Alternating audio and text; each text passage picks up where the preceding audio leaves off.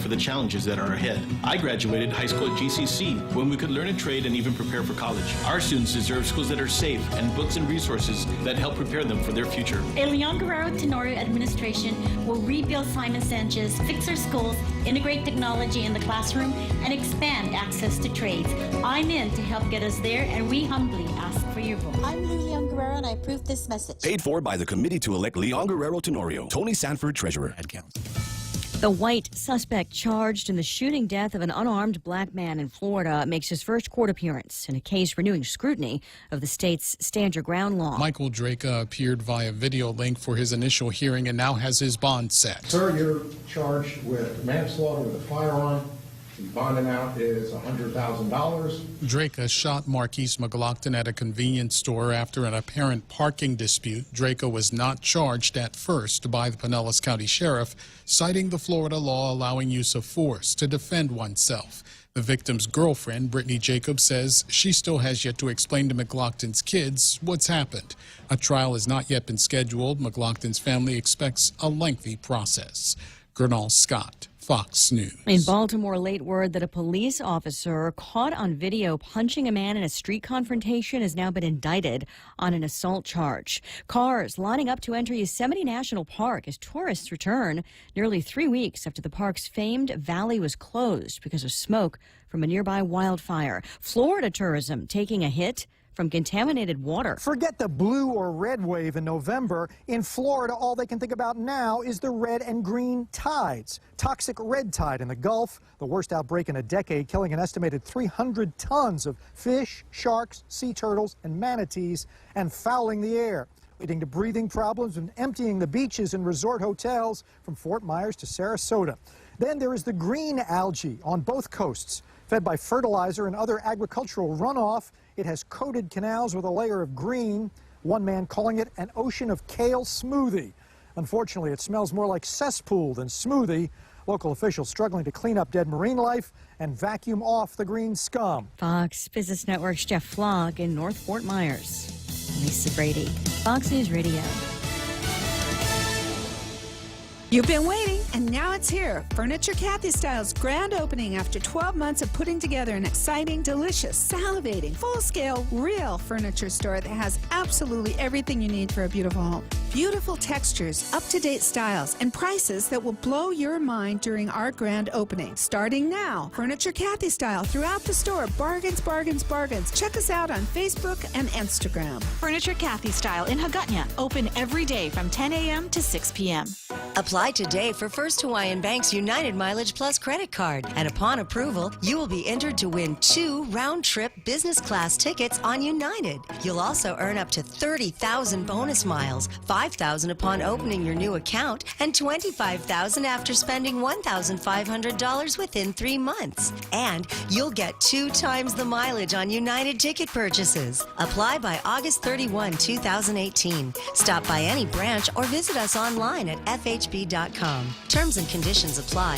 Sweepstakes starts on July 1, 2018 and ends on August 31, 2018. Open to legal residents of Guam and the Commonwealth of the Northern Mariana Islands aged 18 years or older. No purchase necessary. Void where prohibited. Visit www.fhb.com/United Sweepstakes for official rules and complete details. Member FDIC. Sometimes a penny saved can lead to much more than a penny earned. With GPA Energy Sense rebate program, the power is yours. Earn money back while saving on your monthly power bill. GPA Energy Sense rebate program will help lower your initial costs when purchasing approved GPA energy efficient appliances and upgrades with monthly savings you can expect. For more Energy Sense saving ideas, visit GuamPowerAuthority.com or like us on Facebook. GPA, bringing energy solutions to you. Kohler Power Systems are available for rent from Morico Equipment in Tamuning. 50 to 500 kilowatt Kohler diesel generators on trailers or on the ground. Call Roland at Morico now, 649-1946, or click MoricoEquipment.com. Kohler Power Systems are made for Guam conditions. Aluminum, weatherproof, and soundproof enclosures for Guam's tropical climate. Kohler generators can run all day with the correct size fuel tank. Call Morico now, 649-1946, or click MoricoEquipment.com.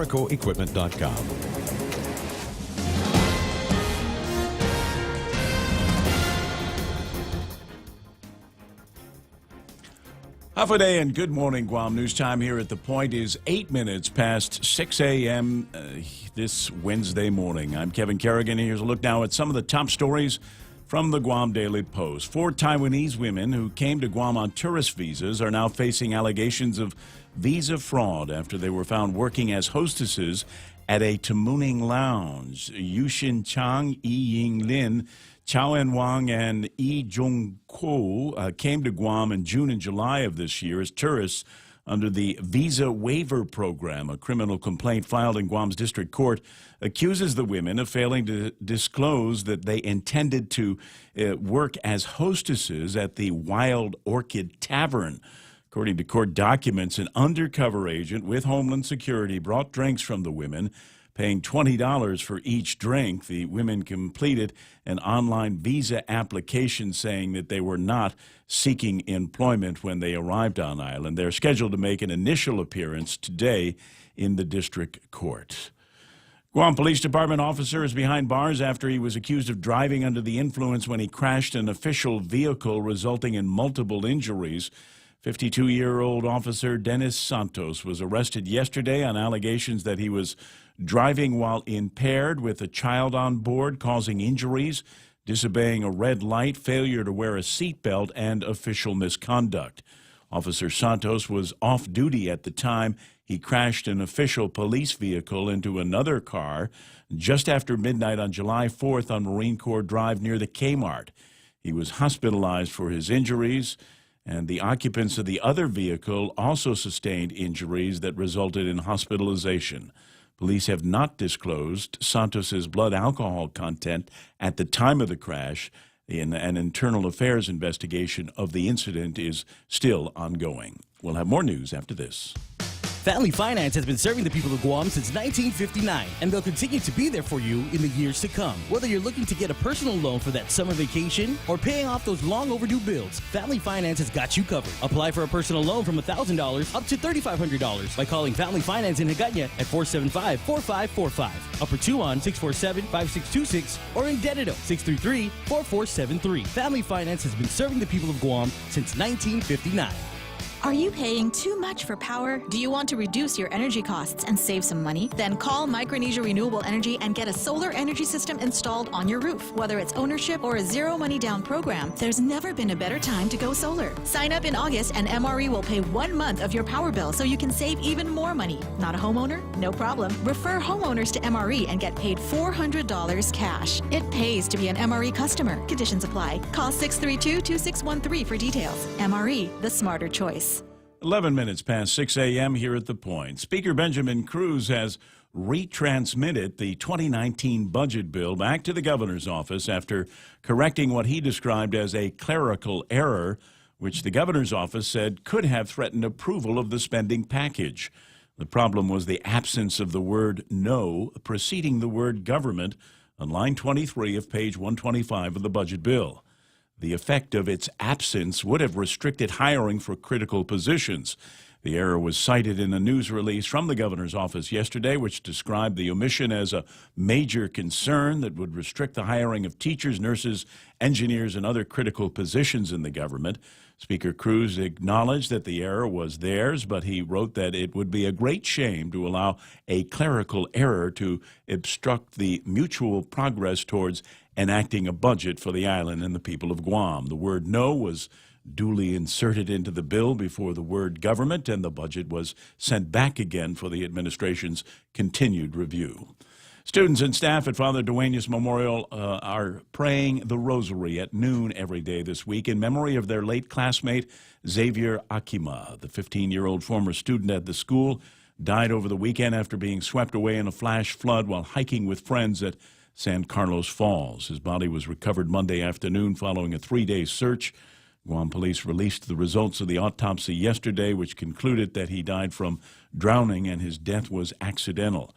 Archdiocese spokesman Tony Diaz said masses are being held for Xavier at the Our Lady of Lourdes Parish in Jigo at 6:30 weeknight evenings and 7 p.m. this Saturday and at 6 p.m. on Sunday.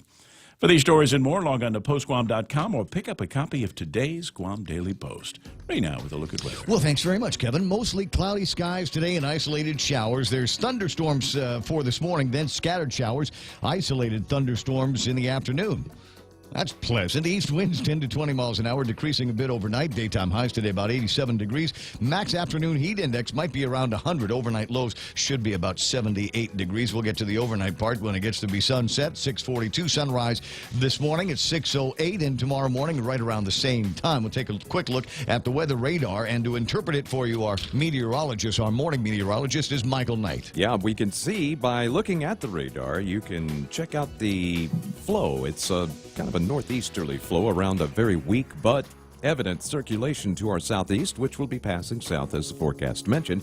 Right now, just some isolated showers for us this morning, but that'll increase as the day goes on. And of course, things change really quickly this time of year. So just because you don't see much on there right now doesn't mean there won't be much there in about 30 minutes or an hour. Yeah. Well, yesterday afternoon, I'm in the car, I'm driving through Tamuning, just sweating like a pig. Yeah. And when I pulled into the parking space over by Costules, this dark cloud appears out of nowhere and drops some angry rain all over Tamuning. And 10 minutes later, it was gone. And back to being sunny. And that's how it is, because the winds actually are going to be increasing, so it's going to be moving these showers through even faster. What's going to happen is this northeasterly flow is going to change to a southerly flow. As we look at the satellite here, right south of Guam, you can see a pretty significant circulation, and that is this particular system. It's a monsoon depression or monsoon low, and it's going to kind of pull up to our southwest and then sit there for a couple of days. Winds are going to increase. It's going to strengthen a bit, which is going to make our winds increase, but it's not at this time expected to turn into a tropical system. That could change because it's that time of year. It is summertime on Guam. Yeah. I got you. 6:14. We're going to keep an eye on that over the next couple of days and see what it does. As you said, the model predicts that it's going to park southwest and just sit there for a little bit before it does something else. The problem with these monsoon systems is that these are very large and deep circulations, and they will spawn other circulations from them. So that's what the weather said. The models are just all over the place. They really are. The GFS shows this system pulling up to our west and then spawning another tropical system that moves through the Marianas. ECM says, maybe that's not going to happen. In the movie with the mugwai, and you drip them water on the back of it, and then little mugwais pop out, That's right? pretty much how it works. Okay. Yep. 6:15 in the morning. That's news and weather together, brought to you by Bank Pacific, where others put branches, they place roots. Say hello to high-speed data on the widest 4G LTE network in the Marianas. We've just upped your prepaid data, so make your big plans bigger with 1 gigabyte of data per day. Bigger prepaid data for your big plans that just keep getting better. Enjoy high-speed data and unlimited local talk and text on the widest 4G LTE network in the Marianas. Text LTE to 3282. Select a plan and enjoy 1 gigabyte of data per day.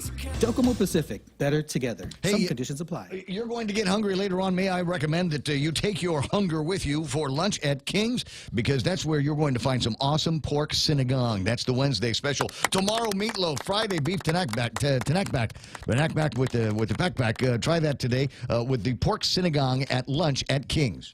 Nothing's more expensive than ignorance. Do you know what blockchain technology is or how it affects your financial life? You should. If it's a question in your mind, then you need to attend our free event at the Onward Beach Resort on Saturday, August 18th. If you own a business, you have to know how blockchain will change your business. Call now, 671-678-5989, or go to guam.digitalgoldacademy.com. Seating is limited. Call now, 671-678-5989. Let me tell you how to save money.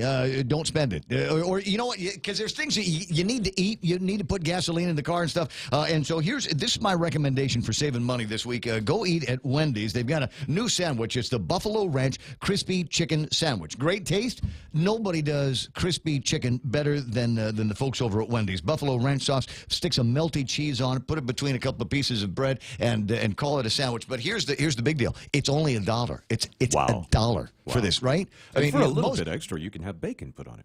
Ooh, hadn't even thought of that. Meat, candy, bacon. We'll just stick with the basics here. So if you're looking for a great meal on the go without spending a whole lot of money, and do it through the drive-thru so you don't waste any time either, swing by Wendy's. $1 chicken sandwiches. I've worked with everyone running for governor. I know what they've done and what they haven't. There have been so many missed opportunities to prevent the crises facing Guam. I know Lou would never have allowed GMH to go without resources. She would have closed the revenue loopholes so that the $8.1 billion military buildup generated additional revenue for Guam. She'll make sure our government lives within its means. I'm Carlotta Leon Guerrero, a Republican, and I'm voting for Lou and Josh. I'm Lou Leon Guerrero, and I approve this message. Paid for by the committee to elect Leon Guerrero Tenorio. Tony Sanford, Treasurer. I'm sorry, I got to giggle every time I hear that spot, like she has to say, I'm Carlotta Leon Guerrero, Republican. Just a little bit more rub your nose in it, right? Hi, I'm a Republican, and I'm in with Lou. All right, portions of the program brought to you by Security Title, making sure you actually own the property you think you just bought. $7 meal from Circle K. Get your choice of 2 Nathan's all-beef hot dogs or a half-pound Nathan's all-beef footlong, a big wrap bag of chips, and any size Polar Pop. That's a giant deal of a meal, all for only $7. Circle K. Take it easy. The Ray Gibson Show. Morning talk that matters. Call now, 888-TALK. That's 888-8255.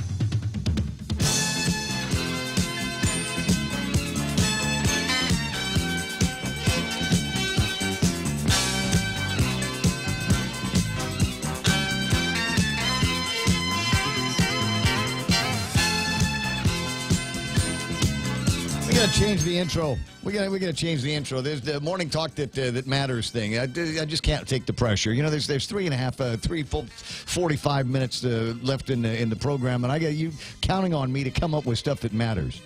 I'm just a kid from the village. I'm I'm a DJ living a dream doing talk radio on Guam. I'll try to come up with something. That's what I'll work on. Welcome to the program. Excuse the mess. This is the Ray Gibson Show on 93.3 The Point.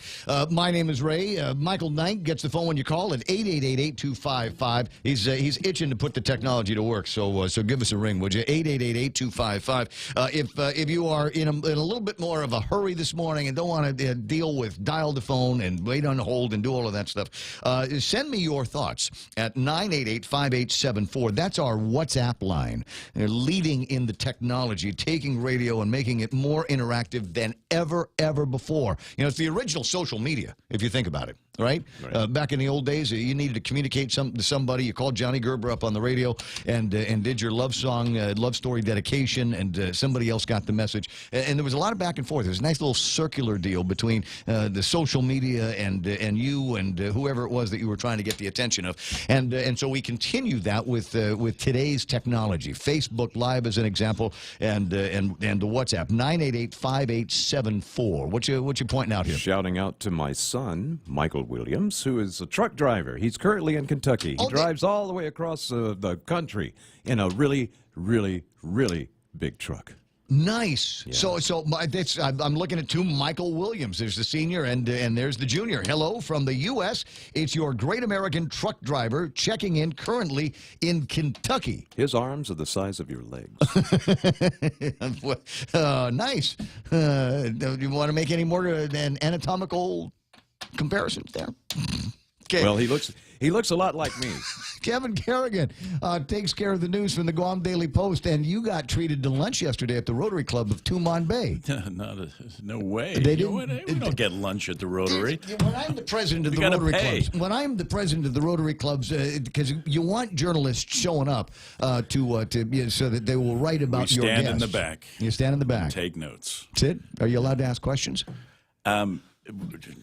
We have asked questions, but we're not necessarily allowed to. Okay. It's for the Rotary members, primarily. I have been asked by the Rotary Club of Guam. That's the Old Man's Club on Thursday. They have a couple of forums coming up. I think tomorrow is going to be the OPA, and the next week is going to be the Attorney General candidates. We'll be there.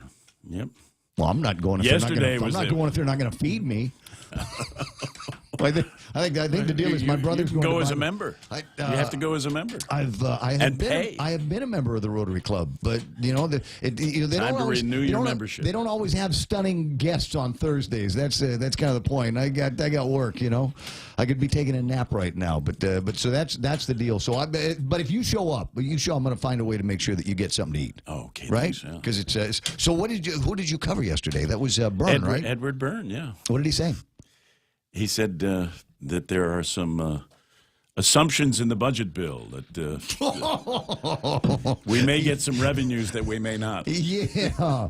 We needed the director of the Department of Administration to point that out. Yeah. I hope they charged him for lunch for that advice. Yeah, there's some easy stuff to talk about. So we got the Section 30, which is a little bit flimsy because it's based on just a request to the United States government, right? And then there's the assumptions about what the Department of Revenue and Tax can and can't collect, right? Tax amnesty. Tax amnesty. That's right. Yeah. $9.4 million waiting to be deposited. So the question that I have though is, who was it that had been holding out on rev and tax to the tune of $5 million? Oh, yeah. Well, that's confidential. Unfortunately. But that would be interesting to know who walked in the door last Wednesday and plopped down $5 million. Right. What you've been waiting for. Yeah. And is it possible he's one of these guys, smart fella that said, you know what, I'm not ever going to pay taxes. I don't have to pay taxes. Because eventually they'll come around to doing an amnesty. So the money has been in his bank account all of this time. He's been able to use it, $5 million worth. And so the question that I've got is, number one, who is this guy or this person or this entity that is just now coming forward with $5 million? And number two, how much in terms of interest and penalty does the government of Guam forego?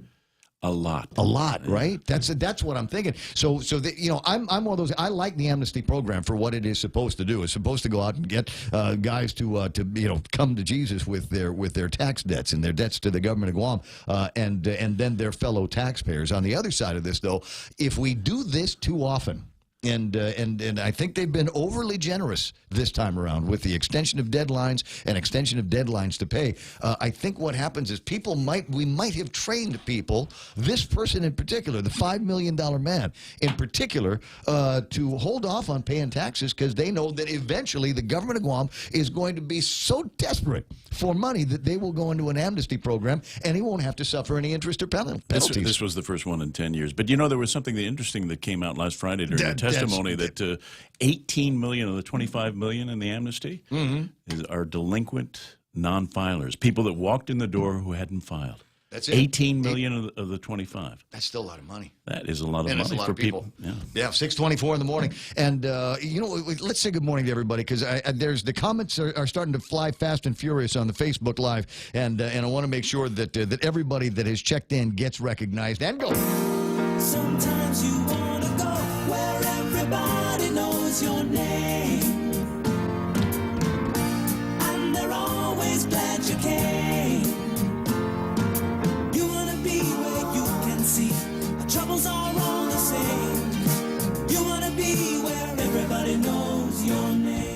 Lynn Vince, Borja Polino, Ismael Belize is there. Jackie Cabrera, Fine, Blind, and Divine. I'm saying that wrong. Out in Washington State is up early. So is Carl and Jerry Gutierrez, Melissa Salas Akimoto, and there's Pretty Ashley there. Let me see. Ted Lewis and Marvick Pereja. Santino Scambaluri. Do you know what Santino's famous for? Number one, he's a great singer. He is one of the handful of guys that is capable of doing Michael McDonald's voice. You know the guy I keep forgetting? He's got he's Steely Dan, kind of Kenny Loggins up there, kind of bubbly voice. Brothers, so. Yeah. Well, he's played with everybody, crisscross. And anyway, so Santino's good at that. He's also good at playing cards. He won one of those online poker tournaments. Nice to see you there, Santino.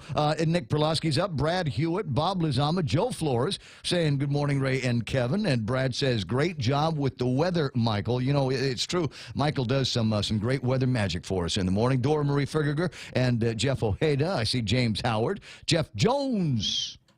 Love my Ridgeline there, buddy. Jeff was the inspiration. He's got one, too. Leah Beth Nahalawa. Dora, I already said Dora there. Randy Kruger is waving at me this morning. Lou Sanchez, that's the other Auntie Lou, coming through. Good morning, TC. Trish is on. Charlene Marchessault is there. Katie Baltazar is on. And wish good luck to Katie. She's got her confirmation hearing tonight over at the legislature to make it so that she can permanently run the things over at the KGTF. Well, at least through the end of the administration. We'll see what happens. See Dave Duenas there. Jackie Diaz, Mary Park, Felix Regis, and Mark Cruz from G Goes Up. Let me see. Bobby Shringy. Morning, Bobby. It's nice to see you there. Ken Leon Guerrero. And Ken chiming in this morning says, Byrne seems to be losing faith in Adeloop's magic unicorn. What? What? He's just saying that there's, the budget's built on a lot of assumptions. I think there's going to be a lot of people that are going to start walking away, whistling to themselves, whistling as they walk past the budget now that it's over at the governor's office and is going to be Eddie's problem. Renzo Osborne, Marcy Winston. Let me see. Rico Blancaflor is up there. Santino Scambolori writes in, yeah, I'll be there. Yep. You and the guy. Who else? Maximo Ronquillo. And if you like, I'll say your name when you chime in, and I can see it on the Facebook Live. Very, very easy to get to. Hey, do me a favor.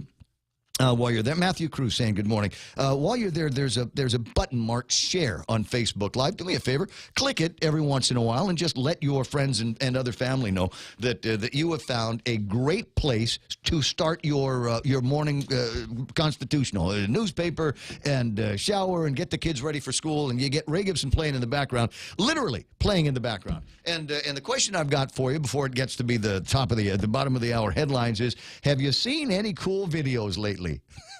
I only ask. I get a WhatsApp on the thing yesterday from my friend, and he says, "Hey, look what I found on YouTube." And I didn't pay any attention to it. I was taking care of some other business, and I thought, another YouTube video. Great. This I need this, right? I've got work to do. I've got responsibilities. So I waited until after I took my afternoon nap, my siesta. Learned that from my granddaddy, raised by the Spanish priests, and he did that every single day. So I take a siesta every single day, and I'll always find myself in a surprisingly better mood after having woken up from my siesta. So I get to the WhatsApp, and I click on the link, and it takes me to this YouTube video, and I think. If I hold my nose right, I had it queued up a second ago. Let me see if I can get the deal to play for us. No, is it this one? It's this one. Okay, stand by one. Are we up?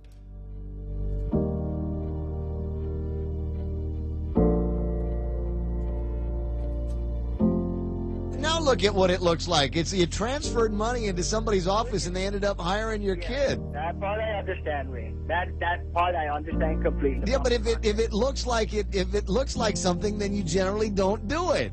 Couldn't you have given the money to get my sister's at the legislature? Could you not have sent the money to Mana's office? By the way, she didn't ask. She didn't. You got to ask. You got to put in an application for the money. No, that was no, Ray. I understand about that. It looks like dirty political nepotism. So it's a hatchet. It's a hatchet job. It's a hate piece, kill, death piece against Frank Uggan, and I barely remember the context of that. Maybe we'll see if we can find Frank and see if he remembers. Yeah, let's see if he wants to talk about it. But you didn't produce that. I didn't. I did not produce it. Yeah, let me make it clear. I did not produce that particular video. That wasn't mine. I tell you what, it's interesting that somebody must really have it out for Frank Uggan to have reached into an archive. And let me make this clear. This is not a new interview. That piece of audio was recorded when I was still at K57, and obviously when my sister Mana was still over at the legislature, and that was what, 5 or 6 years ago in the very least, when she was a senator over at the legislature. Somebody has really got to have it out for Frank. Number one, to have remembered that story existed and that I did an interview and able to find the archive. I couldn't tell you. And I was the ops manager for a long time. I could not tell you where that audio might be reposed somewhere on the World Wide Web. I have no idea, because we had gone through a couple of versions of, Kevin and I worked on the website. We'd worked on a couple of different versions of it where the audio archives were moved from one place to another. So, and I haven't been there 2.5 years. So where'd you find that audio? That's cool. Come on, because I did some other great interviews, and I'd like to get some of that audio back. You know, I'm the conspiracy guy. Yeah. And I think I know exactly where that came from. Oh, yeah? The initials are TT. Interesting. You know, there's a couple of TTs out there. No, and it's just a guess. No, that's a good one. That's a good one. So, like I said, Kill Death hit piece out there on Frank. And personally, you know, a couple of guys were asking if how I felt about that being included in the Kill Death piece. And I said, did they spell my name right? And the answer is yes, they did spell my name. Well, there you go. It obviously happened, and a piece from a long time ago. And maybe Frank wants to talk about it. Maybe Frank doesn't want to talk about it. Now there's another piece again, courtesy of the Sorensen Media Group. You can tell because it is so protective of their video. They've got a watermark on it, and it's a piece where Kenjo Ada is speaking holistically. Have you seen that one?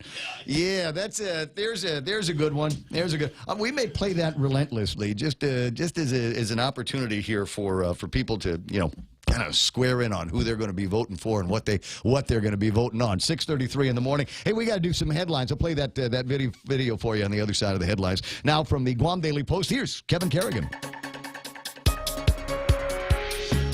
Half a day and good morning, Guam. News time here at The Point is 6:33. In the headlines from the Guam Daily Post this morning, the new school year for more than 30,000 Guam public school students got off to a relatively smooth start yesterday. There were some issues with malfunctioning air conditioners at some schools. Parts were replaced at Benavente Middle School, Southern High School, and Simon Sanchez High School. Superintendent John Fernandez saying air conditioning has been the biggest issue leading up to the opening of schools yesterday. Repairs are usually easy to address, although he said they'll be monitoring the issue in the weeks ahead. Another issue, the shortage of substitute teachers before the new fiscal year begins on October 1st. The hiring freeze has kept the department from hiring substitutes to cover for teachers when others are absent. There are also some concerns about the lack of manpower to drive all of the school buses. Guam DOE's budget for the 2019 fiscal year was cut by about $15 million.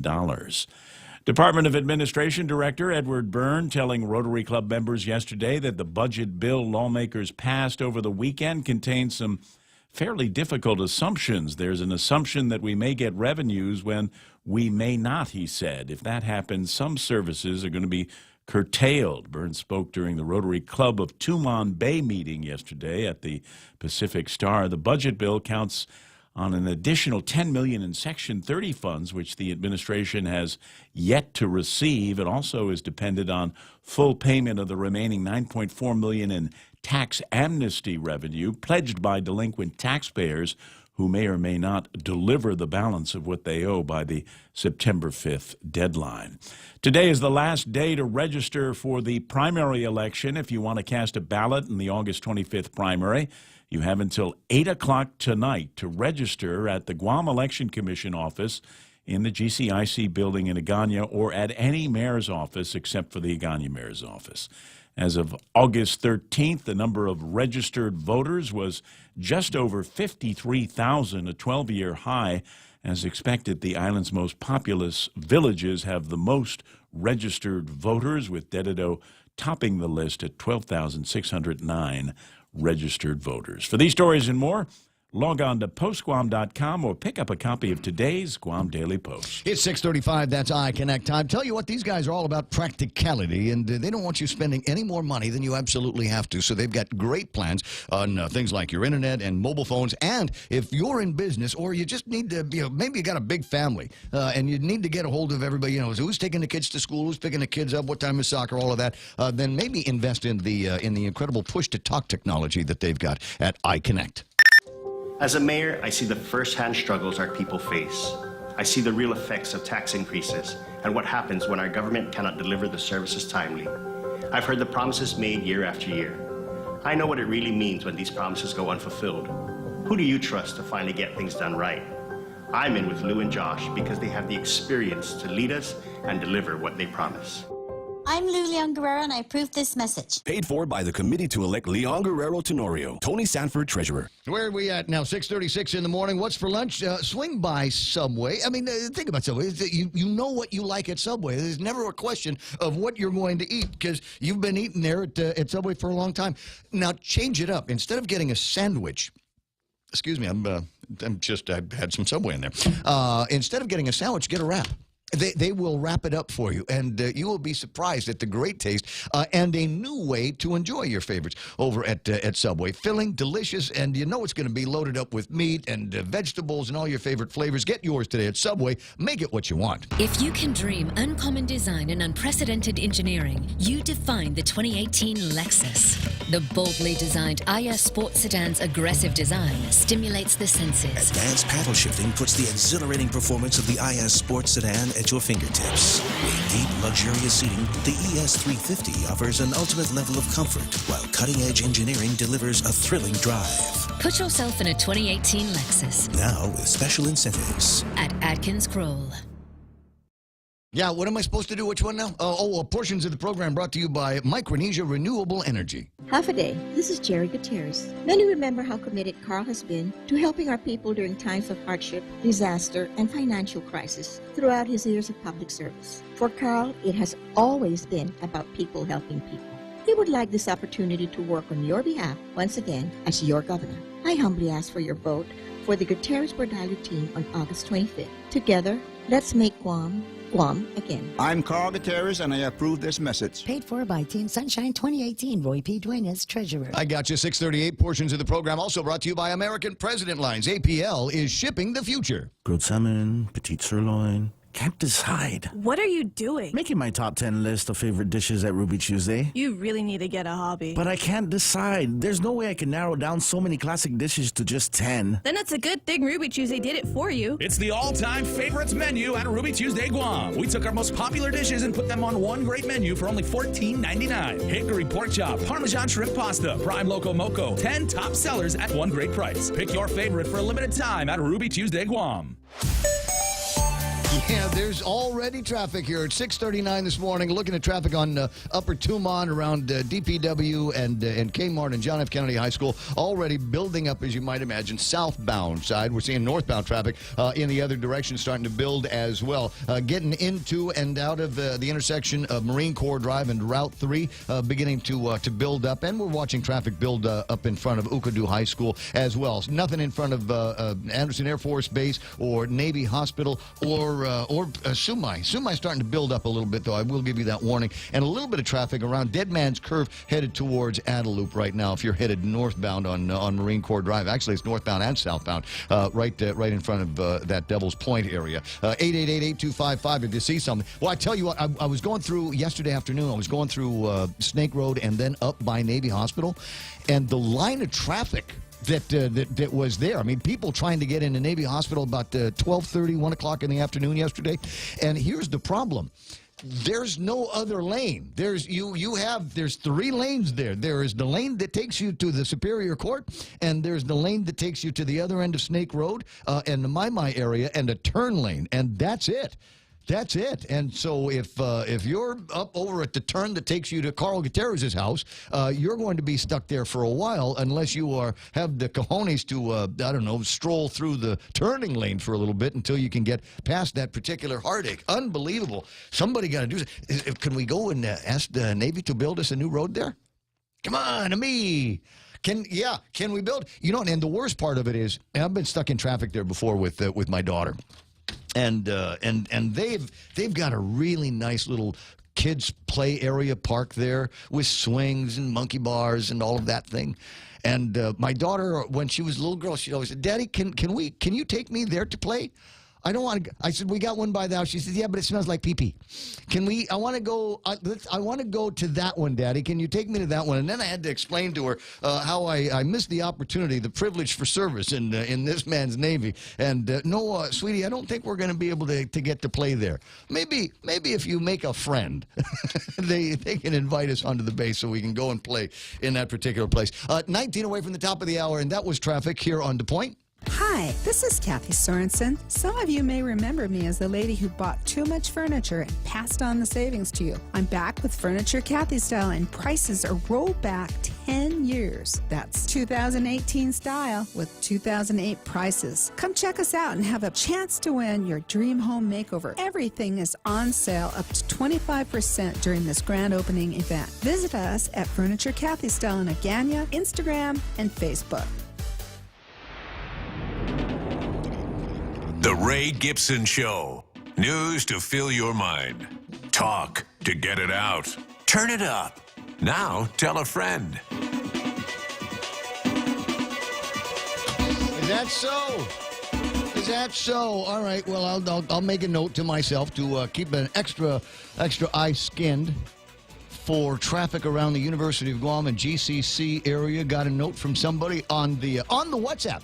Somebody sent me a note on the WhatsApp just now, 988-5874. Sorry, I'm holding this up like you're supposed to know what it is. This is the gizmo with the what do they call it? The SIM card that I got from Docomo for our WhatsApp. It's 988-5874, 988-5874. Got another one coming in. I appreciate that. But apparently, yeah, we're starting school over at the University of Guam and GCC. GW already in effect over there, so I think that means that we're going to see some snagging on Route 10 and the intersection of Route 10 and number 32 as people are going to be going through there. That will join traffic on Route 10 and Route 15 that seems to be picking up these days with everybody that needs to get on the back road to Anderson Air Force Base. 6:43 in the morning, and there are a couple of things that I wanted to. I promised I was going to play the other video that's floating around, and wait, what are you doing there? Where'd that come from? Oh, it came from me. Oh, on my side. Hold on. You know what? There might be a couple of video things that are playing it simultaneously and at the same time. I might have to close something. Wait. Okay.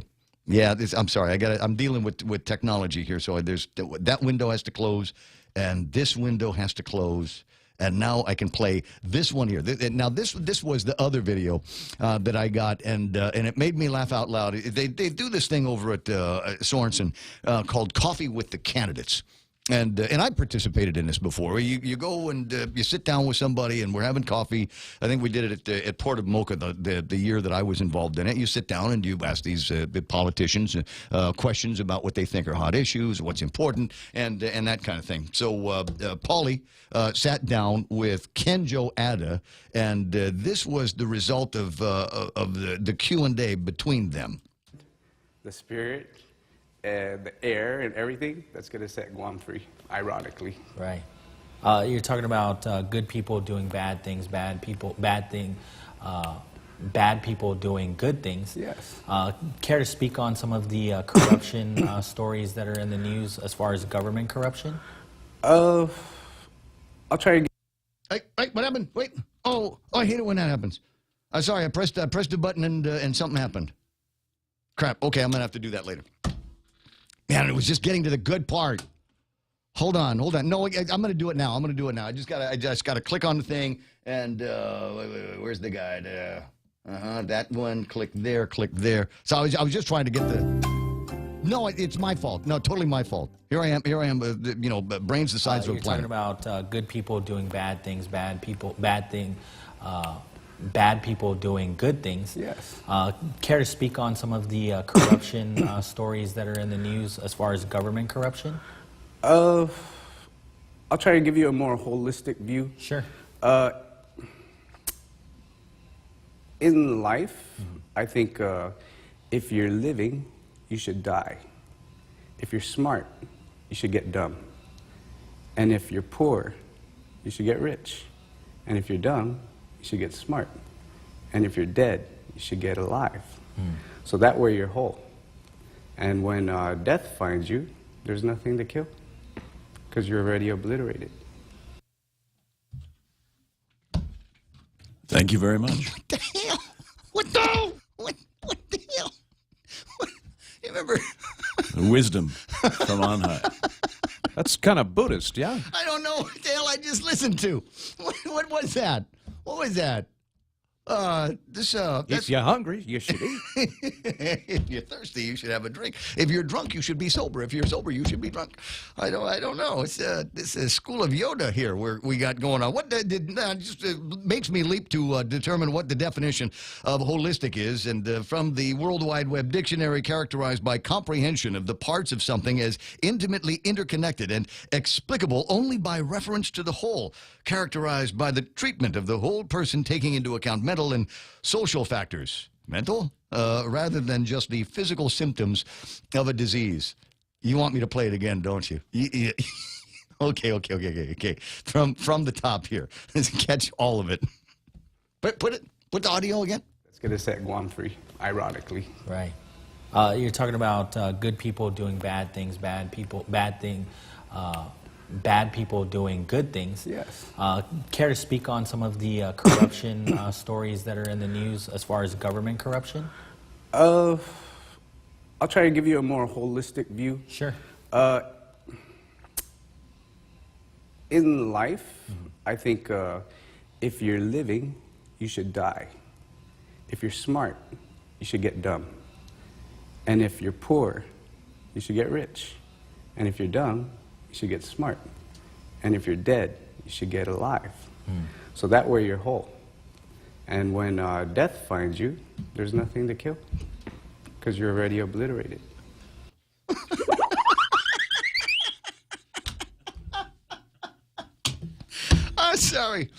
Sorry. You know, this is why I love the political season, because you just never know. You just never know. This every day, every single day is an opportunity for somebody to get in front of an audience, to be at a forum, and say and do just stupid things. So that's the Ken Joanna from the Coffee with the Candidates, and again the video comes to us not necessarily courtesy of the Sorensen Media Group.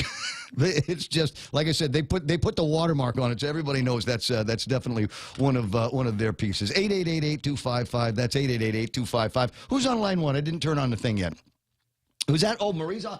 You know, I hate bothering her so early in the morning. Maybe in a couple of days we'll get to the part where we talk to Maria Pangilinan when she's already in the office. Actually, she's one of the few that does not yell at me at this hour. Oh, really? So we can call her early. Oh, I got you.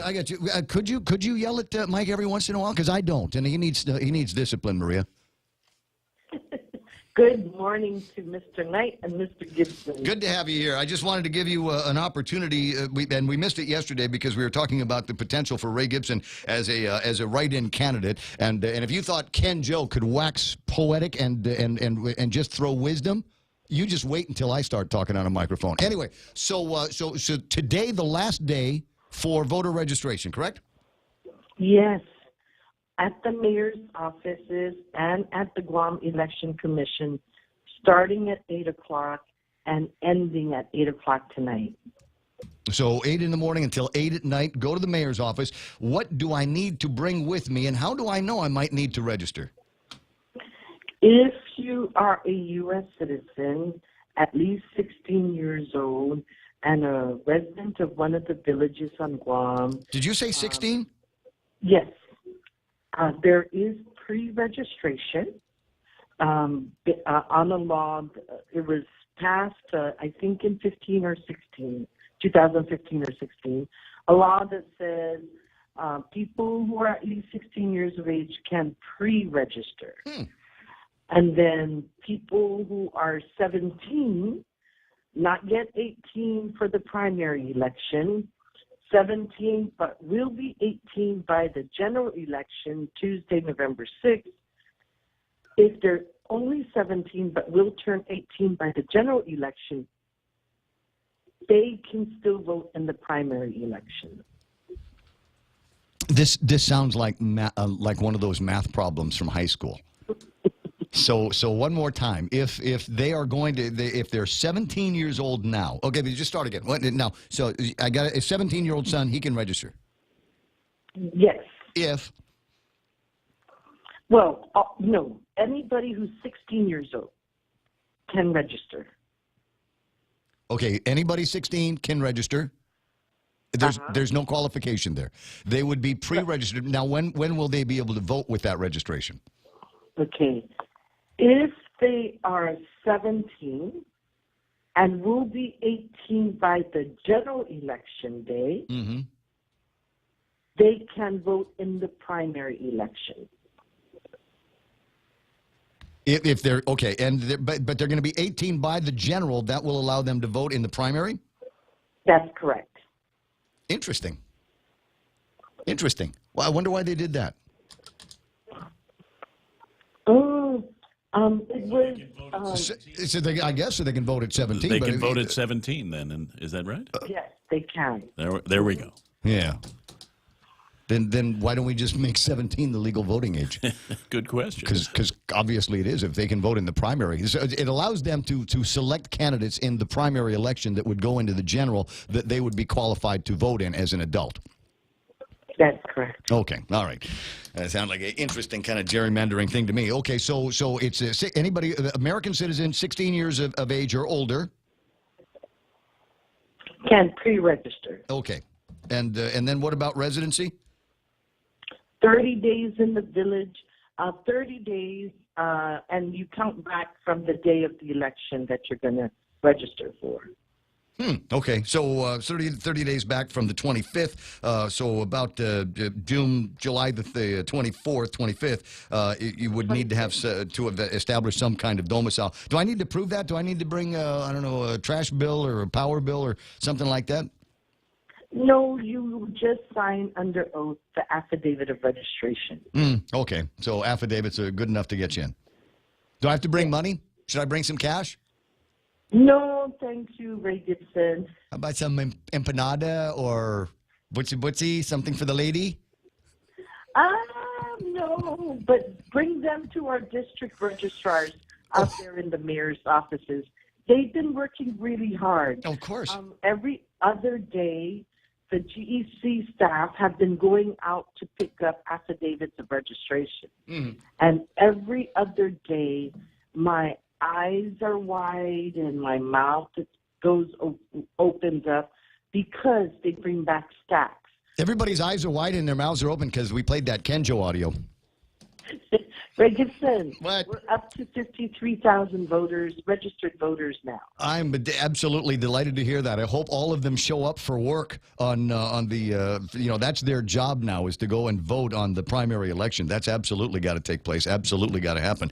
And so that's going. Now, what about the people that were registering folks in the campaigns? And something I didn't realize is there's a finite number of people. So if I was working for Carl Gutierrez or Tony Ada and Ray Tenorio, and I had people out registering voters. I didn't realize there was a finite number of people that were allowed to do that. Yes. The policy for the Guam Election Commission, established some time ago in the 80s, I believe, was that the maximum would be 50 for each party and 50 non-affiliated. And so there would be a maximum of 150. But the Guam Election Commission also has the option to increase that number. So for this election, the number went up to 75. And those guys now they are done registering as well today. They were done as of August 3rd. Okay. I just somebody had mentioned that to me, and I thought, well, that's interesting. I didn't know that there was some kind of a limit on it, but it doesn't sound like it's a massive limit because 50 to 75 actually sounds pretty big. Okay, anything else going to be happening at the Election Commission today that my listeners need to know about? Yes, for all the candidates on the primary election and all the committees to elect and all the political action committees, any political action committee or campaign committee, a preliminary campaign finance report is due today by 5 o'clock. Otherwise, what happens? Well, they, their names, the commission will take a look at it, and the commission can do, first off, the Guam Election Commission supervises campaign finance. So they can find candidates or they can find candidates, and they can also send names to the Attorney General. If you send it to the Attorney General, something might actually get done before Christmas. I'm just playing around. Maria, I got to let you go before I get into trouble. All right. Thank you, Ray, for having us on the radio to announce that today is the last day for voter registration, and today is also the last day to transfer from village to village your voting district before the general election. Noted. If you have been moving around, today is the last day to do it. If you want to, otherwise you can still stay in your regular district, right? You just don't tell anybody. That's correct. Keep it a secret. No. You got my side family over there, you know. I told you I had to let you go before we get in trouble. Okay. All right, Maria, love you. 6:57 in the morning, the Ray Gibson Show until it's not going to be. How do you know who to vote for? And in many cases, like I said, every day, another opportunity for somebody to put their foot in it. For example, today, the Guam Regional Medical City has got a forum among the gubernatorial candidates. It'll take place between 3 and 5, I believe, if I'm looking at this correctly. And they're going to have as many of the candidates, I guess, that aren't tired of appearing in forums show up over at GRMC, offering candidates the opportunity to answer questions about health care from GRMC employees. So it's going to be at the Boca City Cafeteria in the lower level of the hospital right there in the front. You know what? Visitors will be asked to go through their regular security screening, and it's GRMC. You know how the parking is around there, so you might want to get in early if you're going to be attending this. 3 to 5, and again, the topics are going to be on health care and maybe a little bit more on the holistic approach that we might be able to take to health care on Guam as systems of care from the top down. Maybe some of that's going to be happening. And vitally important to you, I suggest, for a couple of reasons, that you pick up today's Guam Daily Post. There's an additional set of contractor names. They had a supplement a couple of weeks ago, and they've supplemented that supplement now. So that's in there. If you're looking for a tile guy, if you're looking for a cabinet guy, maybe you're looking to get some work done at the house or the office, you get that. But also on page 8, the first of a series of Q&A features with senatorial candidates. Basically, the Guam Daily Post says, Jermaine, Alerta, what are the 3 biggest issues out there, and how do you intend to deal with them? And as an example, Jermaine says the most pressing issue our community must deal with is the government's current financial crisis. Issue number 2, we need to ensure that Guam Memorial Hospital retains its Medicare and Medicaid eligibility. And number 3, we must improve the conditions of our roads by investing enough money to finally fix all the potholes while doing the job right. What does Ken Joanna say? Ken Joe says, quoting Bruce Lee, if you put water in a cup, it's still water. Guaylo. 7 o'clock in the morning, the radio station is KUSG. Hagutnya, 93.3, The Point. Fox News Live is going to be coming up. On the other side of that, Kevin Kerrigan with a look at all the big stories from today's Guam Daily Post. Pick it up at wherever you can find Guam Daily Posts, and then we'll take a look at the market here from Jerry Roberts. And yes, I'm probably going to play Ken Joe's piece pretty much all morning long. It's 7 a.m. Stand by for news now.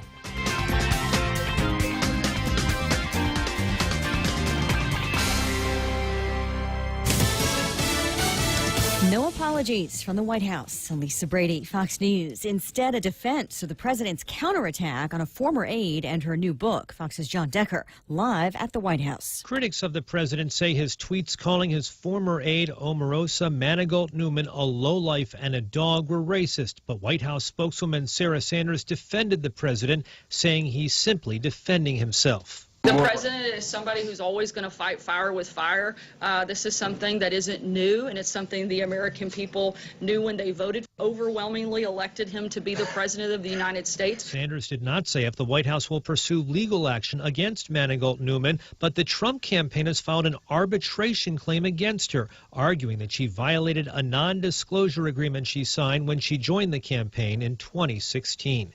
Lisa? Well, John Omarosa telling MSNBC she doesn't think she violated the agreement. The jury will soon have the case against former Trump campaign chairman Paul Manafort. The defense resting today without calling any witnesses. Defense attorney Kevin Downing. Well, we live in the United States of America, and you're presumed innocent until proven guilty.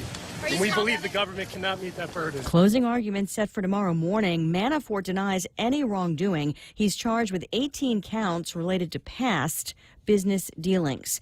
Police say the terror suspect accused of driving his car into pedestrians near the British Parliament this morning has British citizenship. He drove his car down from Birmingham in the north of the UK last night, arriving around midnight. Not a lot is known about what happened since then, but there have been raids carried out in both Birmingham and Nottingham, 3 of them so far, so it does appear as if the police know a little bit more about him. What they're trying to ascertain now is if this threat is over completely or if perhaps it can lead them to other people. Fox's Benjamin Hall in London, where 3 people were hurt in the attack. Fox News, fair and balanced. On-site diesel delivery by Morico Equipment. Morico Equipment offers an on-site diesel delivery service right to your door. Diesel is delivered at pump prices. Don't wait for a typhoon to hit. Call Morico at 649-1966 right now. Kohler Power Systems are quiet, reliable, and dependable. With regular service and support from our team, they stay that way. Kohler generator systems are sold and serviced on Guam by Morico Equipment. Yes. Call now 649-1946 or click moricoequipment.com. Are you paying too much for power? Do you want to reduce your energy costs and save some money? Then call Micronesia Renewable Energy and get a solar energy system installed on your roof. Whether it's ownership or a zero money down program, there's never been a better time to go solar. Sign up in August and MRE will pay 1 month of your power bill so you can save even more money. Not a homeowner? No problem. Refer homeowners to MRE and get paid $400 cash. It pays to be an MRE customer. Conditions apply. Call 632-2613 for details. MRE, the smarter choice. More than 300 clergy members accused of abusing more than 1,000 children over 7 decades in Pennsylvania, with church officials accused of hiding it. In each diocese, the bishops had the key to the secret archives, which contained both allegations and admissions of the abuse and the cover-up. State Attorney General Josh Shapiro releasing results of a 2-year grand jury investigation. Several dioceses releasing statements condemning abuse, apologizing to victims, and emphasizing changes already made. The cause of a deadly bridge collapse under investigation in Italy. At least 26 people killed when part of a 4-lane highway gave way during heavy rain, crashing onto another highway below in Genoa. All things Elvis, as faithful fans continue their annual gathering in Memphis for Elvis Week, this time marking 41 years since his death. Visitors to Graceland come here to tour the home and see the Jungle Room.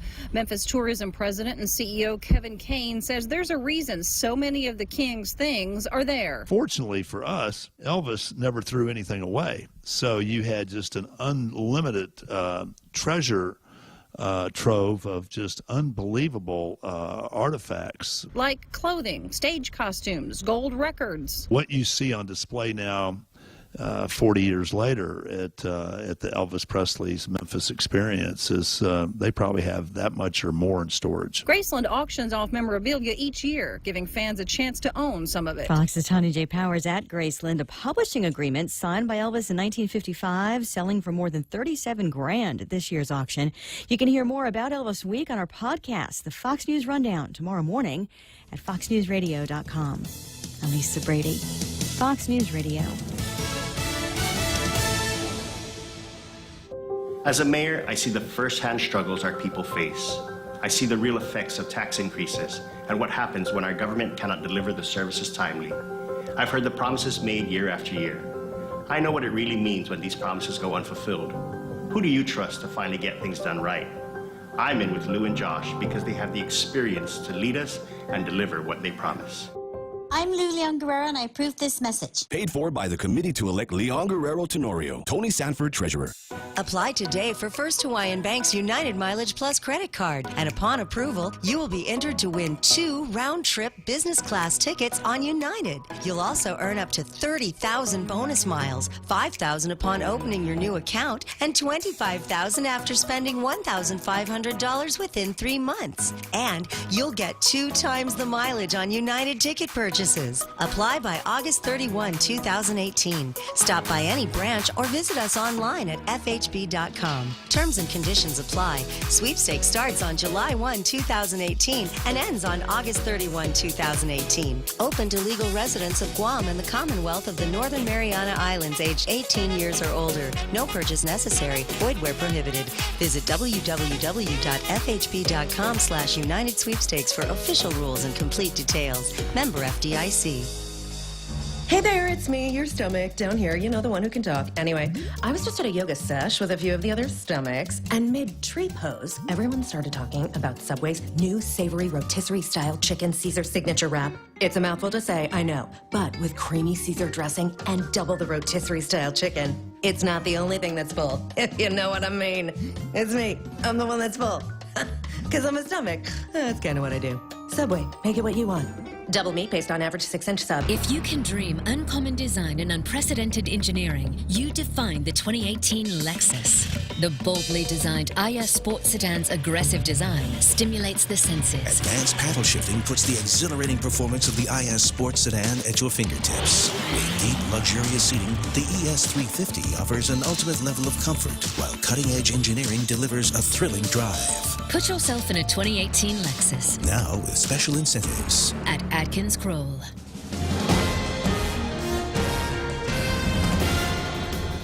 Half a day and good morning, Guam. News time here at The Point is 8 minutes past 7 a.m. this Wednesday morning. I'm Kevin Kerrigan. Here's a look now at some of the top stories from the Guam Daily Post. Attorney Delia Lujan Wolf, who represents most of the plaintiffs in the sexual abuse cases against the Catholic Church, has questioned the credibility of the Archdiocese of Agana after learning that 4 church properties already have been sold or are in the process of being sold without the plaintiff's knowledge. During a status conference in district court yesterday, Wolf said one of the properties, the former Axion Hotel, is now under a contract to purchase. The 5-story former hotel in Jonia has been listed for $7.5 million, but Wolf said the offer is less than the listed price. The Epicure building in Agana has also been sold, she said. That's where the Kamalan Caridad thrift store used to be. She complained that the plaintiffs are learning of sales after they've taken place. But attorney Michael Patterson, the legal counsel for the Archdiocese, told the court that he met with attorney David Lujan, who's also representing the plaintiffs, and Patterson said he told Lujan about the sale of church properties. 4 Taiwanese women who came to Guam on tourist visas are now facing allegations of visa fraud after they were found working as hostesses at a Tamuning lounge. Yushin Chang, Yi Ying Lin, Chao and Wang, and Yi Jong Guo came to Guam in June and July as tourists under the visa waiver program. A criminal complaint was filed in district court accusing the women of failing to disclose that they intended to illegally work as hostesses at the Wild Orchid Tavern in Tamuning. According to court documents, an undercover agent with Homeland Security bought drinks from the women and paid $20 for each drink. The women are scheduled to make an initial appearance today in district court. We'll have more news after this. Our workforce is changing, and our students need to be prepared for the challenges that are ahead. I graduated high school at GCC when we could learn a trade and even prepare for college. Our students deserve schools that are safe and books and resources that help prepare them for their future. El Leon Guerrero Tenorio administration will rebuild Simon Sanchez, fix our schools, integrate technology in the classroom, and expand access to trades. I'm in to help get us there, and we humbly ask for your vote. I'm Leon Guerrero, and I approve this message. Paid for by the Committee to Elect Leon Guerrero Tenorio. Tony Sanford, Treasurer. Family Finance has been serving the people of Guam since 1959, and they'll continue to be there for you in the years to come. Whether you're looking to get a personal loan for that summer vacation or paying off those long overdue bills, Family Finance has got you covered. Apply for a personal loan from $1,000 up to $3,500 by calling Family Finance in Agana at 475-4545, Upper Tuon 647-5626, or in Dededo 633-4473. Family Finance has been serving the people of Guam since 1959. 11 minutes past 7 a.m. here at The Point. Department of Administration Director Edward Byrne telling Rotary Club members yesterday that the budget bill lawmakers passed over the weekend contains some fairly difficult assumptions. There is an assumption that we may get revenues when we may not, he said. If that happens, some services are going to be curtailed. Burns spoke during the Rotary Club of Tumon Bay meeting yesterday at the Pacific Star. The budget bill counts on an additional $10 million in Section 30 funds, which the administration has yet to receive. It also is dependent upon full payment of the remaining $9.4 million in tax amnesty revenue pledged by delinquent taxpayers who may or may not deliver the balance of what they owe by the September 5th deadline. During the budget debate, Byrne observed that some lawmakers tried to force change by introducing amendments that would force the government to make collections or that would force the government to make savings. You can't force change, he said. If you decide to change and reduce the scope of government, don't expect it to be done overnight. Byrne said, plan it and expect to do it over the course of years. A Guam Police Department officer behind bars after he was accused of driving under the influence when he crashed an official vehicle, resulting in multiple injuries. 52-year-old officer Dennis Santos arrested yesterday on allegations that he was driving while impaired with a child on board, causing injuries, disobeying a red light, failure to wear a seatbelt, and official misconduct. Santos was off duty at the time that he crashed an official police vehicle into another car just after midnight on July 4th on Marine Corps Drive near the Kmart. He was hospitalized for injuries he sustained in the crash. The occupants of the other vehicle were also hospitalized with injuries. Police have not disclosed Santos's blood alcohol level at the time of the crash. An internal affairs investigation of the incident is still ongoing. For these stories and more, log on to postguam.com or pick up a copy of today's Guam Daily Post. Here's Ray now with weather. Mostly cloudy today, Kevin, with isolated showers and thunderstorms to be expected this morning, then scattered showers, isolated thunderstorms in the afternoon. Winds east up to about 20 miles an hour, decreasing a bit overnight. Highs about 87 degrees, and this is going to be where it gets freaky, is we're going to have thunderstorms, and then it's going to be really hot. I mean, 100 degrees or so is what they say we can expect it to feel like today. The temps will still be in the 80s, but it will feel like it's 100. That's the magic of the heat index. Overnight lows tonight of about 78 degrees. Sunset about 6:42. Sunrise tomorrow morning at 6:08. That's news and weather together. Traffic coming up on The Point. Hi, this is Kathy Sorensen. Some of you may remember me as the lady who bought too much furniture and passed on the savings to you. I'm back with Furniture Kathy style, and prices are rolled back 10 years. That's 2018 style with 2008 prices. Come check us out and have a chance to win your dream home makeover. Everything is on sale up to 25% during this grand opening event. Visit us at Furniture Kathy style in Agana, Instagram, and Facebook. A couple of spots on Marine Corps Drive I need to let you know about. Traffic starting to build up around Waisangsong, and northbound traffic, oddly, is slowing down in front of the Dedido Payless. I'm looking at southbound or outbound traffic around Ukadu beginning to snag. Northbound traffic on Route 3 is also starting to build up through there as well. Some of the intersections are starting to get kind of ugly here. What do we got here? Coming out of Epau Road on the way to the 76 Circle K, you're going to see some slowing down as a lot of cars are trying to make it through that particular intersection. Anywhere else that you need to know about? 8, 10, and 16 is starting to get a little bit busy. Up and around the Sinahanya area, the intersection there, things are starting to build up through there. And in front of Naval Hospital, we're starting to see traffic build as well. On the way in, I told you this was going to happen, but traffic leading to Route 4 and 10 starting to build up. Traffic from Route 10 spilling onto the roadway that takes you into GCC and UOG, starting to get busy as well. That's not the official traffic. Official traffic a little bit later on, but I just think, a couple of days into the school year, it's important to do this a little bit more often. Also, important that you go to King's a little bit more often. They're ready for you at lunchtime today. It's Wednesday, so that's pork sinigang. Tomorrow, meatloaf, yay! And then beef tenactac on Friday. Great way to think about a week's worth of eating at King's. Here at APL, our core values give the company its heart and soul. Whether it's connecting your business with our global network through our newly enhanced service or investing our efforts into giving back to the community, APL is committed to serving you. We humbly honor the opportunity to find innovative solutions for you and your business. To learn more about our enhanced service, call 588-4651 or visit www.apl.com/Guam for more details. Portions of the Ray Gibson Show brought to you by First Hawaiian Bank, FHB, where it all starts with yes. Yes. Howdy, folks. Just when you thought our famous KFC crispy strips couldn't get any better, introducing the new KFC Fold-Its. KFC crispy strips on a soft flatbread sandwich with lettuce and tomatoes. And all for $5 with fries. $5? Yes, $5 fold-its, and it comes with your favorite KFC fries. KFC fold-its for limited time only. KFC, it's finger-licking good. The Coconut Wireless is back. Watch and listen live on thepoint.gu. Stupid Tapas crude. Looking at the numbers, remember the other day I was all excited because Tapas had gone down by like $2.85, and I'm going, oh, Zana, it's a brand new day out there. The world is going to turn differently, and we'll all have smiles on our faces, and we'll float when we walk. And so Tapas, does what Tapas did. It went back up by like $2.35, $75.55 is where Tapas is trading right now. 66.63 if you're looking at the West Texas crude, the stateside benchmark.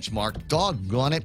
But the other markets are looking good as well. What have we got? The S&P 500 closing in the green, plus 18 points at 28.39. NASDAQ at 78.70 there, and that's up by about 51 points. Dow Jones Industrial Average didn't quite make up all of the ground they lost yesterday, but they're getting close. 25,299. They're up by 112 points at the closing bell today. FTSE is in the red. Nikkei is going to open in the green at 22,356. Hang Seng in the red. So is the Shanghai, and the DAX is up by about what is that? Nothing of a point? Yeah. 12,358 for those numbers. What's the big story today? Trump unloads on the FBI, Robert Mueller, Jeff Sessions, and the Department of Justice in a furious morning tweet storm. Remind me to go and look those up.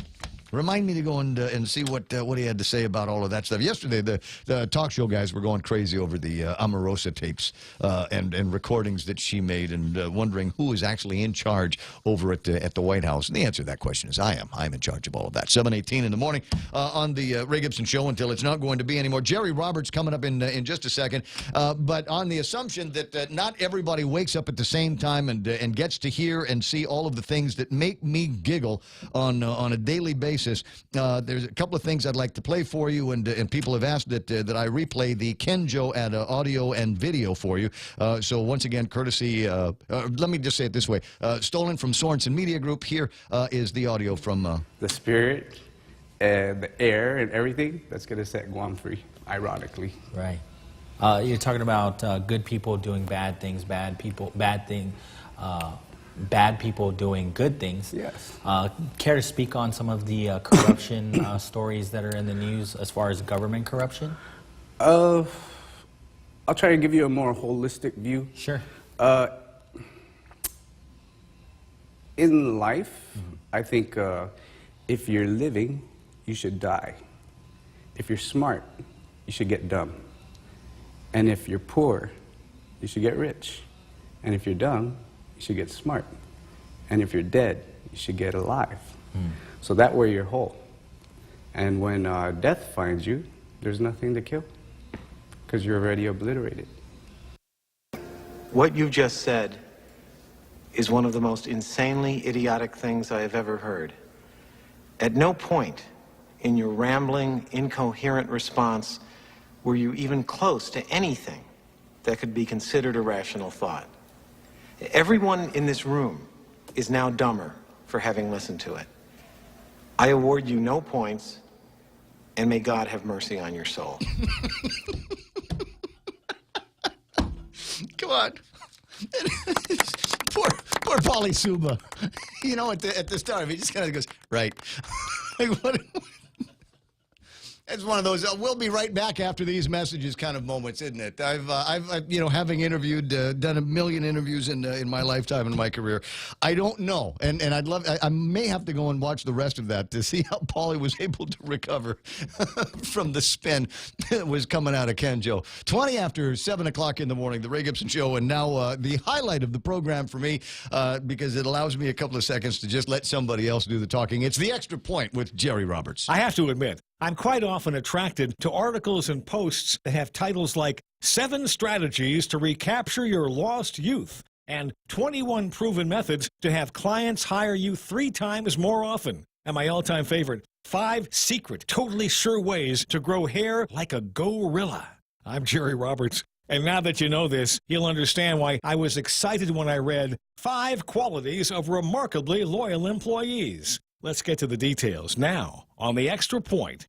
It was in Inc. magazine from a fellow named Jeff Hayden, who said right off the bat, loyalty has absolutely nothing to do with length of employment. That's interesting, because many people would think those who have been with us the longest would be the most loyal.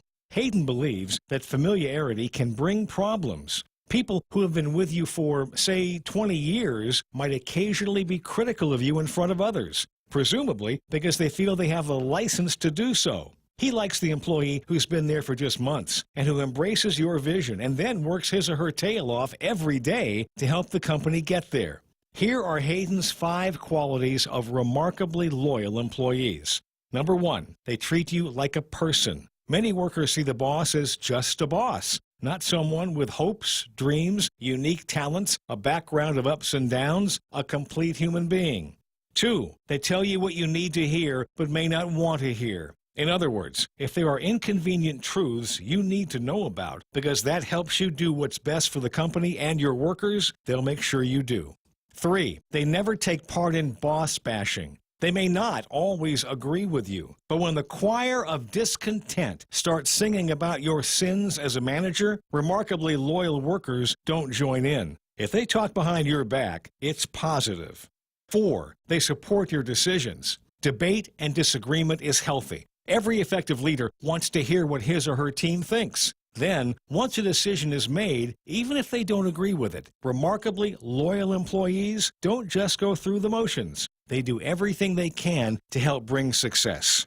And 5, they soften the blow when they need to leave. Remarkably loyal employees are those you never want to see walk out the door. But because it's often for an opportunity you simply can't match, or for personal reasons, you understand the need for them to go. The truly remarkable and loyal workers do everything they can to ensure the hole they are leaving is filled, so the organization doesn't skip a beat. They give you as much lead time as possible. They often recruit talent to fill the position, reaching people in a way that no employment ad ever will. Then they train the replacement and get them up to speed before they depart. It's an ultimate example of a remarkably loyal employee. That's the Extra Point. Get out there and make something good happen today. For 93.3 and The Ray Gibson Show, I'm Jerry Roberts. Loyalty is everything. That's the plan. 7:23 in the morning. This is the Ray Gibson Show until it's not going to be anymore. That'll be about 10 o'clock. And then don't forget, we got Bob Klitsky on the radio at 4. There's still, I'm finding out from people, because I still get folks come up to me and say, hey, you ever going to put somebody on the radio in the afternoon? Yeah, Bob Klitsky's been on the radio at 4 o'clock every day for the last 3 weeks. So start making that your afternoon drive habit, would you? 7:23 on the way back. I've got some more traffic for you. We'll do headlines from Kevin Kerrigan and the Guam Daily Post, and a request to play the Frank video. Yeah, I got the. Somebody said you're playing the Kenjo thing. Can you do the Frank video as well? It's the Kill Kill Death piece featuring an interview or the vocals of an interview I did with him, I don't know, 5 or 6 years ago. That's all ahead right here on The Point. Say hello to high-speed data on the widest 4G LTE network in the Marianas. We've just upped your prepaid data, so make your big plans bigger with 1 gigabyte of data per day. Bigger prepaid data for your big plans that just keep getting better. Enjoy high-speed data and unlimited local talk and text on the widest 4G LTE network in the Marianas. Text LTE to 3282, select a plan, and enjoy 1 gigabyte of data per day. Docomo Pacific, better together. Some conditions apply. Yeah, it's going to be one of those things where we're going to get through this together, and it'll probably take another week or so before everybody gets used to the changes in the traffic patterns that we've got here, especially around Ukodo. I got traffic in both directions in front of the school that's starting to slow down. Traffic coming out of Route 3 onto Marine Corps Drive is also going slower than normal now. I told you that there was going to be a little bit of a delay coming out of the EPAL Road area onto Marine Corps Drive. That continues to persist here. And traffic coming out of Route 10A after Home Depot go, and at the 76 Circle K, you're going to see traffic slowing down. It's just so many cars that you can get through that intersection to go northbound and southbound. Let me just take a quick jog up to Jigo. Interestingly enough, as I say, northbound traffic is a little bit slower than southbound traffic. That's going to be the case until you get up around Simon Sanchez High School and FBLG. It's already starting to go big there. Traffic lingering coming out of Anderson Air Force Base, also building traffic in front of Navy Hospital, building traffic getting into Sumai building here this morning. So it's that time at 7:25. We're definitely into drive time traffic, and that's the report here on The Point. Grilled salmon, petite sirloin. Can't decide. What are you doing? Making my top 10 list of favorite dishes at Ruby Tuesday. You really need to get a hobby. But I can't decide. There's no way I can narrow down so many classic dishes to just 10. Then it's a good thing Ruby Tuesday did it for you. It's the all-time favorites menu at Ruby Tuesday Guam. We took our most popular dishes and put them on one great menu for only $14.99. Hickory pork chop, Parmesan shrimp pasta, prime loco moco. 10 top sellers at one great price. Pick your favorite for a limited time at Ruby Tuesday Guam. Chicken Bella. Every time I go to Ruby Tuesdays, Chicken Bella and Michelob Ultra. Even if it's lunchtime, because they just go so good together. They just so good. All right, so I promised I was going to get you the video, the Frank video, and as I said, it's a kill death piece that goes back to Kevin was able to find it. When January of 2011. 2011. So this is so somebody has held on to this. Either the audio or the story itself for 7 years, waiting for Frank Uggan to put together a credible campaign as a candidate for the governor. I mean, you just that's what kind of obsession is that? What? I mean, it's interesting, right? Because it's a political season. But it would have been really interesting. It would be just as interesting if it was something that he had done a couple of years ago, right? But going back to 2011, I mean, that's obsessed. That's somebody that's just has that incredible hate, I think, is the only word. Yeah. What movie character am I thinking of? Who's thinking? There's a Hollywood analogy here. Who has got that kind of obsession? Okay. You remember in the Blues Brothers, right? And Jake Blues had the girlfriend that kept trying to blow him up. Wow. Yeah. Do you? That's the pretty close. Left her at the. All right. So I wonder if that's what it is. Is it like an old girlfriend or something like that? Ooh. Like he was supposed to take somebody to prom and he didn't, and she's still holding the grudge? Especially now that he's like a big, powerful politician. Yeah. Just waiting for this opportunity to get good on revenge. She sits on her porch every morning drinking coffee. And we don't know who it is. It's a dish. Revenge is a dish best served cold. All right, so there's some of this that you're not going to be, if you're just listening to the radio, you're going to miss some of the annotation that they put up there and in text writing. So I'll read it to you, and then it will go into me giving Frank a hard time about the use of lapsed funds from when he left his office. You might recall he was running for governor, or lieutenant governor at the time, lost the election, and boy, that was another sad piece. So anyway, so he lost the election, and as they will, deciding what to do with lapsed funds. And we'll tell you the rest of the story because Kevin was able to find it here just a second ago. So it says, Frank Uggan says he's running for governor to change our government. And here we click the thing now. Frank Uggan says, but what about the taxpayer money he used to get his son hired after he lost the 2010 election? Now look at what it looks like. It's you transferred money into somebody's office and they ended up hiring your kid. That part I understand, Ray. That part I understand completely. Yeah, but if it looks like something, then you generally don't do it. Couldn't you have given the money to get my sister's at the legislature? Could you not have sent the money to Mana's office?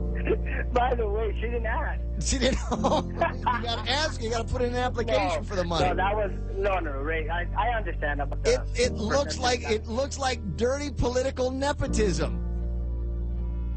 Mm-hmm. If Frank Uggan can use taxpayer money to give his son a job as a senator, imagine what he would do as governor. Kill death. Why didn't you take me to prom, Frank? Any other good hit pieces out there? 888-8255. Send me the link on the WhatsApp channel. It's 988-5874, 988-5874. And just FYI, I don't have a problem with it. As I said, they spelled my name right, number one. Number two, it was a legitimate news story at the time. So all I was doing was, as host of the breakfast show at K57, asking questions of the guy. And to the degree that he answered him, didn't answer him, that's always on the guy, not necessarily me. But I sounded pretty good in that, right? Of course, didn't I? Somebody said I was with a higher voice. So yeah, no, definitely. So really, since 2011, you think my voice has changed that much? Yeah. Well, see, you're further along from when you stopped smoking. And as your voice will change, and actually it will get a little deeper, and as your lungs and windpipe get healthier, then you're able to resonate better. You weren't resonating very well back then, but you are now. You know what the difference? I think one of the other differences as well. Running? No, different microphones. Yeah, well. Again, this is a Heil microphone. Yeah, well, these, over there, they're using. Heil is the guy that did the mics for the Rolling Stones. They're much better than tin cans with string. 7:31 in the morning. Headline time from the Guam Daily Post. Here's Kevin Kerrigan. Half a day and good morning, Guam. In the headlines from the Guam Daily Post this morning, the new school year for more than 30,000 Guam public school students got off to a relatively smooth start yesterday.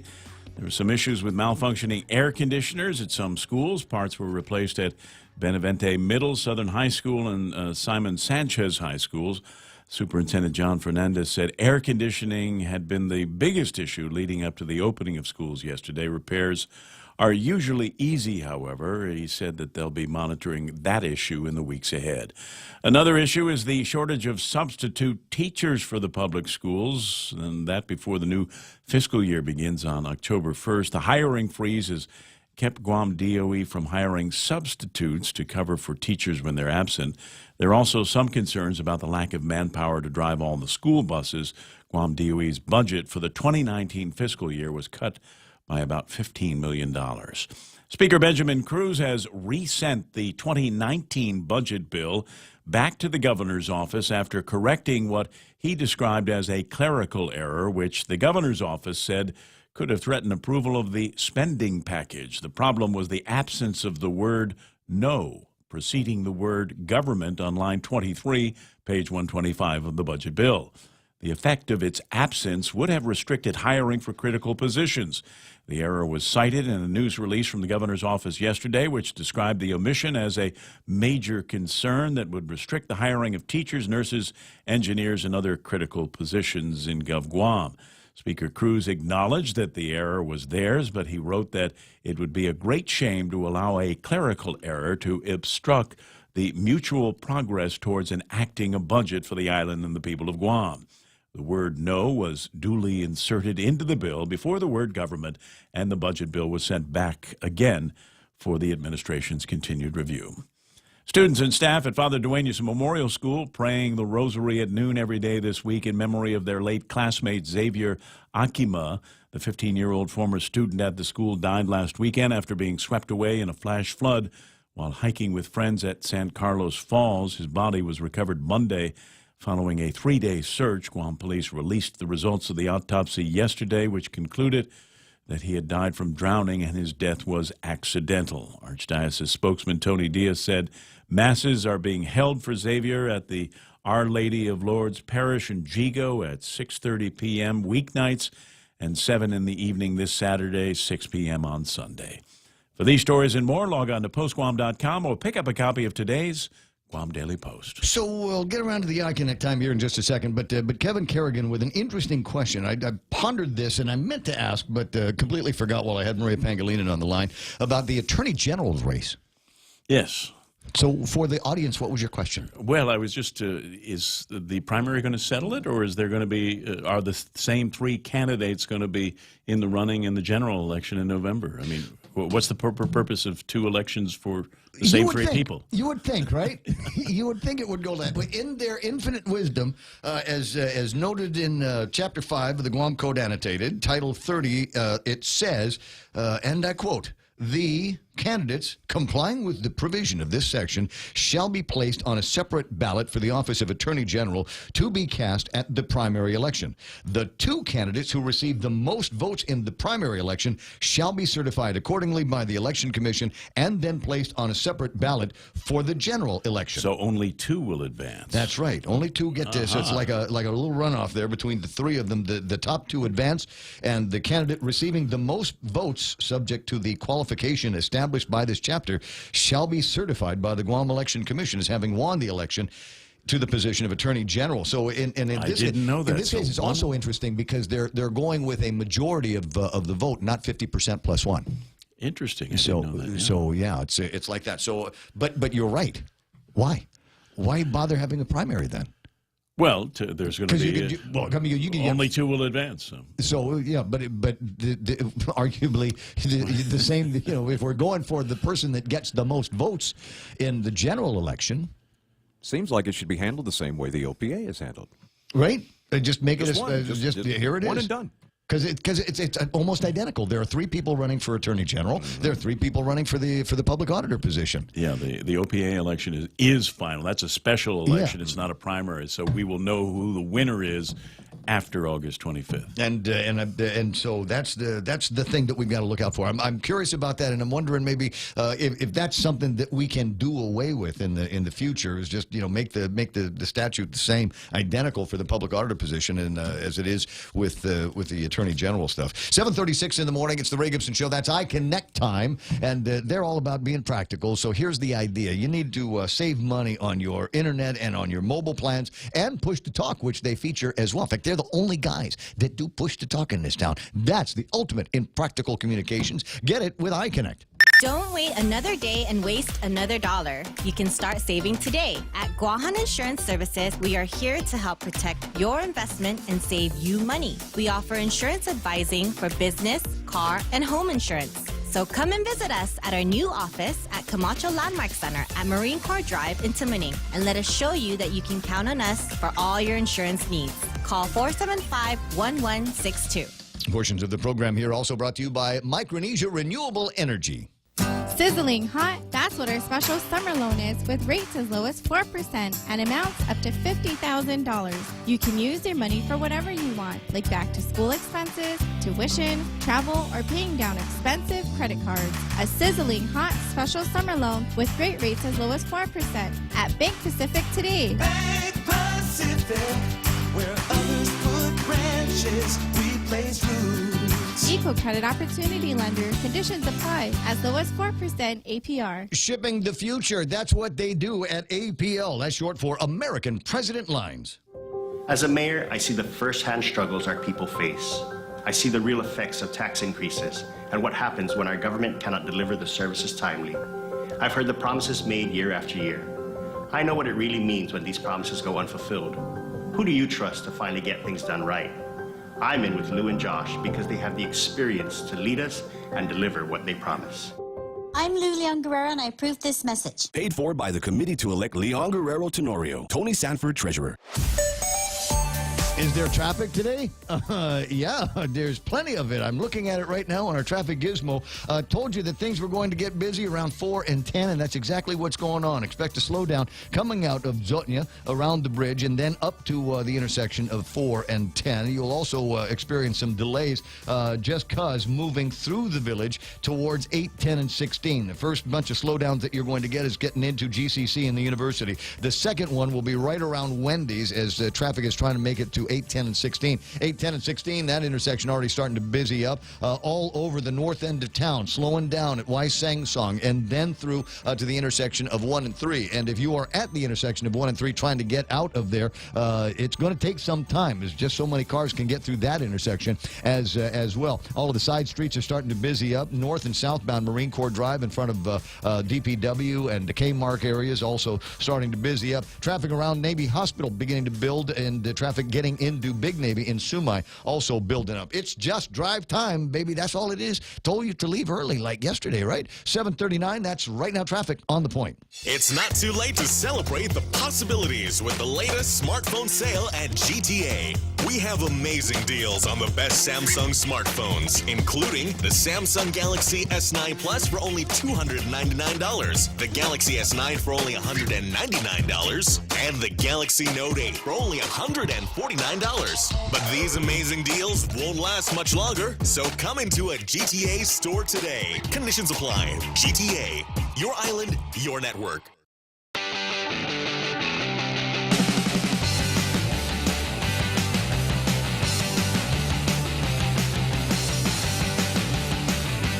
Do you still have the movie audio that we played just a few minutes ago at the end of the Kenjo deal? Oh, you absolutely have it? Okay, good. That, considering we're in political season, that will now be a regular part of the Ray Gibson Yeah, show. leave that in the hotkey area there. It's to anyway from, and don't say anything more about it if you don't mind, because that's going to be the question in our news game. 888-8255 is the telephone number. You can only play, unfortunately, on the telephone, because when you win, I want to be able to hear your voice. Give me the answer to the question. So this is the deal. We got a thing called the news game that we're playing. I was supposed to start on Monday, but I forgot, and I told Michael to remind me. Monday, I said, tomorrow, you tell me that we got to do the news game, and Mike forgot. So today, we're going to double up. We're going to do lots of news game today, and the first thing in the news game has to do with a sound bite that I played, and I almost want to play the Kenjo piece again to set it up properly.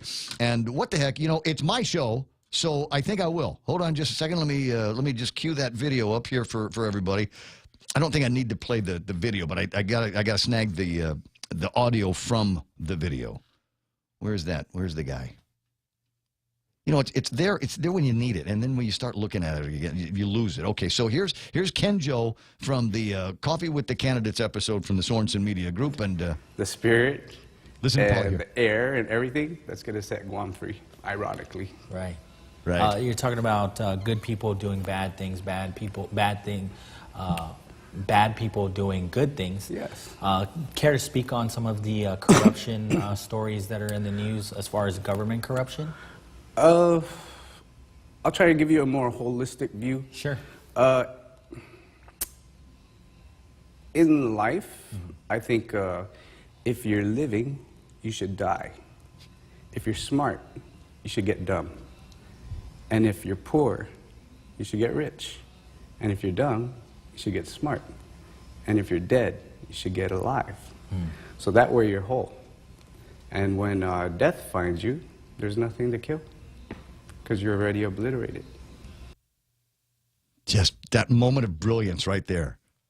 That's what's going to get him elected. That's what's going to get him elected. So we play that. Mike. You get up now to play the audio. Now that we've heard Ken, the response? What you just said is one of the most insanely idiotic things I have ever heard. At no point in your rambling, incoherent response were you even close to anything that could be considered a rational thought. Everyone in this room is now dumber for having listened to it. I award you no points, and may God have mercy on your soul. So here's the question in the news game. Today's and up for grabs. We got some great prizes for you, like a daily prize that we're going to give you just for being the correct answer person today in the program. And then on Friday morning. On Friday morning, we're going to take all of the daily winners and put them in a box, and then we'll pull a name. And the winner is going to get a 128 gigabit iPad from Beyond the Box.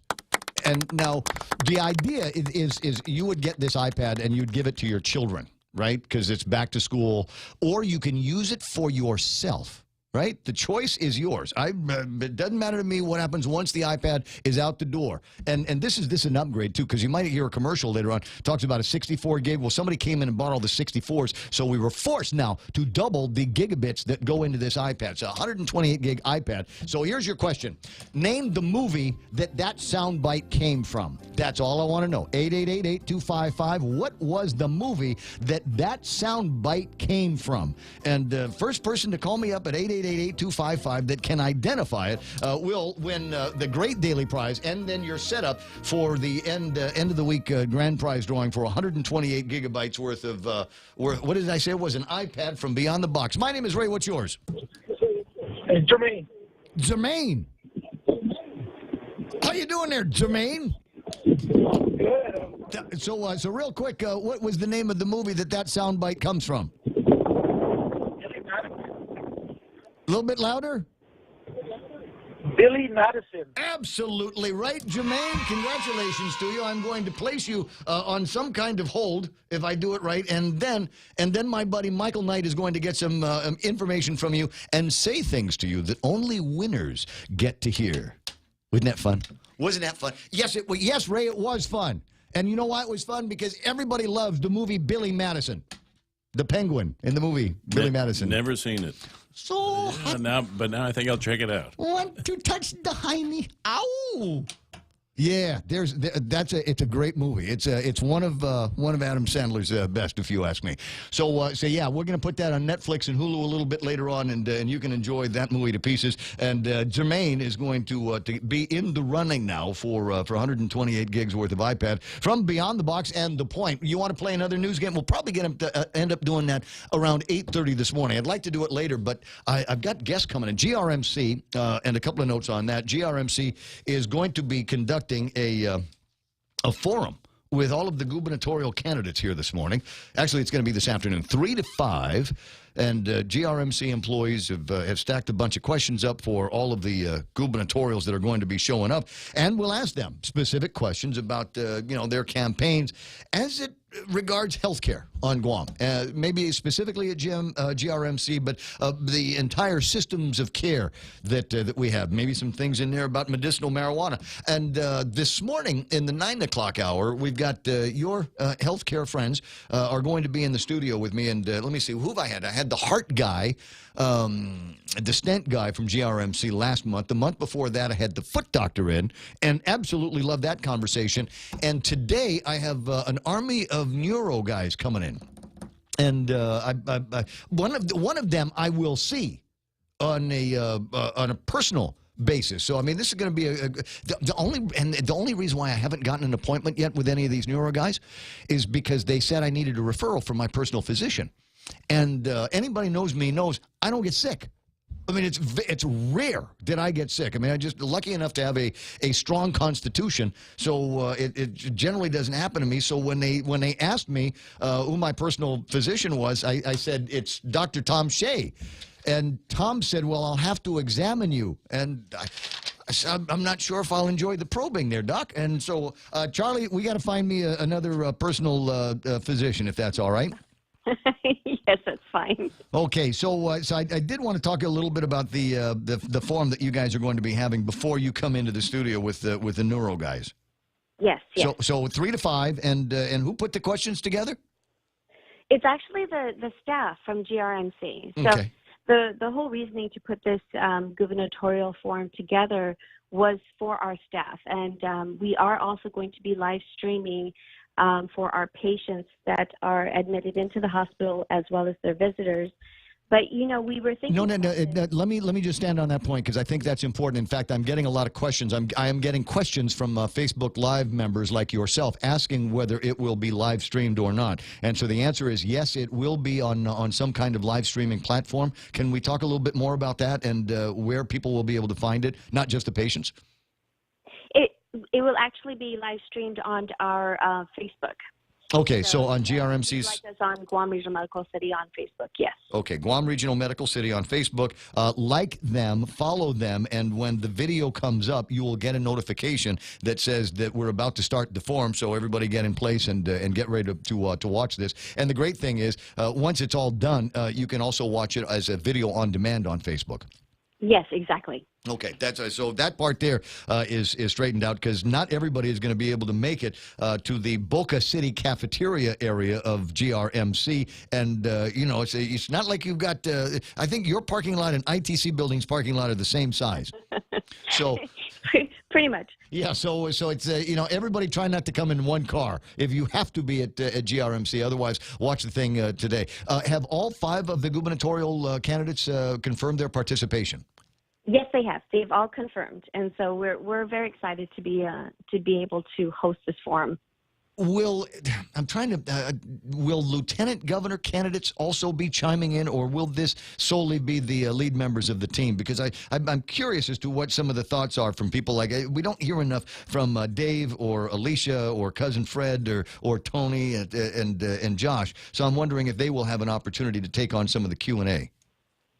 Oh, well, actually, the Q&A was really geared towards the gubernatorial. However, if any of their partners do show up at the event, we're really gearing this towards the gubernatorial candidates. But if that so happens, of course, if they are able to make it to the forum, they will also possibly have the chance to speak as well. Now, there might be some out there that think there might be an unfair competitive advantage because Lulian Guerrero used to wear the uniform of a nurse once upon a time.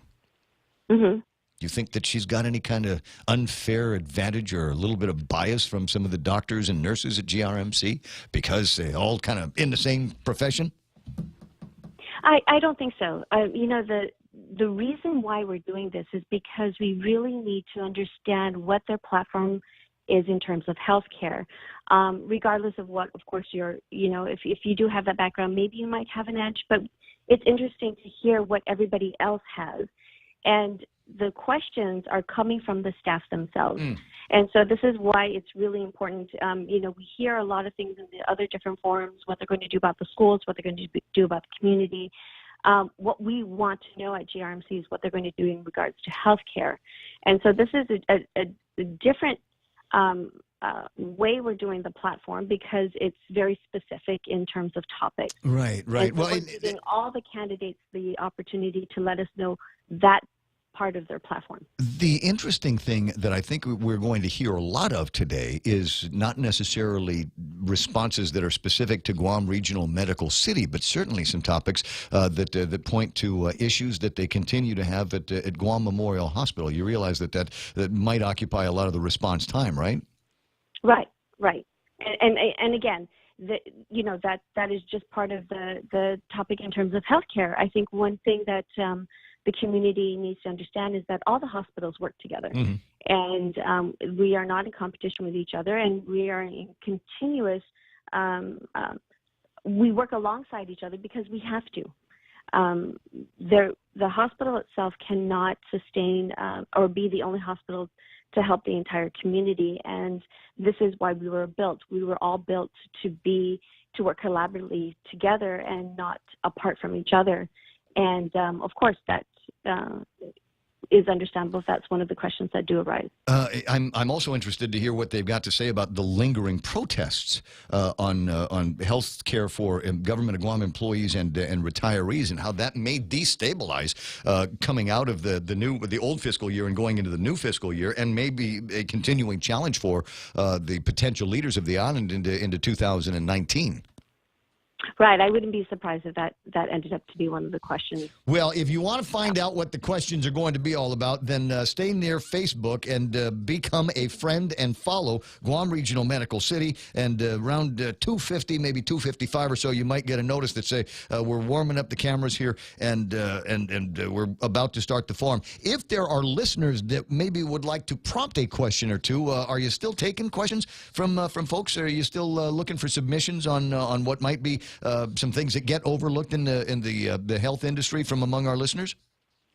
Yeah, absolutely. If you are, we may not be able to get it live at that time. Mm-hmm. Because we are opening up. We really have to see. This is the first time GRMC is having a forum like this, so we really need to see how the forum goes, and of course the participation of our staff. But of course, the community is welcome to chime in with some questions, and if we're able to get to them, we will.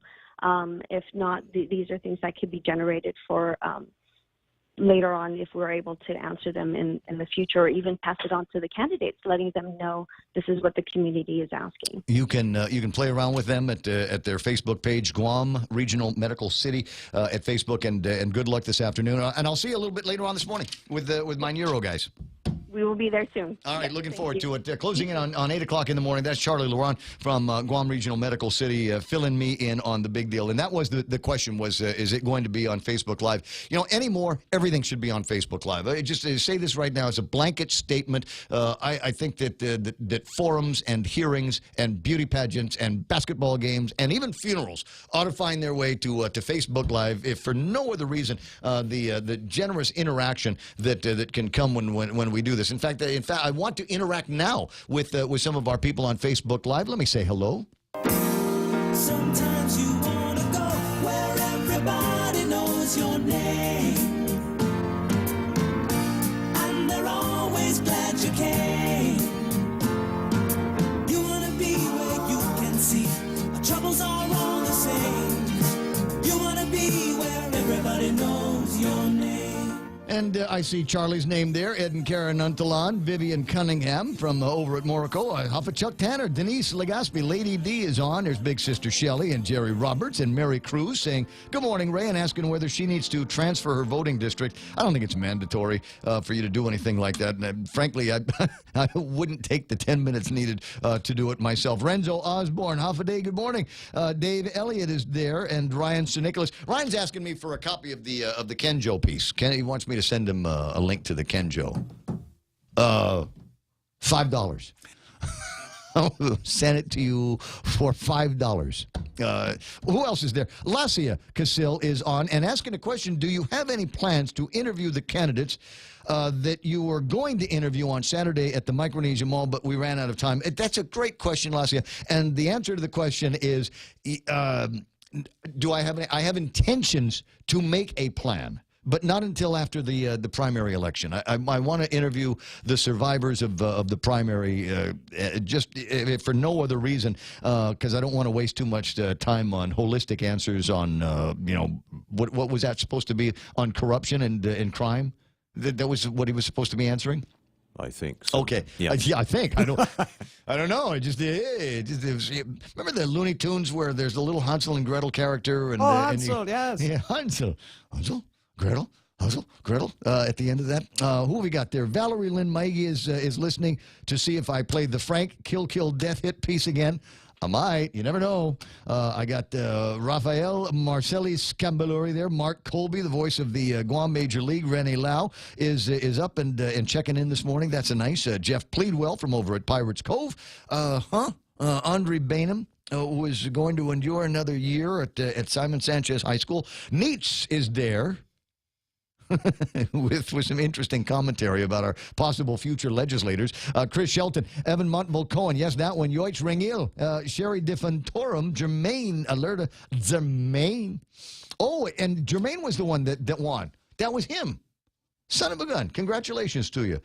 Brad Wood is there, Carl Fukuda, Paulie Bloss, Cox there, and Paris Mendiola Bloss will always have Paris. Isn't that nice? 7:58 and change. Jermaine, also the first guy on the page number 8 in the Election 18 primer on candidates that you will find in today's Guam Daily Post. Jermaine is there. Celestine Babauta is there. My neighbor Sabina Perez is in there as well, talking about some of the social ills that we've got to cure in this town. Ken Joad, a little bit more coherent in his responses on what the top 3 issues are. There's Alfredo Antolin Jr. and Ryan Calvo. And I got to tell you, I was able to interview Ryan at the Micronesia Mall get-together, and I had to tell you, I thought he was an interesting guy, and maybe one of those people that I'll give a little bit of extra consideration and possibility of a vote for in this upcoming primary, just because I thought, you know what, Ryan might end up being something of a disruptor in there. He was Mr. Energy, wasn't he? Yeah. I thought it was pretty interesting, and interesting is always good. Carl Fukuda letting me know there's a fender bender southbound in the back road just before Hawaiian Rock. Okay, we'll keep an eye on Route 15, as a matter of fact. I'm not seeing anything that is beginning to surge up in that direction yet, but you know, depending on the nature of the fender bender and whether it closes down a section of the roadway, I am seeing a lot of traffic crowding around 8, 10, and 16 right now. The intersection that takes you into GCC and the University of Guam is snagged. We've got a couple of spots on Route 4 between the intersection of 4 and 10 and Ordot and Mangilao side. So watch out for some of the slowdowns there. It's just bad traffic, kids. 8 o'clock in the morning. We're KUSG Gutnian, 93.3 FM. This is The Point, and I'll be back with you in just a little tiny bits.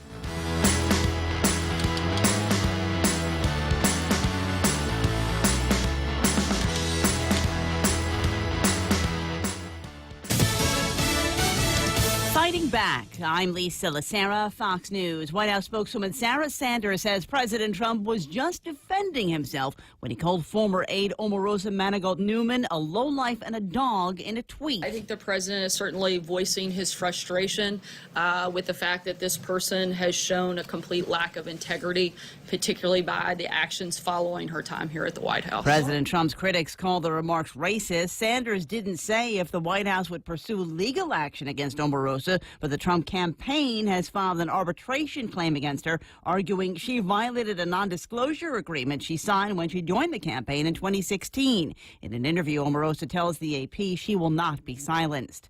President Trump's former campaign manager not taking the stand in his fraud trial. Paul Manafort won't testify at his trial, and neither will any defense witnesses. Attorney Kevin Downing telling reporters outside the federal courthouse. I believe the government has failed to meet their burden of proof, and we've rested on that. Prosecutors spent 2 weeks laying out their case, calling on witnesses to describe offshore accounts and loan applications, all designed, they say, to hide millions of dollars of income from the IRS. Closing arguments are scheduled for tomorrow. Fox's Jared Halpern in Washington. A grand jury in Pennsylvania just releasing a blistering report accusing 300 priests of abusing over 1,000 children over a period of 7 decades and of a systematic cover-up. The impact, especially when kept secret, lasts a lifetime. The time of telling these victims to keep their truth to themselves has ended. Attorney General Josh Shapiro, the identities of the clergy accused remain sealed by the court. Wall Street at the close, the Dow gained 112, the Nasdaq up 51, the S&P jumped 18. Fox News, fair and balanced.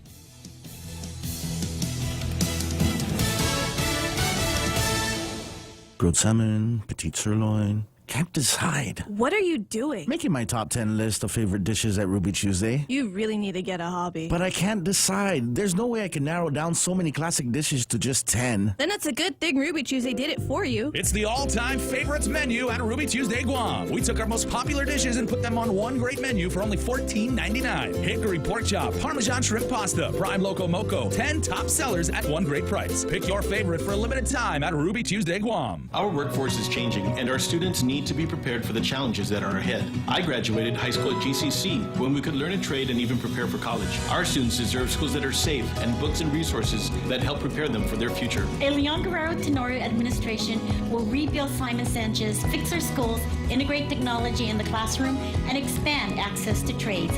I'm in to help get us there, and we humbly ask for your vote. I'm Leon Guerrero, and I approve this message. Paid for by the committee to elect Leon Guerrero Tenorio. Tony Sanford, Treasurer. Tensions between the U.S. and Turkey remain high as Turkey refuses to release an American pastor being held there since 2016. The top U.S. diplomat in Turkey met Tuesday with Pastor Andrew Brunson. Turkey's detained Pastor Brunson for nearly 2 years following a coup attempt there. The U.S. has demanded his release. This month, the Trump administration sanctioned 2 top Turkish officials and doubled tariff rates on Turkish steel and aluminum products, as Turkey has failed to release Brunson. In response, Turkey's president has encouraged Turks to boycott American electronics, specifically iPhones. This week, the Turkish lira hit an all-time low against the U.S. dollar, falling more than 40% over the past year. It's recovered somewhat today. Fox's Rich Edson at the State Department. A coffee chain branches out. Starbucks is getting into the plant-based protein business and is introducing a protein-blended cold brew line in almond and cacao flavors, which is available from now till the fall. The non-dairy drinks are made from pea and brown rice protein. Starbucks CEO Kevin Johnson says many customers are gravitating towards plant-based beverages and proteins. The new beverage is made with almond milk, almond butter, and 12 grams of plant-based protein with no refined sugar and contains 270 calories. The new drinks, which are an extension of the chain's cold brew line, will cost around $5.95, and customers can also add a whole banana, more protein, or coffee for an extra boost. Hillary Barsky, Fox News. 2 laptops actress Sean Young was accused of stealing from a movie production company that fired her were returned after the director urged her to please turn herself in to the police. Young tells the New York Daily News producers had attempted to a publicity stunt for the film over the missing laptops. Timothy Hines, who took over from Young as director, walked out of Young's attorney's office with the laptops that contain production plans that he calls irreplaceable. Lisa Lacera, Fox News Radio.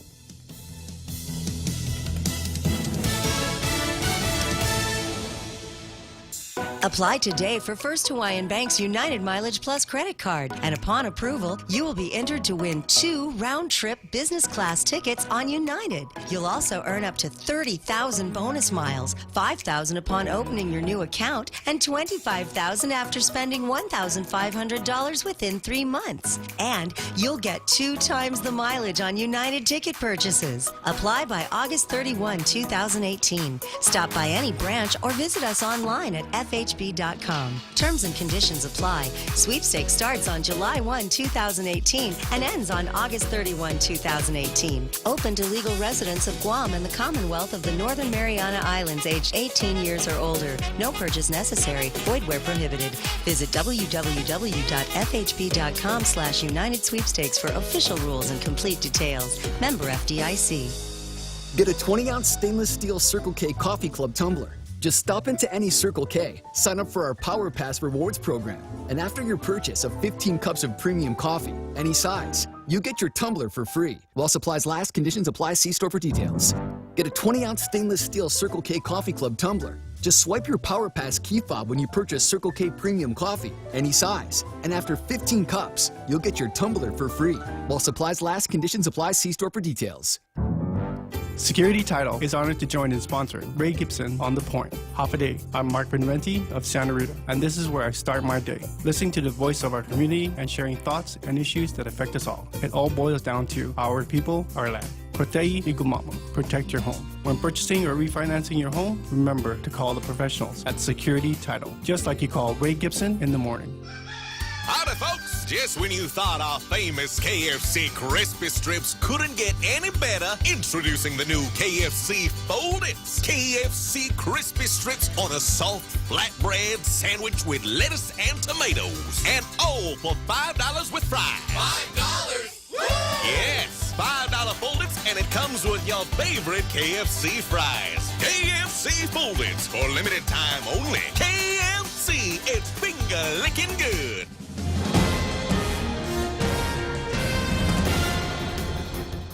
Half a day and good morning, Guam. News time here at The Point is 8 minutes past 8 a.m. this Wednesday morning. I'm Kevin Kerrigan. Here's a look now at some of the top stories from the Guam Daily Post. A Guam Police Department officer is behind bars after he was accused of driving under the influence when he crashed an official vehicle, resulting in multiple injuries.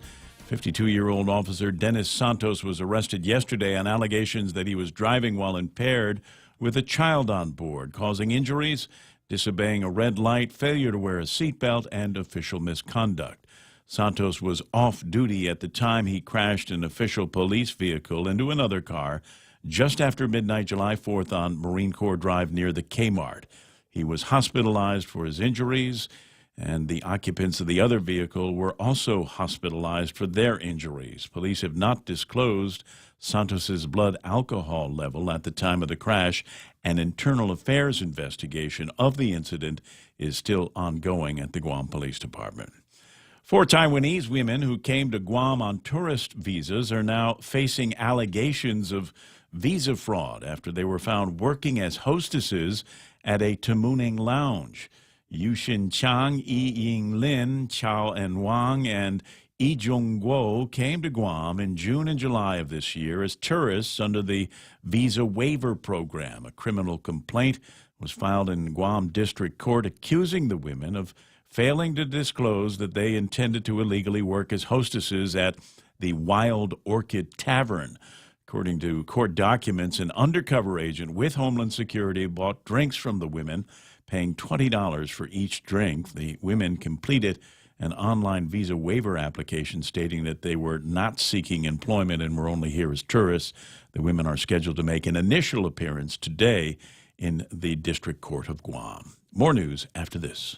Taste the sizzle at Chili's with our new fajita flavors. Our signature fajitas are served with sliced bell peppers, caramelized onions, topped with chipotle garlic butter, and chopped cilantro. Build your fajita with over 16 ounces of tender grilled chicken, juicy steak, and a dozen pieces of seasoned grilled shrimp in the family fajita trio. All served with warm flour tortillas and fresh toppings like mixed cheese, guacamole, salsa, and pico de gallo. Experience bold, sizzling fajita flavors only at Chili's. More life happens here. In illness and in wellness, Calvo's Select Care is health care that is there for you. That's why over 80% of the Guam medical community places their trust and insures with us. We offer our members wellness and fitness programs for a healthier lifestyle and provide a comprehensive medical network on and off island to help members from unexpected illnesses. Contact Calvo's Select Care today for more information.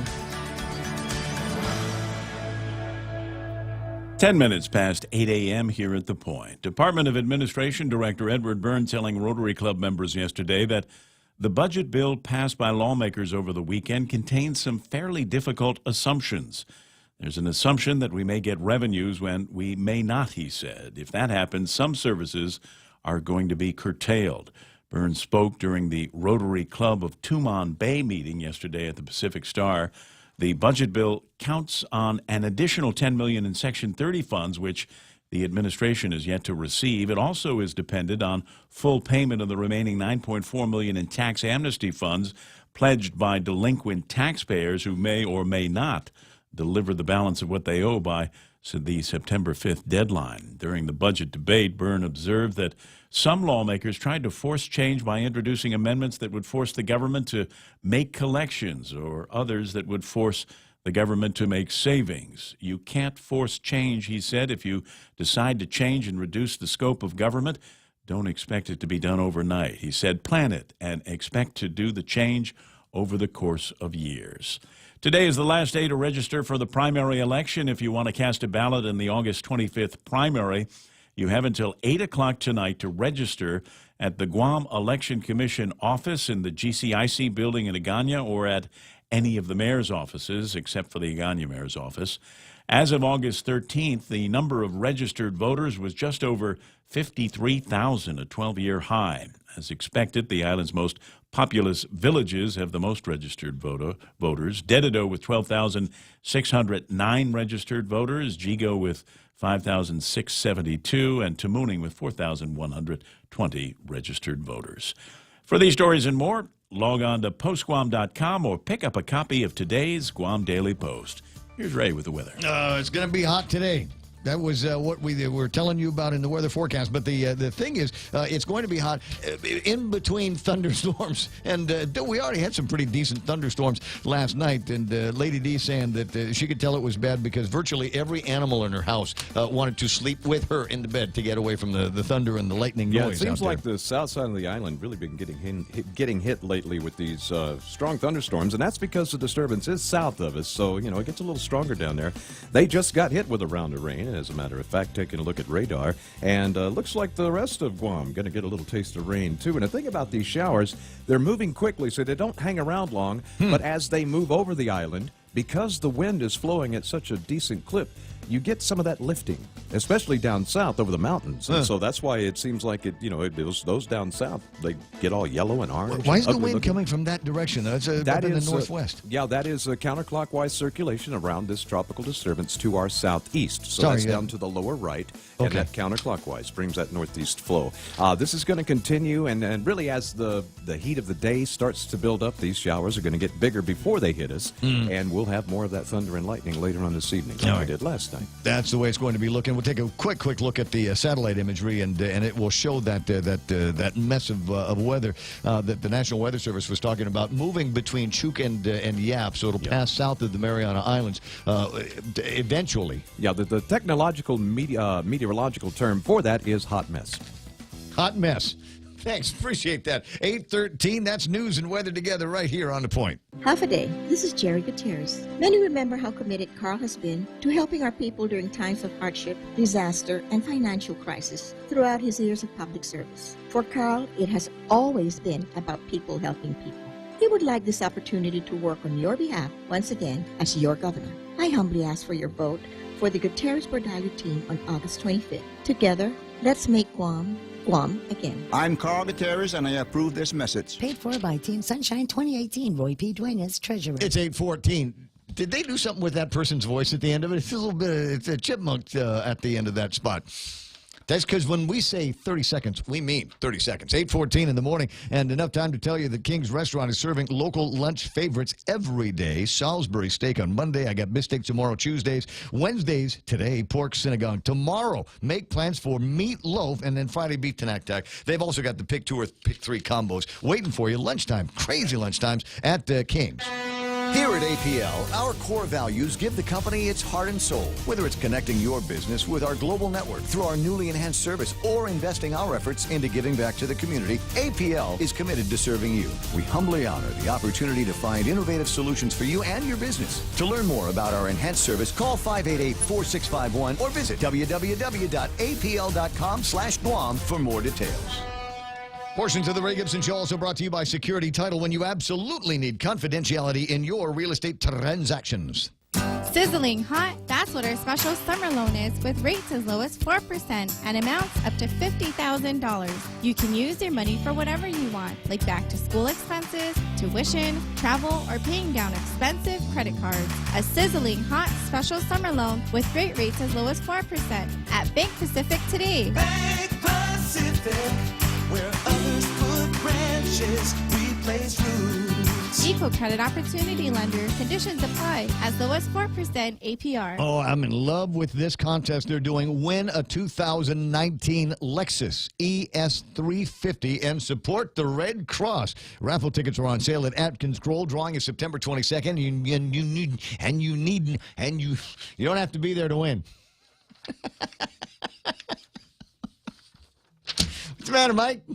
You just completely, you're just flummoxed in there.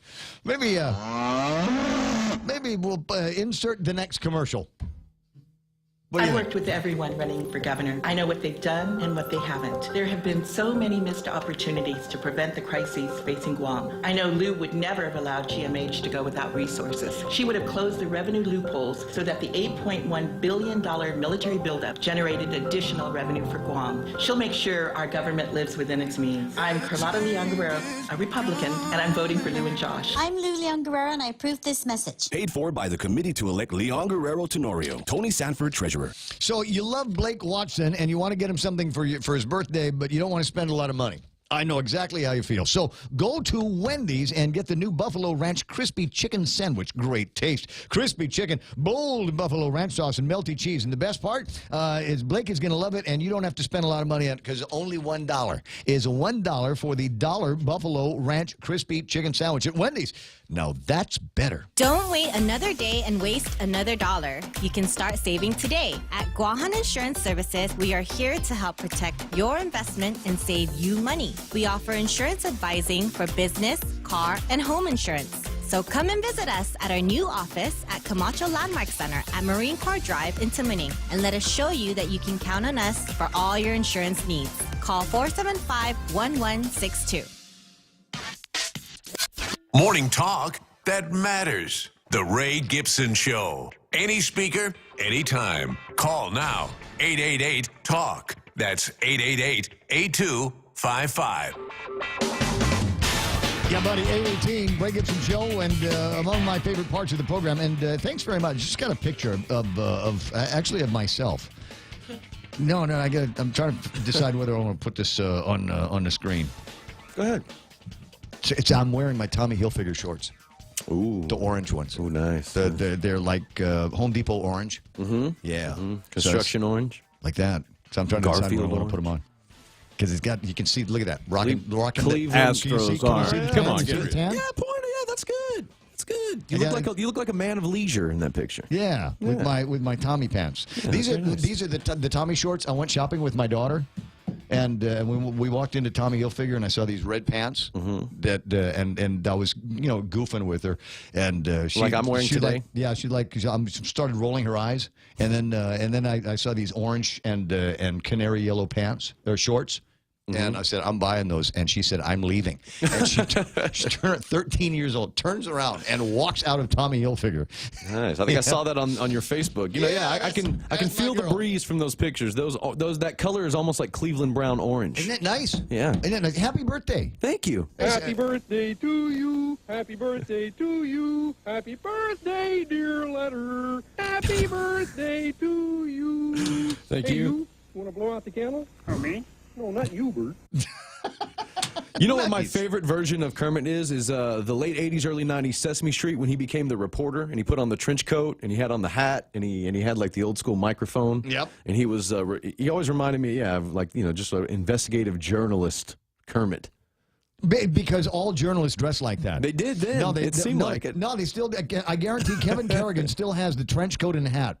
I do. Do you? I guarantee that he's got the trench coat and. Yeah, it's got to have the little tag that says press. Anytime. So, what are you doing for your birthday? Just hanging out actually with the fam and maybe barbecuing some of my favorites, just classic short ribs, pork bellies. That's it.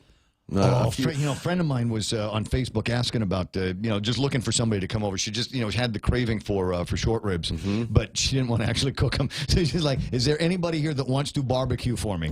Come to my house and barbecue." And I was waiting for the part where she said, "I have beer already." Yeah, right. And I would have been there in seconds flat. I take because I like to barbecue. I do too. I like to do that. I assume I'm like you. I take my little Bluetooth speaker and my phone out by the grill, and I got my little cooler out there, and I just I don't even go inside till it's all ready. I got my tunes, got my suds. So I'm good at barbecuing a few things, but I'm not good at barbecuing some other things like the essentials, like barbecue chicken. So if you like it just black on the outside, but raw and pink and bloody on the inside, I'm your guy. Yeah. I am that guy. I am that chef. And ribs. I love ribs. I love the preparation. I love the laying out of it. You got the sauces, and some rubs every once in a while. If I want to do a rub on a rib or something like that, and then I take the ribs, I put them on the grill, and like the sides of it, absolutely perfectly cooked. And then you get to the top part, the top bony part, and again, pink and bloody. Right, yeah, but black on the outside. Yeah, but some people apparently don't like that, and I don't understand what it is.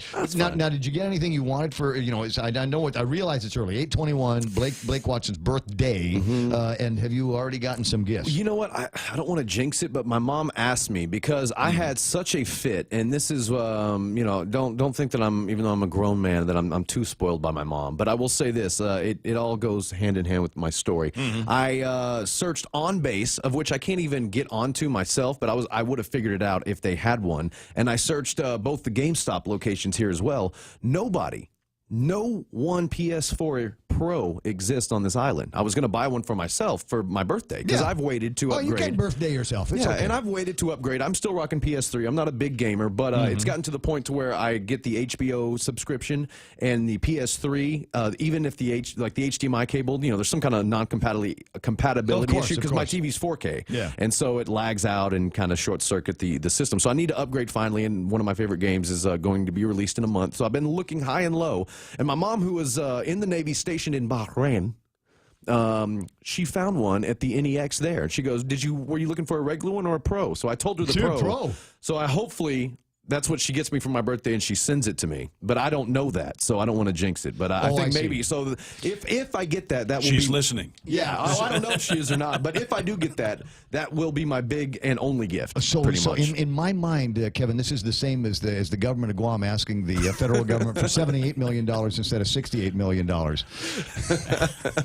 I'm asking... They just might get it. But maybe not.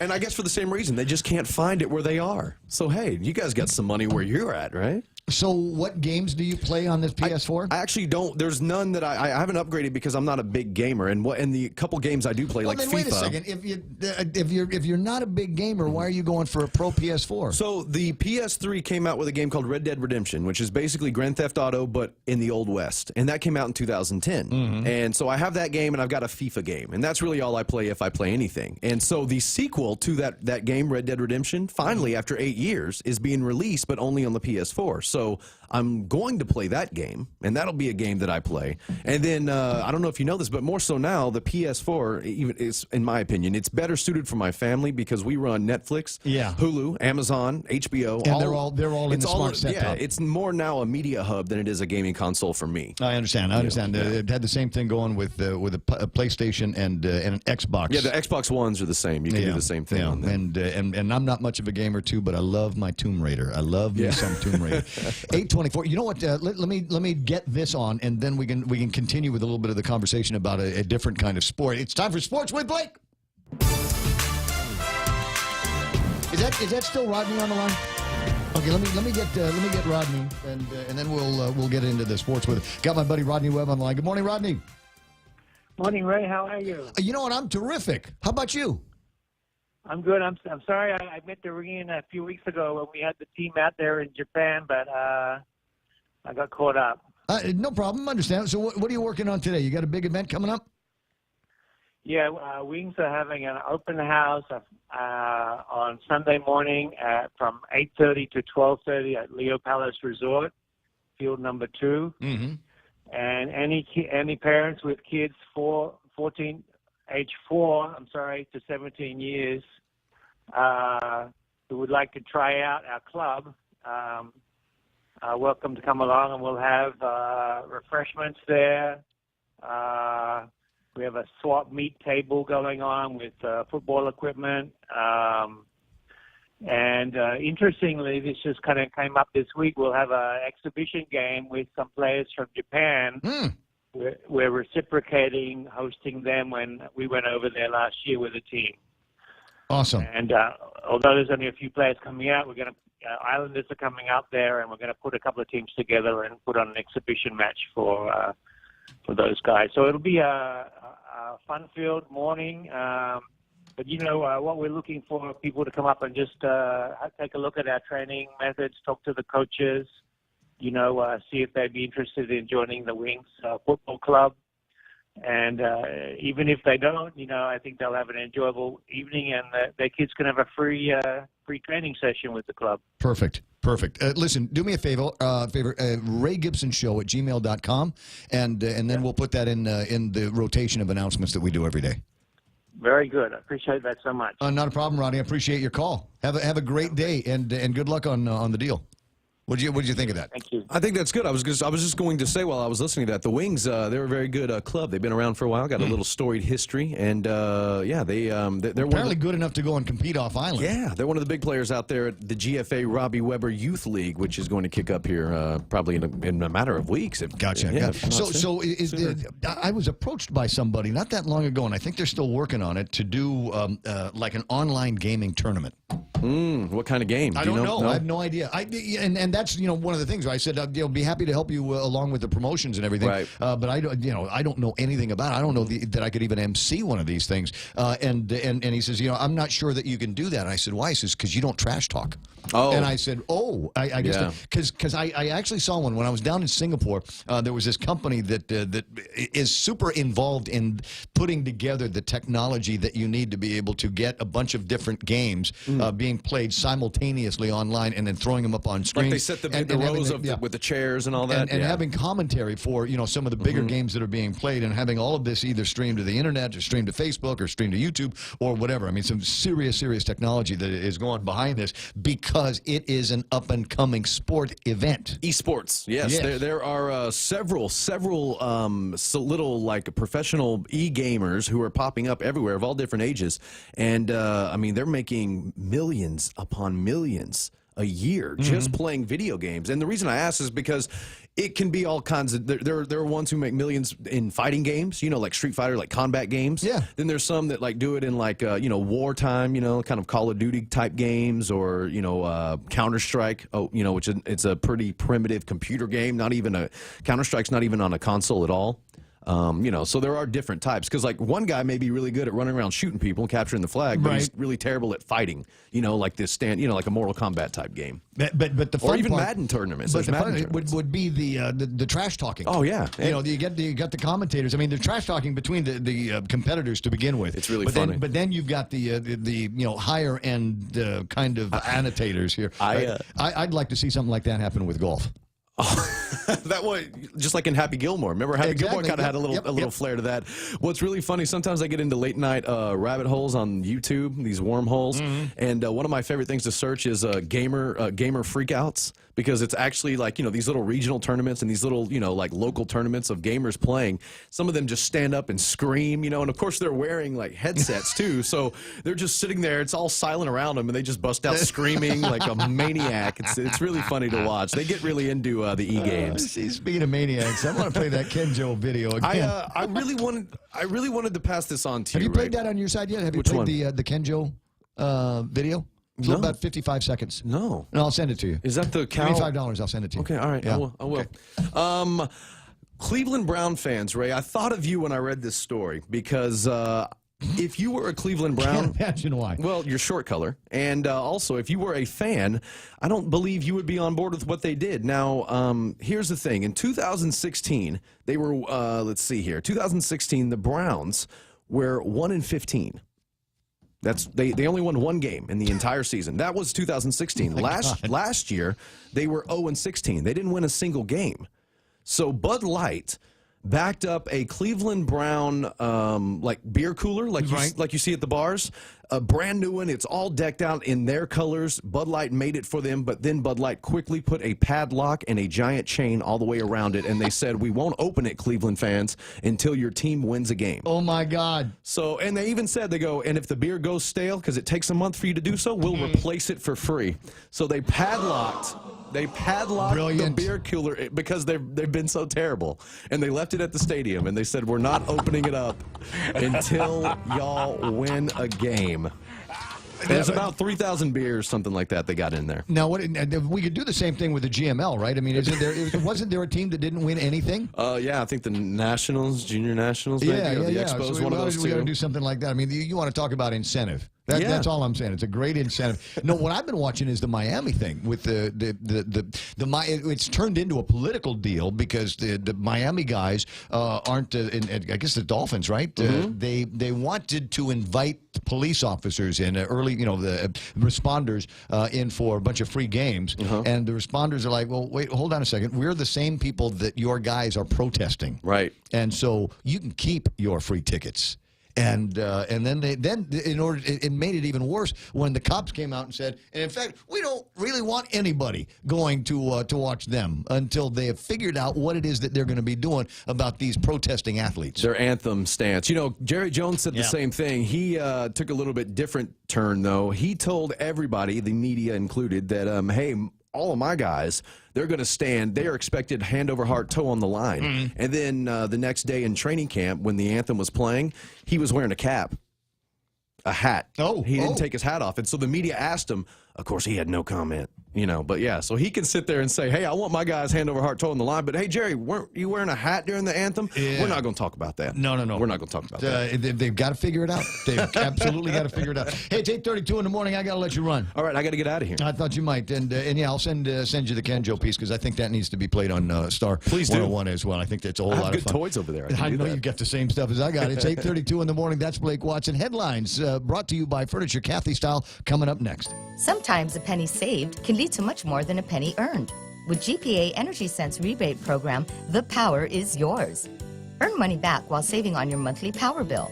GPA Energy Sense rebate program will help lower your initial costs when purchasing approved GPA energy efficient appliances and upgrades with monthly savings you can expect. For more Energy Sense saving ideas, visit GuamPowerAuthority.com or like us on Facebook. GPA, bringing energy solutions to you. Doctors, I say I got doctors coming in. They're from GRMC. They're neuro guys.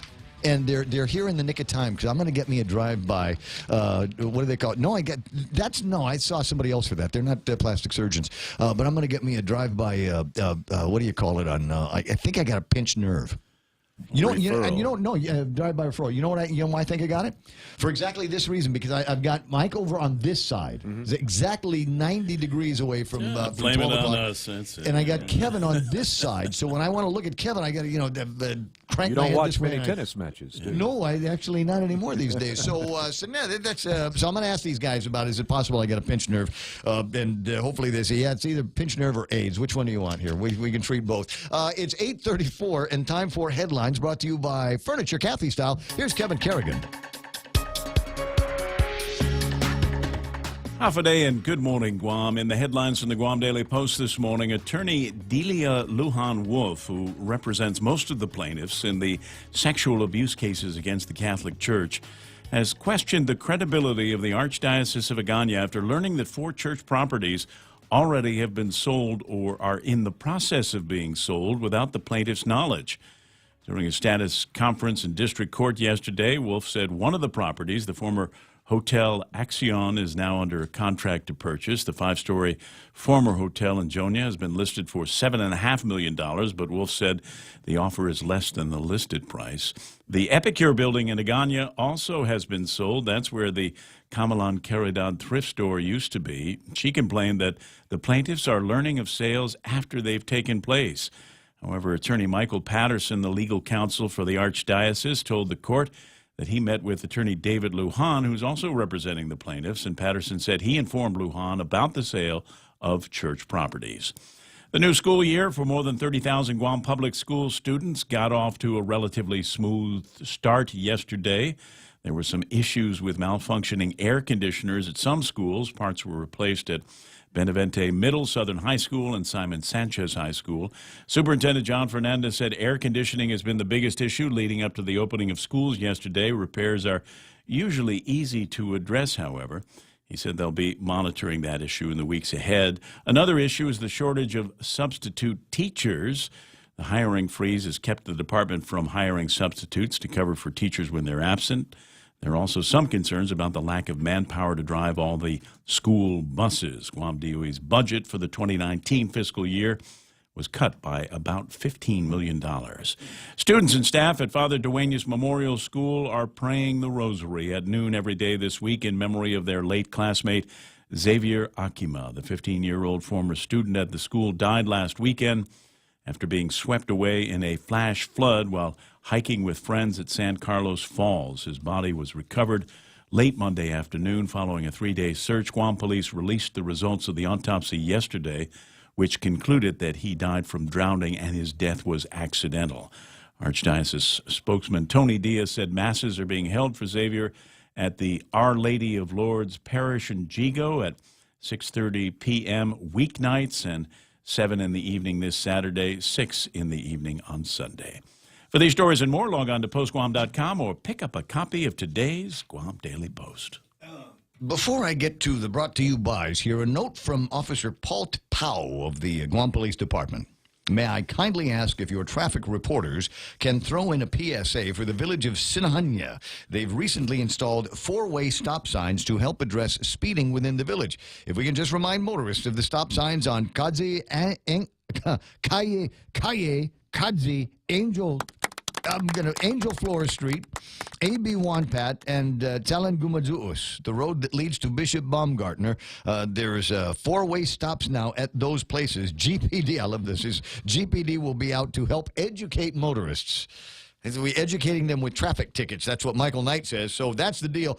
So Angel Flores Street, AB Wanpat, and Talan Gumazuus are now 4-way intersections, four-way stop intersections. So everybody has to stop when you get to those things, and that's in an effort to prevent the speeding in that part of town. It's 8:37, and that, my friends, is the news brought to you by Furniture Kathy Style. You've been waiting, and now it's here. Furniture Kathy Style's grand opening after 12 months of putting together an exciting, delicious, salivating, full-scale, real furniture store that has absolutely everything you need for a beautiful home. Beautiful textures, up-to-date styles, and prices that will blow your mind during our grand opening. Starting now, Furniture Kathy Style throughout the store. Bargains, bargains, bargains. Check us out on Facebook and Instagram. Furniture Kathy Style in Hagåtña. Open every day from 10 a.m. to 6 p.m. Don't buy everything, because I still need to go in there and get me some new furniture supplies at Furniture Kathy Style. 8:38 is iConnect time, and they think about practicality all the time. That's why they don't want you paying any more than you need to for things like mobile and internet and push-to-talk plans. They are the practical choice at iConnect.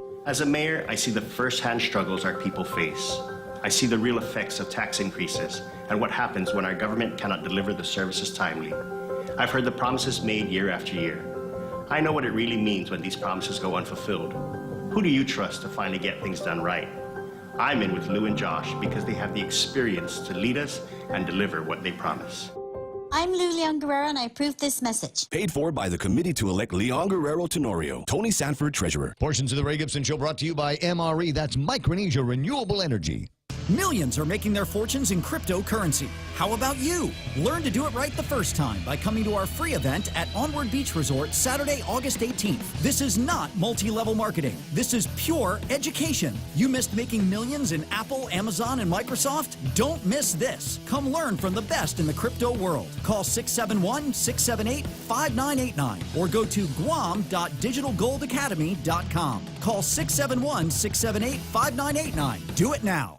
Subway signature wraps deliver crave-worthy sandwiches that are filling and delicious. The wraps loaded with meat and packed with flavor. Get yours today at Subway. Make it what you want. Offering state-of-the-art MRI, full-field digital mammograms, full digital x-rays, and 4D ultrasounds. FHP Health Center provides comprehensive diagnostic medical imaging with the convenience and access our patients deserve. Our highly specialized board-certified radiologist ensures high-quality, patient-focused care with every visit. Call the FHP Health Center at 646-5825 and press 2 to schedule your appointment today. Most insurance is accepted, including Netcare, Aetna, and TRICARE. What I got here is portions of the program also brought to you by APL, that's short for American President Lines.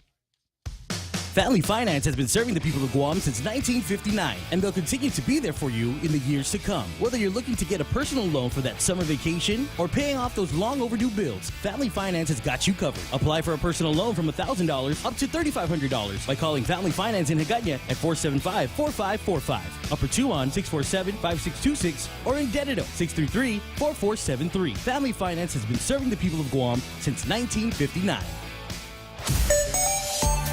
What's time for traffic? Second string traffic, actually 20 minutes away from 9 o'clock in the morning. Again, Euro guys from GRMC in the studio. And finally, traffic moving through the intersection at 1 and 3, where GRMC is. Finally working smoothly this morning. Looks like everything is closed up over at Ukadu, and they're now in classroom session. Same thing down here in Upper Tumon, because the John F. Kennedy is finally shut their gates and ready to start educating the kids. Still some problems, though, getting into Route 8, 10, and 16, that intersection. If you're coming in from the post office, expect some delays through there, and if you're heading towards it from to area MTM, then you might expect some delays as well. As traffic starting to build up, people trying to get from Route 8 onto Route 10. 10 is generally clear. Don't see a whole lot happening there unless you're talking about traffic trying to get to the intersection of 4 and 10, and then traffic getting into the downtown Hagåtña area from both sides, from the Route 8 side and then the Route 7A side.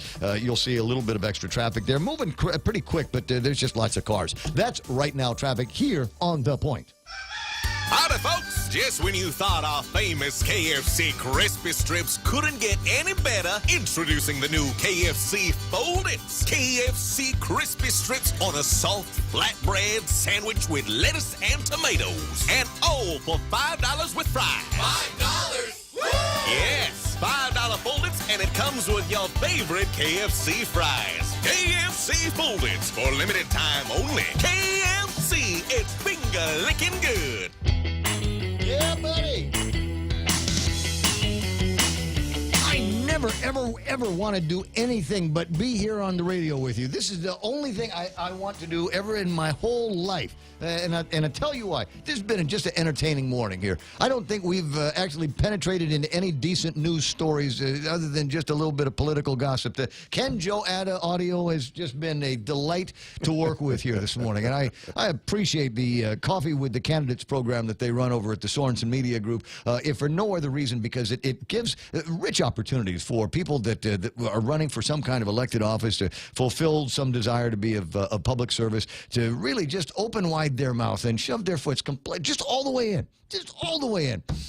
And then the video goes wide. Of course, there's other video that we've been playing around with this morning as well, is the Kill Death hit piece on Frank Uggan Jr. and a story that goes back to when he lost the election for lieutenant governor.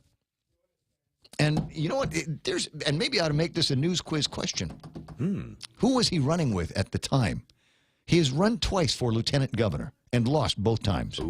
And so that would be, in my mind, a very interesting question. And there might be, now I'm trying to remember, was this the time that he ran with you, Gov? Yeah, we ran in 2010. Okay, so then this was the election. So he lost the election and lost his seat at the legislature and had to figure out what to do with the lapsed funds. And so he gave it to somebody, and they ended up hiring his son. And that's the gist of the controversy. I haven't seen the video yet, but I don't remember that though. Well, yeah, and so somebody dug up the video of the audio. I'm sorry, the audio I'd conducted when I was at K57. I had conducted an interview with him, and was pretty pointed about what the bad optics. And I said, it looks like dirty political nepotism to me, and that's where the video piece ends up. But anyway, I'm sure you had nothing to do with that. And somebody sent it to me and said, "What do you think?" And I said, "I think I sounded great. I thought that was a pretty good interview, and they spelled my name right, so I'm happy." What's going on? What's up? Well, I'm going to take a look at it when I get done with my meeting. But the reason why I called, and I really don't, because you guys were having fun on a nephew of mine, but I think you're look, and I don't want to be a damper on people having fun, but I think you guys might be looking at it a little different. The situation is, did you listen to what the question was? Yeah, it had to do with crime and corruption, and then he goes into this holistic piece. It sounds like. He's running for a Republican. He's running for a Republican, and that I don't, and he wanted to avoid answering that question. Why would he want to get into the corruption part about, the party that's going to be backing him up? So I think as smart as he is a smart guy, he's a very respectful guy, and he just did not want to get into that kind of conversation. The way I read it, he's got a master's degree, so I think he's smarter than what people make him out to be. I appreciate that. Let me just cut through some of because I want to make sure I'm getting the right piece here. You believe that he is running as a Republican and did not want to, in the context of the interview question about corruption and crime, talk about his Republican backers that are involved in corruption and crime. Possibly, that's the way I took it. Yeah, and he just got out of there like confusing the interviewer. He never came back to ask him a follow-up question. No, I would have thrown to the break. I would have just, at that point, I would have just, there's nothing that you can add to that. In a sharp interviewer, sharp guy, sharp reporter has to know when you've already got the line, when you've already got the punchline on something, it's best to just back away from it. Just step away from the microphone. We'll be right back, and just leave the audience with that lingering sense of what the hell did I just hear? You know how to do that, but I believe that Ken Joe, as smart as he is, ducked out of that one, and people are reading it the wrong way. It's a smart guy. And I appreciate your interpretation of that, and it is possible. Although I suppose there should have been another way that he did that, because otherwise he gets into this rambling thing, and it's got that noise like just. I don't know. I don't know how to adequately describe it without a lawsuit. So he's got a pure soul, just so respectful. Oh, yes. And, that's the best way for him to go out. And I think that's his learning process, and that's how he wants to just, I want peace with everybody, and let's just move forward. And I don't want to get involved with this controversial issues right now. And I believe that's the way I read him, because that's the way a person he is. This is what I'll do, because I don't know that I agree or disagree with what you're pointing out here. This is what I'd like to do. I'd like to play the audio and the video again for our viewers with that thinking in mind. With what the question was that Paulie asked him about crime and corruption. Look at it from Uncle Carl's perspective here, and what Ken Joe is trying to do is avoid a direct answer because of his tightness with the Republican Party. That's what you're saying, right?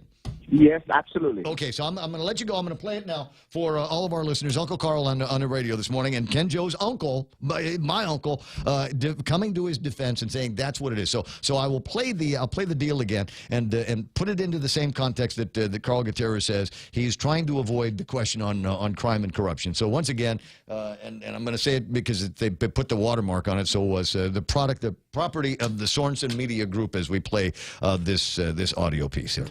The spirit and the air and everything that's going to set Guam free, ironically. Right. You're talking about good people doing bad things, bad people doing good things. Yes. Care to speak on some of the corruption stories that are in the news as far as government corruption? I'll try to give you a more holistic view. Sure. In life, I think if you're living, you should die. If you're smart, you should get dumb. And if you're poor, you should get rich. And if you're dumb, you should get smart. And if you're dead, you should get alive. So that way you're whole. And when death finds you, there's nothing to kill because you're already obliterated. We don't know what the response of young Paulie Subo was after the conclusion of Kenjo's statement there. We may surmise it might have sounded like this. What you just said is one of the most insanely idiotic things I have ever heard. At no point in your rambling, incoherent response were you even close to anything that could be considered a rational thought. Everyone in this room is now dumber for having listened to it. I award you no points, and may God have mercy on your soul. I love that. I love that. So what do we get to play around with now, huh? Having heard that, do you agree? Do you agree that that's what was going on? Is Carl Gutierrez right in this case? Is that exactly what happened? Is his read dead on? That's what Kenjo was trying to do, was trying to avoid angering or alienating any of the members of the Republican Party. And if that was the case, teaching moment, I'm just going to say, just a teaching moment. If it was the case, is that right or wrong? I mean, I thought it was a pretty direct question, and it's top of mind with many voters out there. You talk to them about what they consider to be the big issues. Corruption is among them. Now, we can agree and disagree on whether or not there is corruption on Guam. I believe that there is. I think it's corruption, and many have disagreed with it. Called the radio station and disagreed with me and said, no, it's not corruption. They're just incompetent. And I don't know which is worse. If somebody has got sticky fingers or you're just that dumb. Oh, I mean, I'd rather have someone that's just guilty of not being able to do the job rather than have someone in there that's trying to get by on people by having the job. Yeah. Nick's point on Facebook Live, why not simply say, I would rather not comment at this time? And maybe that would have been the better response. I'd rather not comment. But the thing is, you're running for public office. You better have an answer to that. You better have an answer and say, yeah, I think there is corruption. I think it's small scale corruption. If you're dead set against angering or alienating somebody that might be in your same party that you know for a fact is dirty. If you're worried about alienating them, then maybe there are ways that you can use the magic power of words to tamper it down. Huh? It's done all the time. I'm good at it. I know how to put words to work. That's my job. And so maybe there's a way that he should have answered that. I mean, the reporters will ask about a variety of things. We'll ask about GMH. We'll ask about the so-called fiscal crisis. We'll ask about the budget process. We'll ask about many of the same issues that people are talking about. Is there corruption on Guam? How do you address that? How will you address that as a member of the 35th Guam legislature? The short version, Zen read, of what he said is, those folks got to change. Ken Williams says, my brain hurts now. How do I bleach that out? Tell you what, I know how to bleach it out. This is what we'll do. We're going to change the subject and play another exciting round of the Ray Gibson News Quiz.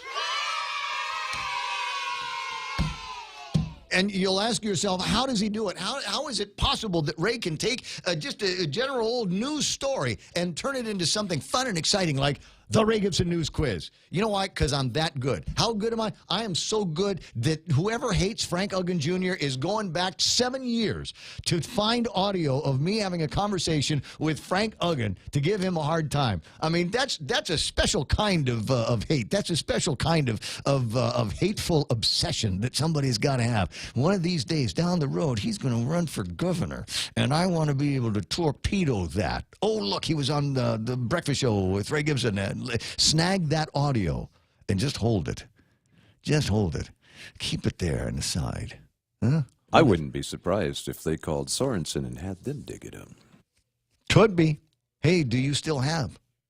But to even remember that, it was an issue. This is 2011, guys.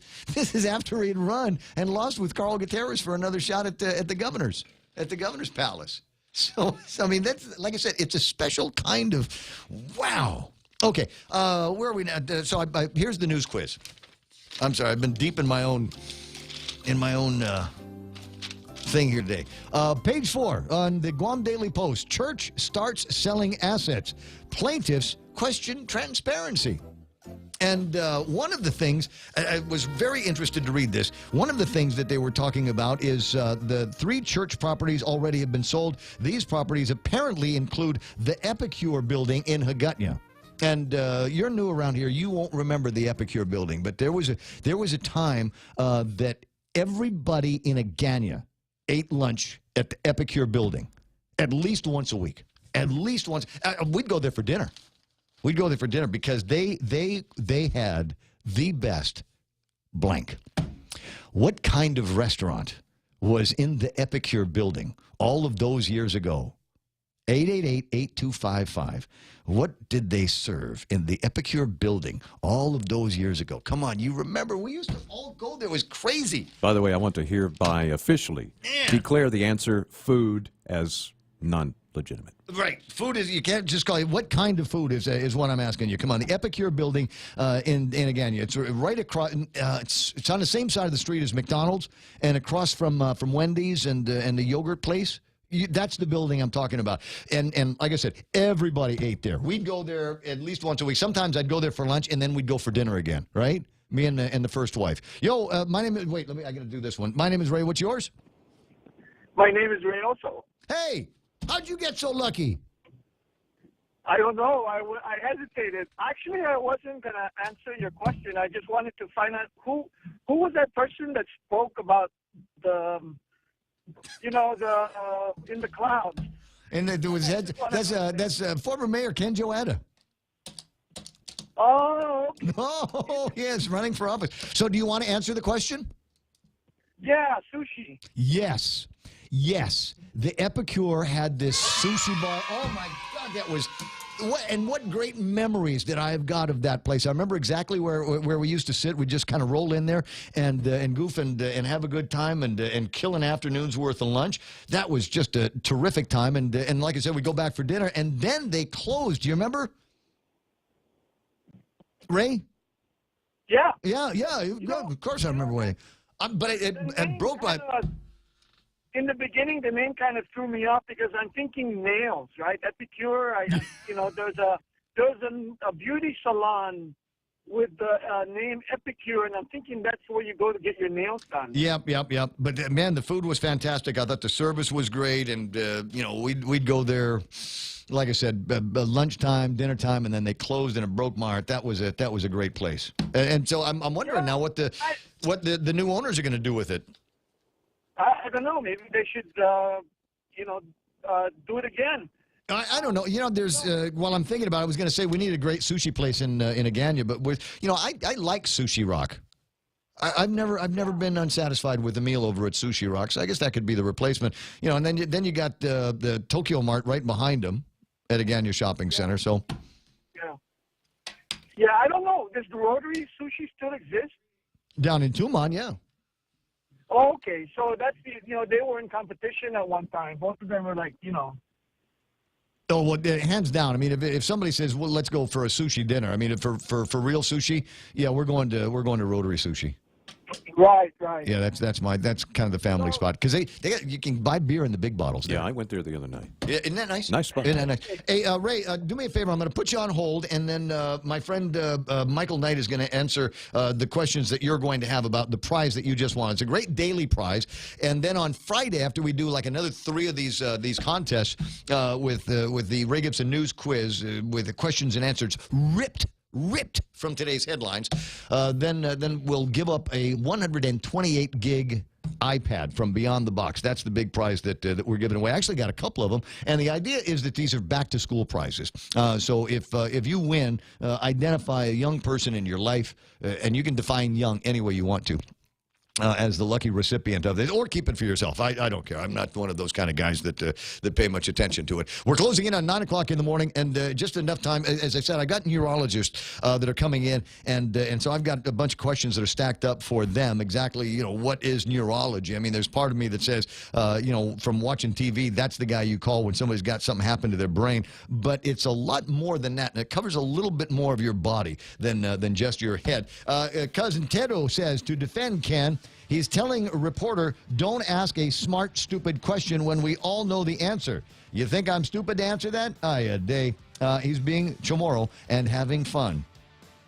Okay. I appreciate that thought as well. 888-8255. You got some thoughts about the neurologist or questions for him? Help me out with that. Otherwise, hit me up on Facebook Live or send me questions and maybe your answers at 888-8255. The WhatsApp number is 988-5874. That's 988-5874. Looking forward to hearing from you in any event.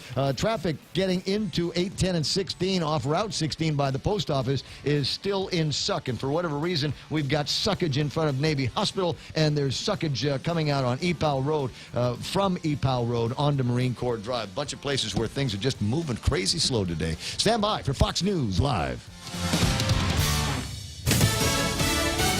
A shocking report. I'm Lisa Lacera, Fox News. A Pennsylvania grand jury finding on clergy sex abuse falls Cardinal Joseph Wuerl, the former longtime bishop of the Pittsburgh Archdiocese, over his handling of abusive priests, saying he approved transfers instead of removing them, oversaw inadequate investigations, and concealed information when priests were investigated by law enforcement. The 2-year investigation covers every diocese in Pennsylvania except Philadelphia and Altoona Johnstown. The report opens with a statement quoting, "We, the members of the grand jury, need you to hear this. There have been other reports about child sexual abuse within the Catholic Church, but never on this scale." It goes on to say more than 1,000 child victims were identified, but the real number might be in the thousands, mostly boys, some girls, quoting, "all of them raped in some way, all of them brushed aside." For example, one priest admitted assaulting at least a dozen young boys, and the bishop then wrote a letter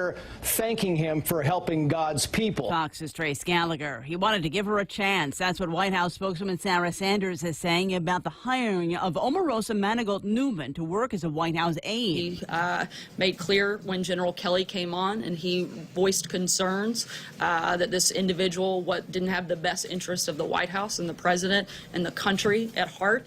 The president said, do what you can to get along, and if you can't, he gave him full authority to carry out the decision to let her go. Omarosa is now accusing the president of using racist language, the president firing back, calling her a lowlife and a dog on Twitter. Sanders says the remarks are not racist. She claims the president is just defending himself. The Pentagon saying Defense Secretary Jim Mattis's public affairs chief is being investigated after allegations she misused her authority and her staff for personal business. Fox News, fair and balanced. Grilled salmon, petite sirloin. Can't decide. What are you doing? Making my top 10 list of favorite dishes at Ruby Tuesday. You really need to get a hobby. But I can't decide. There's no way I can narrow down so many classic dishes to just 10. Then it's a good thing Ruby Tuesday did it for you. It's the all-time favorites menu at Ruby Tuesday Guam. We took our most popular dishes and put them on one great menu for only $14.99. Hickory pork chop, Parmesan shrimp pasta, prime loco moco. 10 top sellers at one great price. Pick your favorite for a limited time at Ruby Tuesday Guam. I've worked with everyone running for governor. I know what they've done and what they haven't. There have been so many missed opportunities to prevent the crises facing Guam. I know Lou would never have allowed GMH to go without resources. She would have closed the revenue loopholes so that the $8.1 billion military buildup generated additional revenue for Guam. She'll make sure our government lives within its means. I'm Carlotta Leon Guerrero, a Republican, and I'm voting for Lou and Josh. I'm Lou Leon Guerrero, and I approve this message. Paid for by the committee to elect Leon Guerrero Tenorio. Tony Sanford, Treasurer. The first court appearance for the white Florida man charged in the death of an unarmed black man in a stand your ground case. Michael Draka appeared via video link for his initial hearing and now has his bond set. Sir, you're charged with manslaughter with a firearm. The bond amount is $100,000. Draka shot Marquise McLaughlin at a convenience store after an apparent parking dispute. Draka was not charged at first by the Pinellas County Sheriff, citing the Florida law allowing use of force to defend oneself. The victim's girlfriend, Brittany Jacobs, says she still has yet to explain to McLaughlin's kids what's happened. A trial has not yet been scheduled. McLaughlin's family expects a lengthy process. Gernal Scott, Fox News. 3 people on Arkansas expanded Medicaid program suing to prevent the state from enforcing its new requirement that would drop coverage for them and thousands of others if they don't have a job. Arkansas was the first state to implement a Medicaid work requirement. Despite some hinting at hanging it up, Tom Brady says his NFL career is far from over. In his weekly appearance on WEEI Radio in Boston, New England Patriots quarterback Tom Brady says he's motivated to keep going in his NFL career. I certainly expect to be here next year and, hopefully beyond. It's like I said, I have goals to play for a long time. The 4-time Super Bowl MVP has said previously that he wants to play in the NFL until the age of 45. His current Patriots contract expires at the end of next year. The reigning NFL Most Valuable Player is set to make the start Thursday in preseason action against the Philadelphia Eagles in a rematch of Super Bowl 52. Matt Napolitano, Fox News. A New York judge ruling an aspiring actress can sue Harvey Weinstein for violating sex trafficking laws because the proverbial casting couch could be considered a commercial sex act. Katie and Noble brought the suit against Weinstein last fall. Weinstein denies any wrongdoing. Lisa Lacera, Fox News Radio.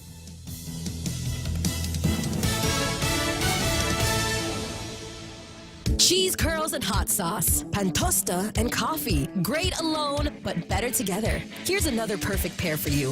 Docomo Pacific has created the Better Together bundle, combining 2 great services for one low price. Get unlimited local talk, text, and 20 gigs of data, plus unlimited home internet speed up to 20 megabits for $109 per month. You also get free installation and a Galaxy A8 Plus when you sign up today. Mobile plus online from Docomo Pacific. Better Together. Some conditions apply. Call 688-KRC store for details. Portions of the program are brought to you by the best restaurant in town, as evidenced by the number of people that eat there and the number of years they've been providing meals to everybody. That's King's Restaurant. Find them out in Harmon and Tamuning location, where they are getting ready for your luncheon for today, which is going to be pork sinigang. That's their Wednesday meal. They do a different lunch special every day. Tomorrow is meatloaf, and Friday is beef tinaktak. Or pick a pick 2 or pick 3 combo. Lunch is at King's. Half a day. This is Jerry Gutierrez. Many remember how committed Carl has been to helping our people during times of hardship, disaster, and financial crisis throughout his years of public service. For Carl, it has always been about people helping people.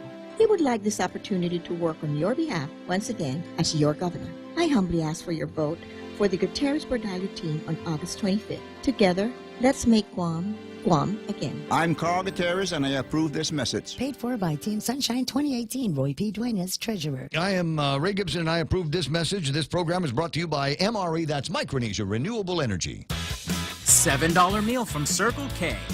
Get your choice of 2 Nathan's all-beef hot dogs or a half-pound Nathan's all-beef footlong, a big wrap bag of chips, and any size Polar Pop. That's a giant deal of a meal, all for only $7. Circle K. Take it easy. Don't wait another day and waste another dollar. You can start saving today. At Guahan Insurance Services, we are here to help protect your investment and save you money. We offer insurance advising for business, car, and home insurance. So come and visit us at our new office at Camacho Landmark Center at Marine Corps Drive in Tamuning, and let us show you that you can count on us for all your insurance needs. Call 475-1162. If you can dream uncommon design and unprecedented engineering, you define the 2018 Lexus. The boldly designed IS Sport Sedan's aggressive design stimulates the senses. Advanced paddle shifting puts the exhilarating performance of the IS Sport Sedan at your fingertips. With deep, luxurious seating, the ES350 offers an ultimate level of comfort, while cutting-edge engineering delivers a thrilling drive. Put yourself in a 2018 Lexus. Now with special incentives. At Atkins Kroll. The Coconut Wireless is back. The Ray Gibson Show. Any speaker, anytime. On demand at thepoint.gu. And on Facebook Live. We're doing it on Facebook. You know why? Because it's free. That's why. And one of a couple of things that I want your attention on Facebook Live today. Later on, and you should have done it already, but if you are not already following and liking and friending Guam Regional Medical City, I want you to do all of those things today. It's not like you're going to get a prize or something, and it's not like Camille's going to win the beauty pageant if you do. Because that's the other thing that's going on. We're team, I'm sorry. Yeah, is it Team Camille? Think so. Anyway, so go to Guam Regional Medical City on Facebook, like them, follow them, and then later on you'll get a note that says that that they are online with a live Facebook live feed of their forum of the gubernatorial candidates here today. So that's going to be taking place between 3 and 5. A lot of questions, naturally talking about health care in general, health with Guam Regional Medical City in particular, systems of care, and that kind of thing. I'm delighted now because we got this portion of the program. You have medical friends and healthy friends with GRMC, and what we're looking for is opportunities to talk to some of the great specialists that they have at GRMC. It's not just, it's not a hospital. You go to a hospital when you've got an emergency or something like that, but maybe you've got problems with your feet, and they got a good foot guy, and maybe you've got problems with your heart, and they've got a guy that will go in and figure out how to clean that out and stick stents in it, and they've got equipment in there that you can launch satellites with at Guam Regional Medical City. And I'm delighted because the folks that I get to interview this morning, and there's 3 of them on this team, they're neuro guys. Is that fair? Is that fair enough? So let me go down the line. I think we got all the microphones that are hot in the studio that need to be hot, and we'll begin to introduce them. I have Dr. Kwasi Yame, who is a neurosurgeon. Good morning. Good morning. And the most dapper-dressed guy here in the studio. He's also joined by Dr. Scott Shea, and I had the pleasure of interviewing Dr. Shea a couple of years ago at a previous location, and I recalled that we had a great time in that conversation. That we did. And I'm glad that you're back here. And Dr. Justin Hale, who is a neurologist and sleep specialist, is with me in the studio as well. Good to have you here. Good morning, Ray. I'm going to start with you because we're morning guys here at the radio station, and our sleep is necessarily disrupted because we've got to wake up. He wakes up about 3. I'm up off the couch at about 4 o'clock in the morning, and that begins my process, and I take a nap. And I've recently begun wearing a watch that keeps track of my time. And so here's the question. It breaks it down between awake, light sleep, and deep sleep. Yeah. What are the distinctions? I mean, I know what awake means, but tell me about light sleep and deep sleep, and how much should I get?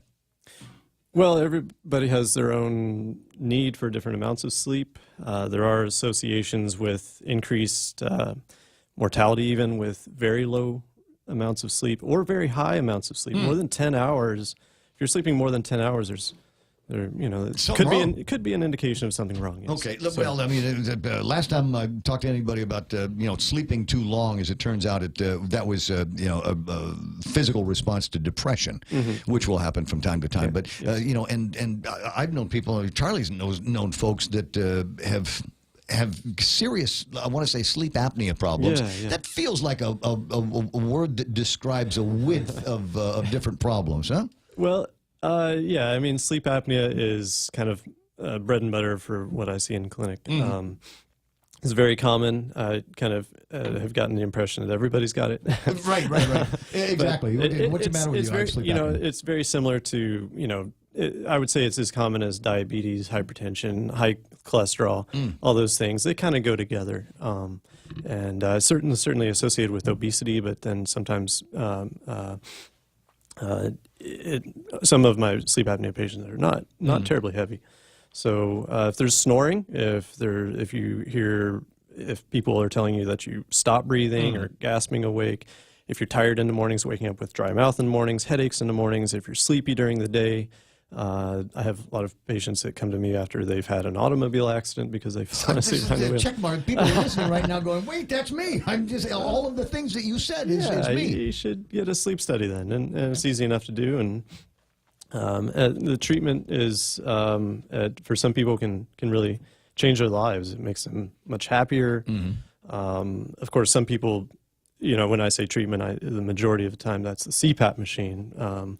The mask that you wear over your nose. Oh, I see. Okay. But, 50% of people love it, wear it every night. The other 50% of people don't care for it. Because it's a thing on your face while you're trying to sleep. But for some people, that's really the thing that helps them. And if for those people who are struggling, for that 50% of people who struggle with the machine, that's why I'm here to kind of help them along. Can you take pills? Is there a place in the head that you can hit with a hammer that'll help cure it?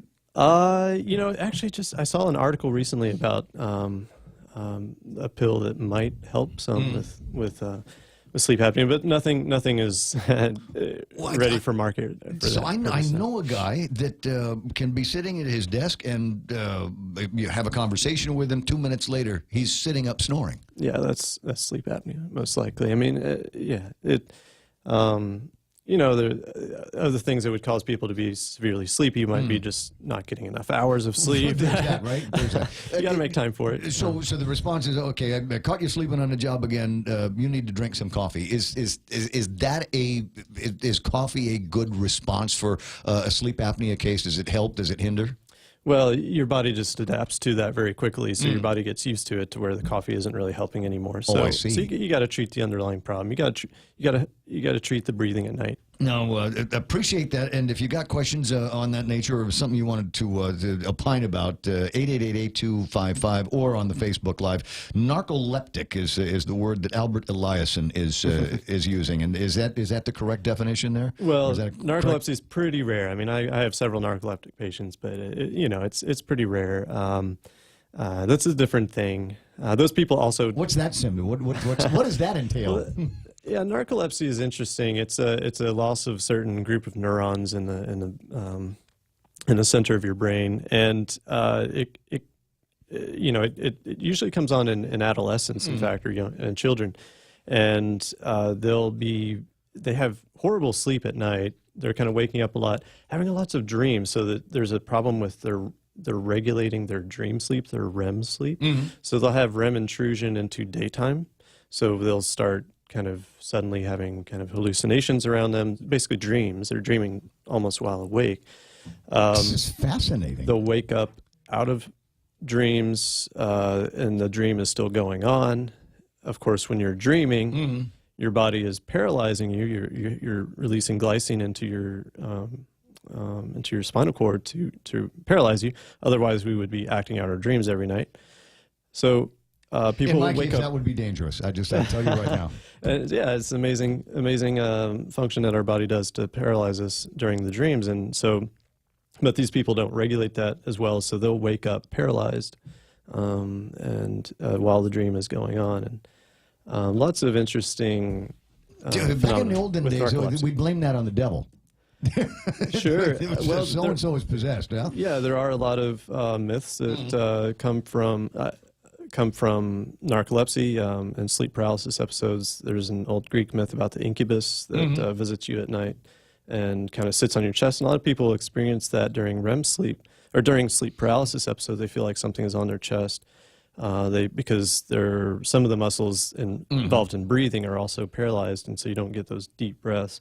People feel kind of smothered. It's a fascinating conversation already. I want to spend a couple of minutes talking about lucid dreaming, but before I do that, I wanted to jump into something. Is there such a thing as sleepwalking? A friend of mine had posted a security picture of her walking around the house in the middle of the night, but she doesn't have any recollection of her walking around the house in the middle of the night. Yes, sleepwalking definitely exists. And kids do it a lot. I mean, I was a sleepover when I was a kid, and one of my friends got up and started walking around, and I was like, what's going on? Yeah, so sleepwalking happens. Sometimes medications Ambien is a bit famous for that.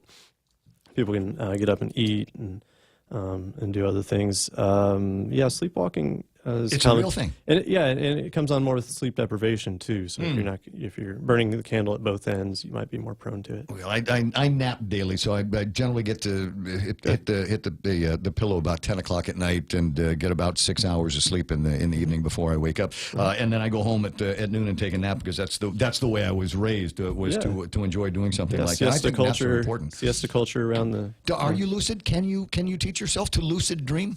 You can. There's a guy at Stanford who does a lot of lucid dreaming research, and I actually bought the book, but I never did. I never got into it. I was like, I sleep really well. I don't want to mess up my sleep by doing this lucid dreaming thing. But yeah, people. In fact, some of my narcoleptic patients will lucid dream. Basically, lucid dreaming is the ability to know that you are dreaming. So you're in a dream, but you know that you're dreaming.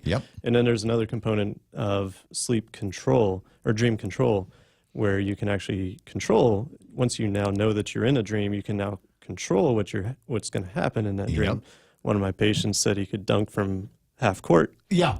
Well, Yeah, I attempt to it, and when I do, what normally I'm trying to get to is for Beyonce to whisper in my ear, "Your wife said it's okay." That's what I'm trying to take my lucid dreaming to. And another question, I got two other doctors here, and I'll get around to them in a couple of minutes. How about acute insomnia, going in the opposite direction? People that are falling asleep on the job, and the dangers of that kind of thing. What about folks that are in the opposite end and just are unable to sleep at regular times? Yeah, so insomnia, I mean, there are just a slew of things that could cause insomnia. So, insomnia just means you don't sleep well. So you said acute insomnia. Acute insomnia might be like acute just means anything that's new. So if you just suddenly develop insomnia now, that would be what it would. No, I think they're using acute in terms of the severity of it. I just can't go to sleep until until after midnight, and you sleep real light. Yeah. Wake up at 3 o'clock in the morning, can't go back to bed. That kind of thing. Well, I would just say, going back to the sleep apnea. Sleep apnea can also, not only does it cause daytime sleepiness, but it actually does fragment your sleep. It wakes you up a lot.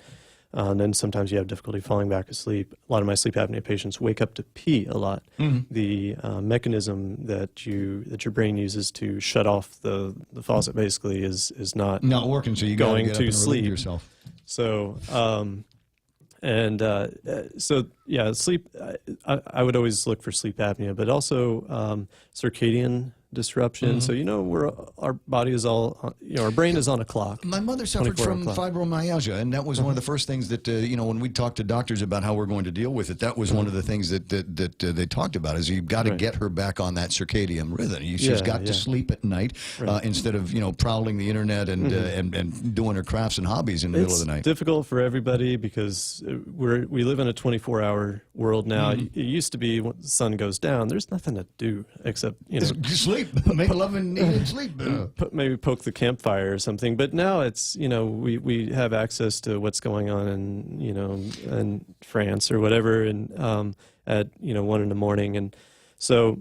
Do you take your cell phone into the bedroom with you? I don't. There's no electronic media in our bedroom. Yeah, or the kids.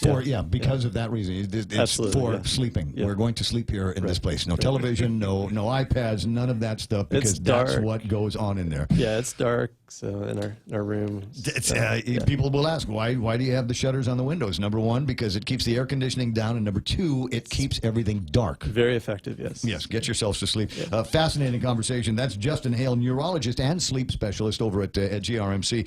And looking at the time now, 9:21 in the morning. I'm going to move over in another direction here and speak to a neurointerventional radiologist, Dr. Scott Shea. And radiologist, I'm assuming that there is some investigation of my internal parts using some GWiz technology.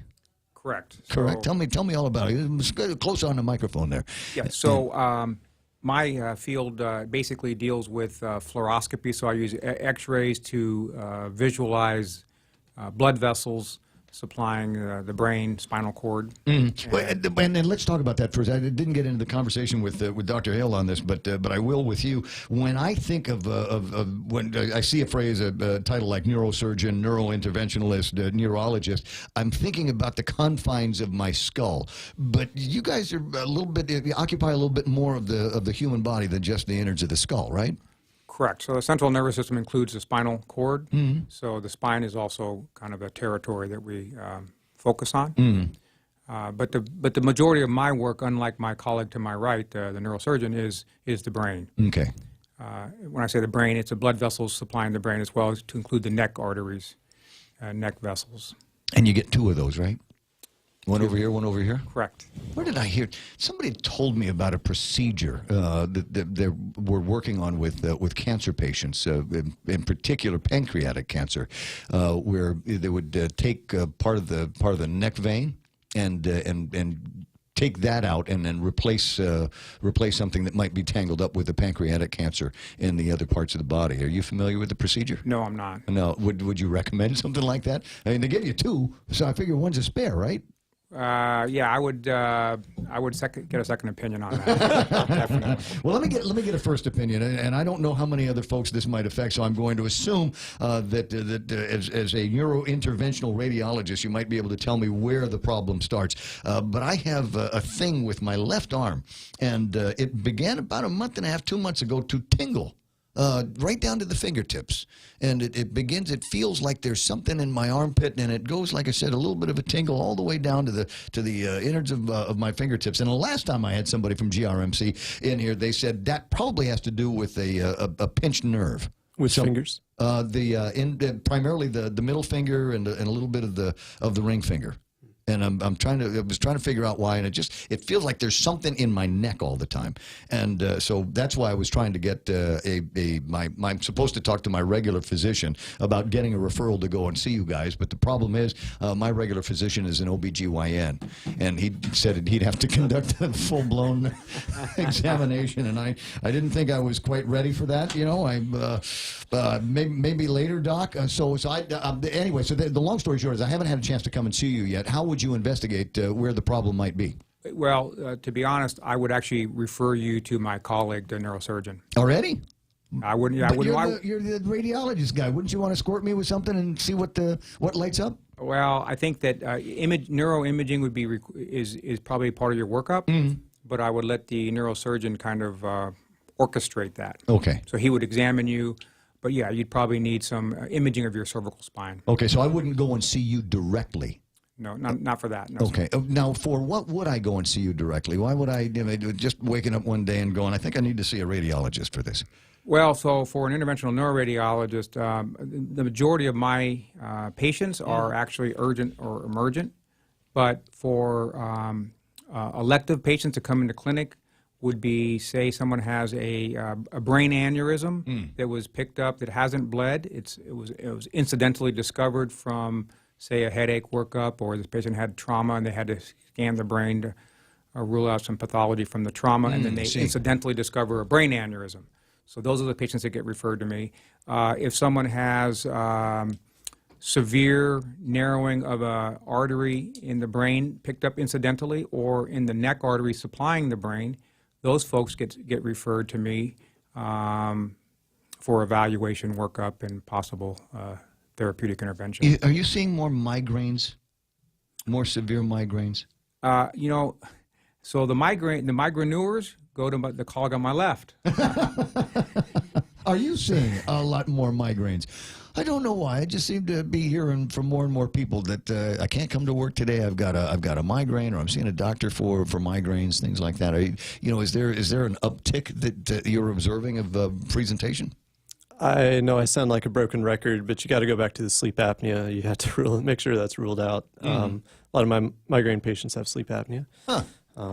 But there could be other sleep problems as well if they're not getting enough sleep. In fact, good message for the adolescents and I've had kids coming in at 5 years old with headaches, and find out that they're going to bed at midnight, 1 o'clock, and they're up on the phones. Yeah. And my 13-year-old daughter. Yes. They're not sleeping, and I've cured a lot of pediatric adolescent migraines by just having them put the phone down and getting good sleep. Excellent advice there. Excellent advice. 888-8255, Facebook Live, and questions and commentary about this excellent neuro team that we've got here. So let me go to Dr. Kwasi Yame, the neurosurgeon. And as I said, maybe the most dapper guy that we've got in the studio this morning. You wear that to work all the time? Yes, sir. Does he win the Best Dressed Award over at GRMC? Nothing, absolutely nothing wrong with that. I kind of like that. I'm a Zara guy too. Digging the clothes that you're wearing. Just kind of maybe rocking a neurosurgeon motif, right? Because I think on all the television shows, the neurosurgeon is the rock star of the show. Is that necessarily the case with you? In this case, I'm the more humble, guy in the background. These two really are the stars of the show. I kind of come in, later on, so I'm not the rock star of the show. I'm more like the the guy in the background. Somebody's got to be Top Gun, though. I mean, it's hard enough to become a doctor, and then to specialize as something as compact and I'd say difficult to get to as the brain, and maybe the least understood organ in our body, isn't it? It is a complicated organ. It controls a lot, but I think it takes a cool-headed individual that has humility, and I think that's why I sort of, I'm in the background. I'm not in the forefront because you need to have a lot of self-restraint. Right. No, so these guys will take in patients, and somebody will take a look at what's happening biologically, operationally with the brain, and then pass it along to you and say, here's the course of treatment we recommend, or do you work together with them to typically determine we work in conjunction. We're a collaborative team, and so Dr. Hale might see a patient that presents with neurological symptoms, for example, tingling in your fingertips, yes, or pain in your neck. Yes. He would then do the necessary workup with a CAT scan or an MRI of the cervical spine. He would see a problem there and then refer the patient to me for further management and treatment. He might also see a patient that has a stroke. So I get this feeling while I'm talking to him, he's looking at me trying to decide where he's going to cut me. How do you reach into that? I'm sorry. We like to do conservative management first before we even get to the surgery. I believe in less surgery, more benefit. Yes. But he might see a patient that has a stroke, which is lack of blood flow to the brain. And he may attempt an intervention. And if he's not able to do the intervention for some anatomical reason, he may consult me for my expertise in the surgical arts. And so typically I am the end of the line as far as my expertise. So, and again, my only understanding comes from watching television shows and movies, and usually we call in the neurosurgeon after some dramatic, spectacular accident involving a injury to the head, and you've got to go in there and slice things apart and save the day by releasing pressure or putting pressure on something, and so we get this idea that this is something that happens almost on an urgent basis. But what you're talking about are things that may take months to present and some time to diagnose and take some preliminary treatments on. So I mean, there's the right now path into neurosurgery, and then there's one that goes a little bit longer. Which ones do you see more of? I see more of the chronic one where the patient has undergone treatment with pain medication, physical therapy, injections using radiology. So that's his specialty. He'll do injections. And if that fails, at that point, I'm consulted to offer a surgical treatment. And then there's the other avenue where it's something that is emergent. It needs to be done right away. And so my phone goes in the bedroom at all times. You got to sleep with your phone. I need to be contacted. And so my phone is always on the highest volume. Now, if something like that happens, I mean, do you automatically call these guys in? I mean, is that part of the process, or can you act absent, somebody that is a little bit more clinical and go in and figure out what's going on, just based on what you're seeing on the bed? My training is 7 years long after medical school. And so I have both a clinical training and a surgical training background. And so I'm able to act independently because you need to make quick decisions on some of these emergent cases. And so if a patient is not doing very well, I will go in and basically act surgically to treat the problem. So a patient comes in with a bleed in the brain, I will go in, do surgery to remove the bleed so that they can have return of function.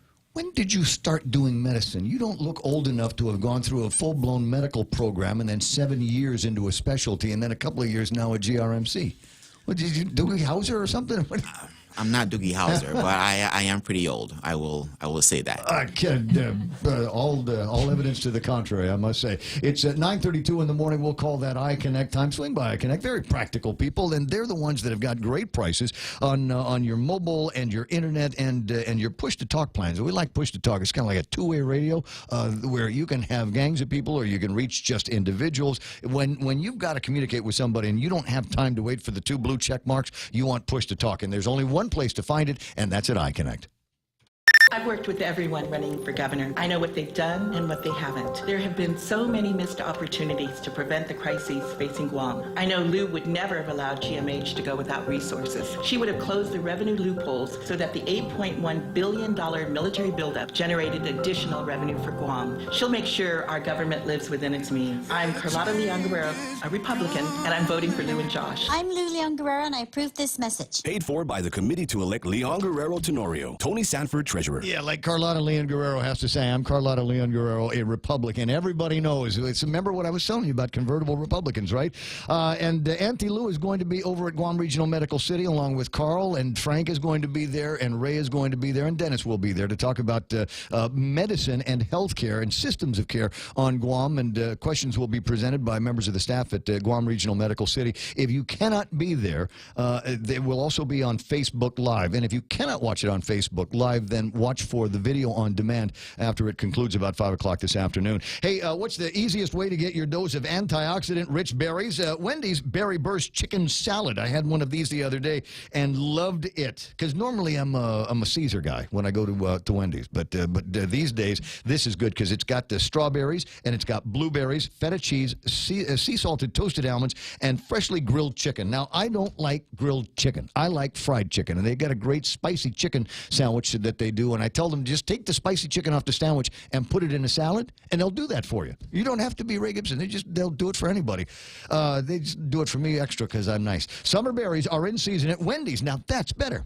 Join Kathy and her team at Furniture Kathy Style for their grand opening this week. Their store is packed with fabulous furniture from brand names like Ashley, Klausner, Violino Leathers, and more, with prices that would blow your mind. Huge discounts throughout the store, such as their 4-piece bedroom set from Holland House, starting at $5.99. If you're looking for quality, style, and affordable furniture, come into Furniture Kathy Style in Hagåtña, open every day from 10 a.m. to 6 p.m. Portions of the program brought to you by APL. That's short for American President Lines. They are shipping the future.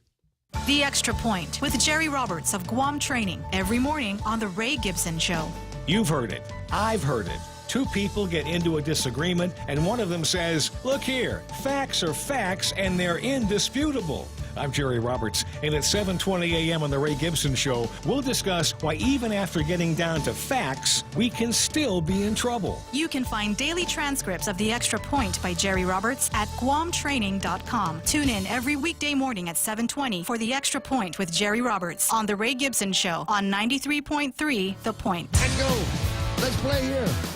9:35, and I like the opportunity when we got doctors in the studio. I like the opportunity to sound like I know what I'm talking about because I watch a lot of TV shows and movies with doctors and scrubs and all of that. Is there a favorite? I might have asked Dr. Shea this question the first time I interviewed you. Is there a favorite medical television show or movie that you can't get enough of? That you go, yeah, that's me. That's totally me. I don't watch much TV, and so I have to decline that. Same here. Don't watch much TV. What is this? Come on. Okay. Dr. Hanley? I'm sorry. I have no time. We work for a living. We got one. All right. So one of these days, right? We just get together and we'll binge season 1 of Scrubs. Can we do? These are you guys probably don't even know that's a comedy. Crazy. Anyway, 9:36 in the morning. Guam Regional Medical City and the incredible neuro team that is with us now. And there is at least one candidate for senator who used the word holistic, and we've played that audio several times here this morning. And as I'm thinking about some of the things that we're talking about, sleep apnea and not being able to sleep at night, all of those things. And some people say that that's one of those areas where a neurosurgeon would go in and maybe tweak something in the brain as a result of that. But there are other holistic paths that you can go down to provide some kind of relief to that. And maybe a little bit more time on the treatment that you would have people pursue to attack some of these problems before I need to go under the knife. Sure. I mean, I think as doctors, we're always trying to look at a holistic treatment. We don't, problems are usually not simple. Prevention is key. So I think healthy lifestyle will keep you away from people like the three of us. And stay in well-lit places, right? Yeah, exactly. Well, yeah, exercise, daily exercise. I mean, 20 minutes a day of exercise has been shown to be preventive for stroke. You don't have to be running marathons. And, eating your fruits and veggies, not too many carbs, staying away from the sweets, and, plant-based diet. And then good sleep. I mean, that's suddenly quite aware of my posture. The sleep is 1/3 of your hours. So that's important. So I knew there was going to be something in there about diet and exercise, and because it's me, what about alcohol? What are your suggestions about beers and wines and things like that? Alcohol for at least for stroke, there may be some benefit to it. We think that moderate amounts of alcohol, that means 1 drink per day for a woman, 2 for a man, probably have some protective properties for ischemic stroke, meaning the clogged pipes type of stroke. It may increase your risk of having hemorrhagic stroke, meaning the burst pipe type of stroke. That's the one that'll take you out like that? Well, either one can take you out. Both of them are, I would say, equally as serious. But the bleeding type strokes, it may increase the risk of that. Of course, high amounts of alcohol intake, binge drinking, alcoholism, those have just a lot of deleterious effects on your health. And, these people fall down, get head bleeds, and then they have to see Dr. Nyame to, put a hole in the skull. I'm simplifying your work, but, to drain the blood. Yeah. So yeah, alcohol is a double-edged sword. I'm thinking about, and I don't know why I'm stuck on this, but I'm thinking about stress as well. I mean, there are things that are going on mentally that could manifest physically. Sure. Chronic stress is linked to metabolic syndrome, basically diabetes, high blood pressure, cholesterol, obesity. So if you're chronically stressed, chronically sleep deprived, you have chronic family issues, chronic financial issues. These are associated with chronic disease. What about sport injuries? You see a lot of those? Not a whole lot.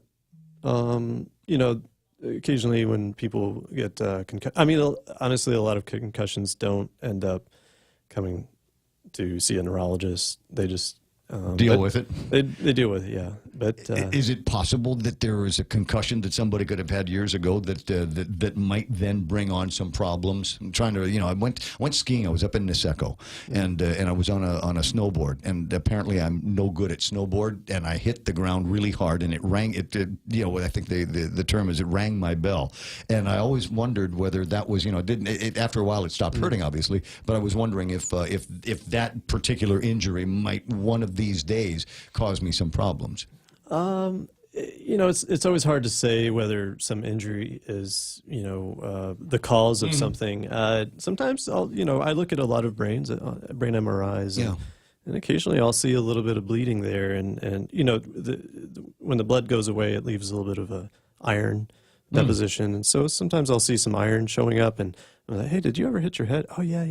Car accident or skiing in the second. Right. Hit the tree. And sometimes those things could cause maybe a seizure years down the road. But well, yeah, because I think about guys in the National Football League over the years, and they take the hit, but they still play and they still collect the $1 billion paychecks, and then at the end, when it's retirement time, all of a sudden they start to have these neurological issues that we presume comes from years of getting your head knocked in and bashed in while you're playing football. And but then those are when the problems start. It's like as they're playing, it's not an issue, but once they retire and get off the field, then they start to experience some of the problems. Yeah, and that's so that's a little different than concussion. And I mean, if you get enough concussions, it might trigger this kind of neurodegenerative disorder, very similar to Alzheimer's. That's called chronic traumatic encephalopathy.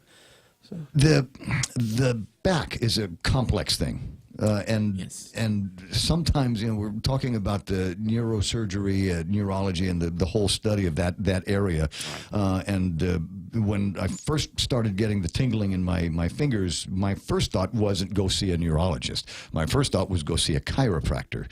And so, can you tell me, gentlemen, about your thoughts about dealing with chiropractors or maybe homeopathic medicines or treatment styles? What do you guys think of that?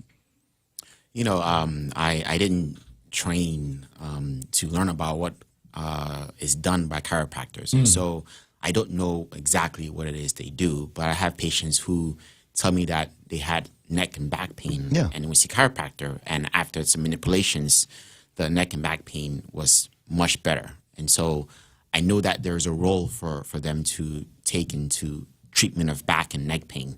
And that's more the conservative management, which includes physical therapy, which includes rest, which includes pain medication.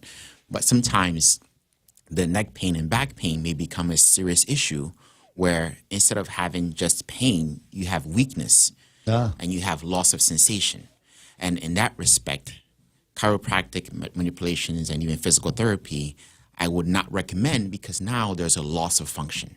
And we need to do the necessary imaging to figure out why there's loss of function, which may require surgical intervention. And so as a board-certified neurosurgeon, what I do is I take care of hand symptoms. So I could do carpal tunnel surgery, I do neck, I also do back, and then I do the brain.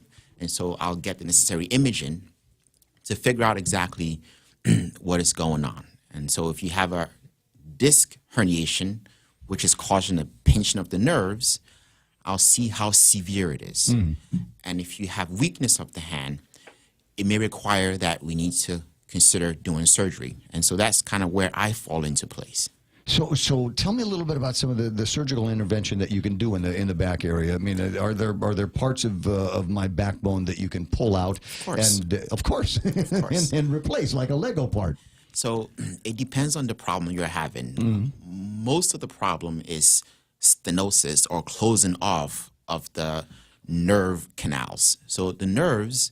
I have a friend whose ears just perked up because she's got stenosis. So let's spend some time on that. Sure. So stenosis comes into two flavors.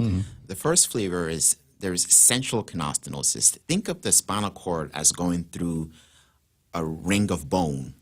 And so if that ring gets closed off by either a disc herniation or bony overgrowth, it pinches that big spinal cord in the middle. What I can do as a neurosurgeon is I can go in and remove that bone that's overgrown or that disc that's herniated or pushing towards the spinal cord. And I can do that from the front by going through the neck very safely, or from the back by going through the back of the neck very safely.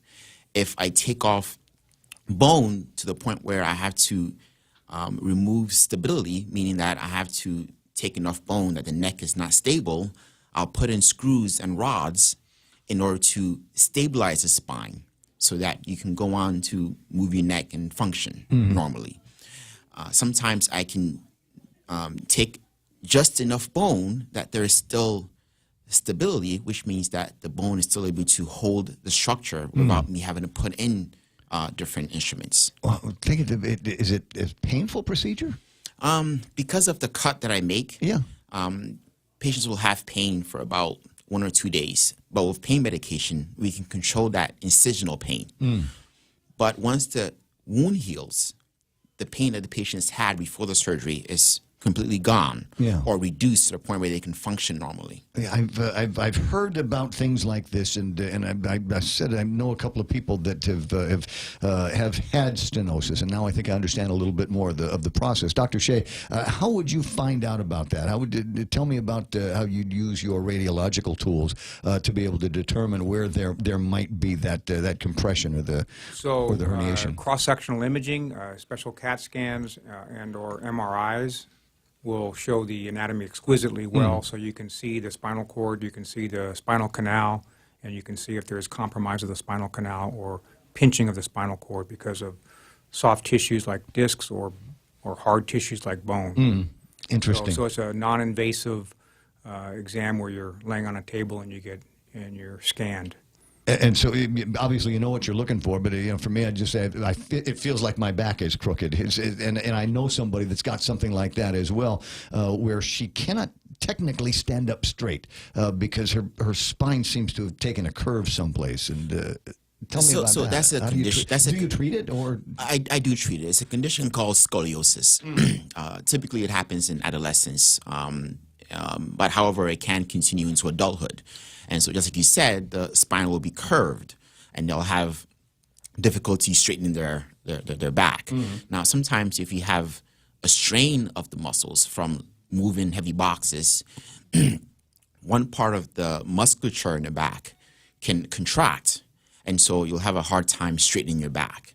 And so you have to be careful to rule out a problem with sorry, as I said, I've got to adjust myself because I realized that I'm slouching in the chair. Bad posture can also have difficulty with straightening of the back. And so you have to be careful to evaluate with x-rays and CT scans to make sure that the problem is not because of bad posture or a strain on one side of the muscle versus a curvature of the actual spine. And then if there's a curvature of the spine, if it's severe, we can go in, remove certain parts of the spine, put screws and rods up and down the spine, and then curve the rod in such a way that it straightens the spine. Now, that's a very long and very complicated surgery, but it is something that can be done. Sounds like molding a tree to grow in a certain fashion. That's what you're doing. You're typically breaking the spine and then reforming it into a more straighter curvature as opposed to the bent curvature there is.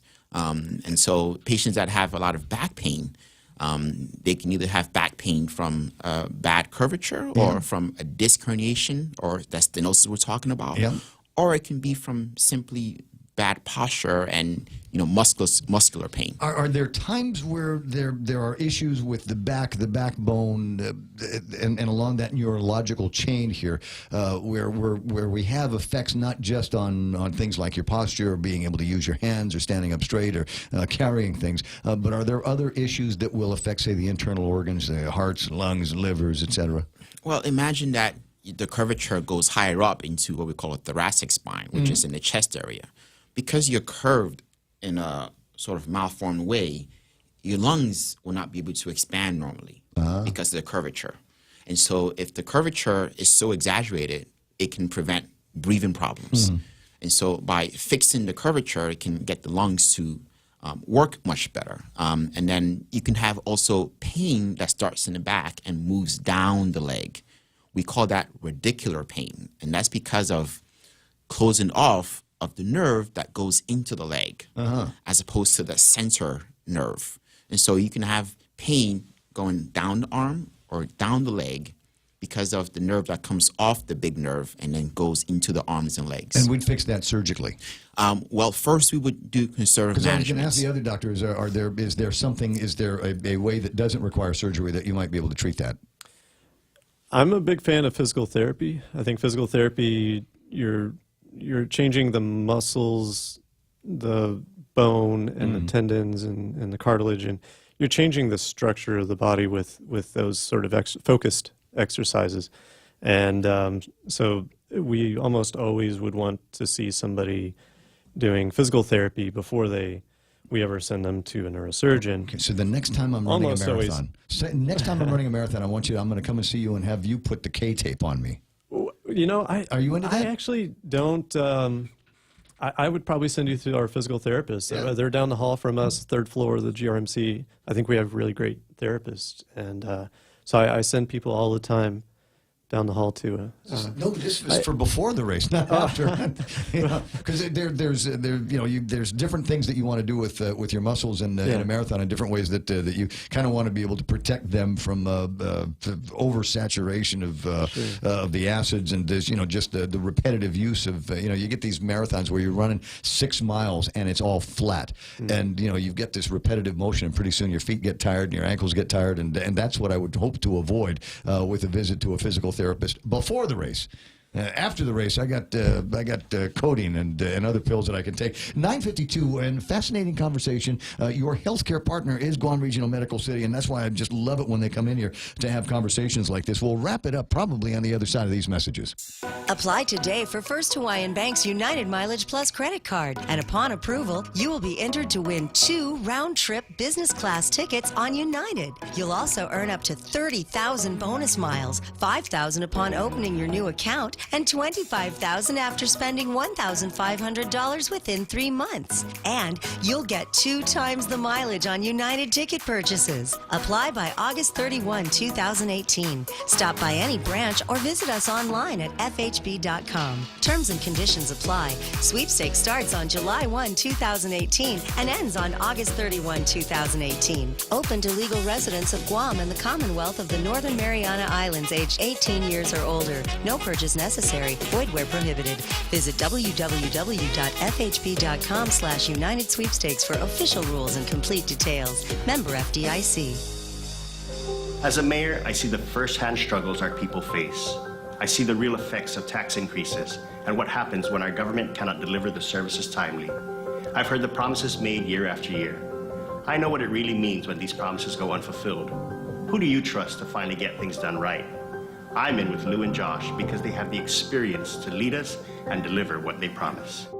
I'm Lou Leon Guerrero, and I approve this message. Paid for by the committee to elect Leon Guerrero Tenorio. Tony Sanford, Treasurer. Are you paying too much for power? Do you want to reduce your energy costs and save some money? Then call Micronesia Renewable Energy and get a solar energy system installed on your roof. Whether it's ownership or a zero money down program, there's never been a better time to go solar. Sign up in August and MRE will pay 1 month of your power bill so you can save even more money. Not a homeowner? No problem. Refer homeowners to MRE and get paid $400 cash. It pays to be an MRE customer. Conditions apply. Call 632-2613 for details. MRE, the smarter choice.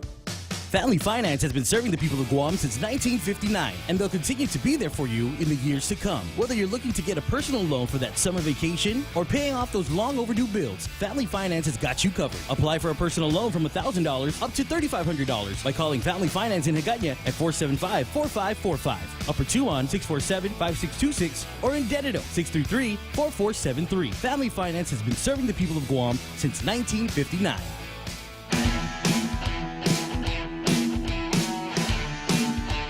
955 888 Facebook Live. A quick question on genetics and the roles that genetics can play in some of that narrowing of the backbones. What do you think, Doc? Yes, genetics definitely has a role to play, especially in patients that have what we call Down syndrome. You know, they have a certain genetic defect that makes the ligaments, which are the cables that holds the bones together, very loose and lax, and so those patients are at high risk for having stenosis. But for the most part, some patients that have stenosis are what we call developmental. I mean, in that case, they develop it over the years as we use our bodies. Right. You know, think about it. Human beings have been walking on 4 legs for a long time. Only recently have we just started walking on 2 legs. And so we're just starting to learn how to do that without having difficulty. And so a lot of these back pains and these neck pains are, you know, growing pains of evolving. Just that change in the evolution. I think so. That's fascinating stuff here. The whole conversation has been fascinating, and I have unfortunately, like many people, have lost members of the family to stroke, and so there's conversations about how to deal with stroke, how to deal with something after it's happened. And I'm told, Dr. Shea, that you have a unique skill, unique in that there is nobody else here on Guam. In fact, we're talking about a bunch of unique. Dr. Yame is the only board-certified neurosurgeon on Guam, according to my paperwork. And you've got the skill and ability, Dr. Shea, to be able to, with wires, go inside the brain and get the strokey parts out. Yes, so there's 2 types of strokes, but the strokes that we're talking about, you're bringing up, is the ischemic stroke, where you have a blockage of the blood vessels, the arteries going to the brain.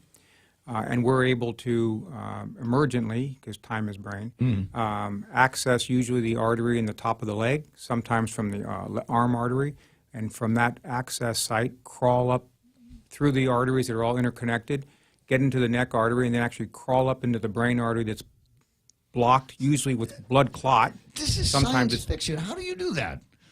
Well, we use X-ray vision to kind of guide our guide wire, our little wire, and then over the wire we kind of shimmy a hollow tube called a catheter. Right. And then we can get the catheter right where the clot is, and with some devices we can actually remove the clot, restore flow in the blood vessel, reperfuse the brain that's been denied blood, which supplies the oxygen and the glucose to keep the cells alive. How do you steer it? I mean, at some point, I mean, you come in through the femoral artery down here, right? And you get, it's a long way up to the brain, isn't it? And I'm sure there's some places where it might take a wire. Correct. I mean, there are out. branch points. You have to know your anatomy, but you can actually crawl from the top of the leg artery into the brain artery in a matter of several minutes. It's quick. Yeah, and then so once you're inside, to describe that procedure again. You said it, and but I'm still fascinated with the idea of a wire. So if we can get the wire, then we can get a catheter, a hollow tube to the blocked vessel, and then through the hollow tube we can deliver a device that will allow us to remove the clot and restore flow.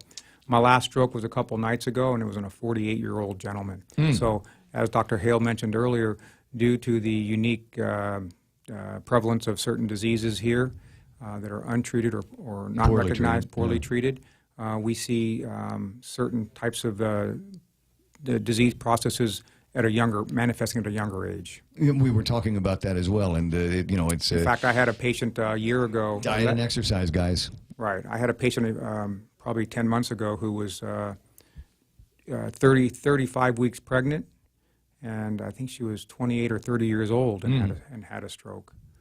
So strokes can occur at any age. They typically thought they're older folks, but they can occur much younger. And one of these days we'll get into the conversation about certain things that happen to older folks, Alzheimer's and things like that might be associated, and what we're learning about that today.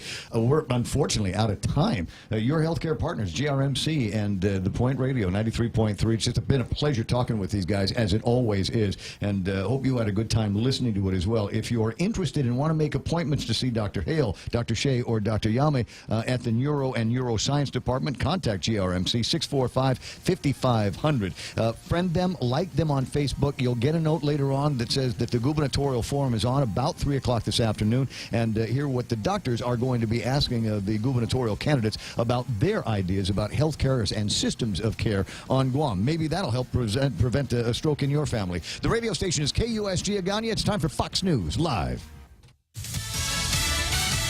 The defense rests. I'm Lisa Lacera, Fox News. The final phase of the corruption trial against President Trump's former campaign manager gets underway tomorrow after his defense called no witnesses. Paul Manafort chose not to testify. His lead attorney, Kevin Downing, made a brief statement to reporters. We live in the United States of America, and you're presumed innocent until proven guilty. We believe the government cannot meet that burden. We are very confident. In the ninth floor courtroom, Judge T.S. Ellis reminded the jury that Manafort, who faces bank and tax fraud charges with a maximum sentence of 305 years, is under no obligation to mount a defense. Closing arguments will begin Wednesday morning, with the judge directing the prosecution and defense to take no more than 2 hours each. The judge has allotted 90 minutes for his separate jury instructions. Fox's Catherine Herridge outside the courthouse in Alexandria, Virginia. The White House on the defensive after former aide Omarosa Manigault Newman accused President Trump of making racist comments. I think the greatest concern we have is the lack of integrity that this individual has shown. White House Press Secretary Sarah Sanders, who says President Trump's tweets calling Omarosa a dog and a lowlife are not racist. The Trump's campaign has filed an arbitration claim against her, arguing that Omarosa violated a non-disclosure agreement she signed when she joined the campaign.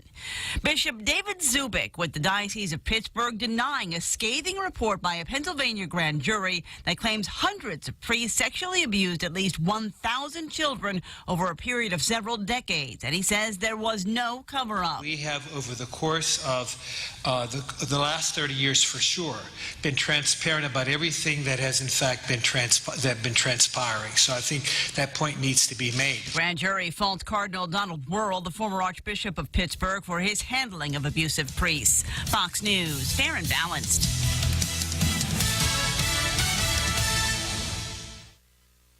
Unexpected reactions to smart financial decisions, brought to you by feedthepig.org. Well, I finally did it. My student loan is totally paid off. I can't believe it. I can't believe it either. I paid more than the minimum each month, and soon enough, it was gone. So you're just giving up? Giving up on what? The life of luxury.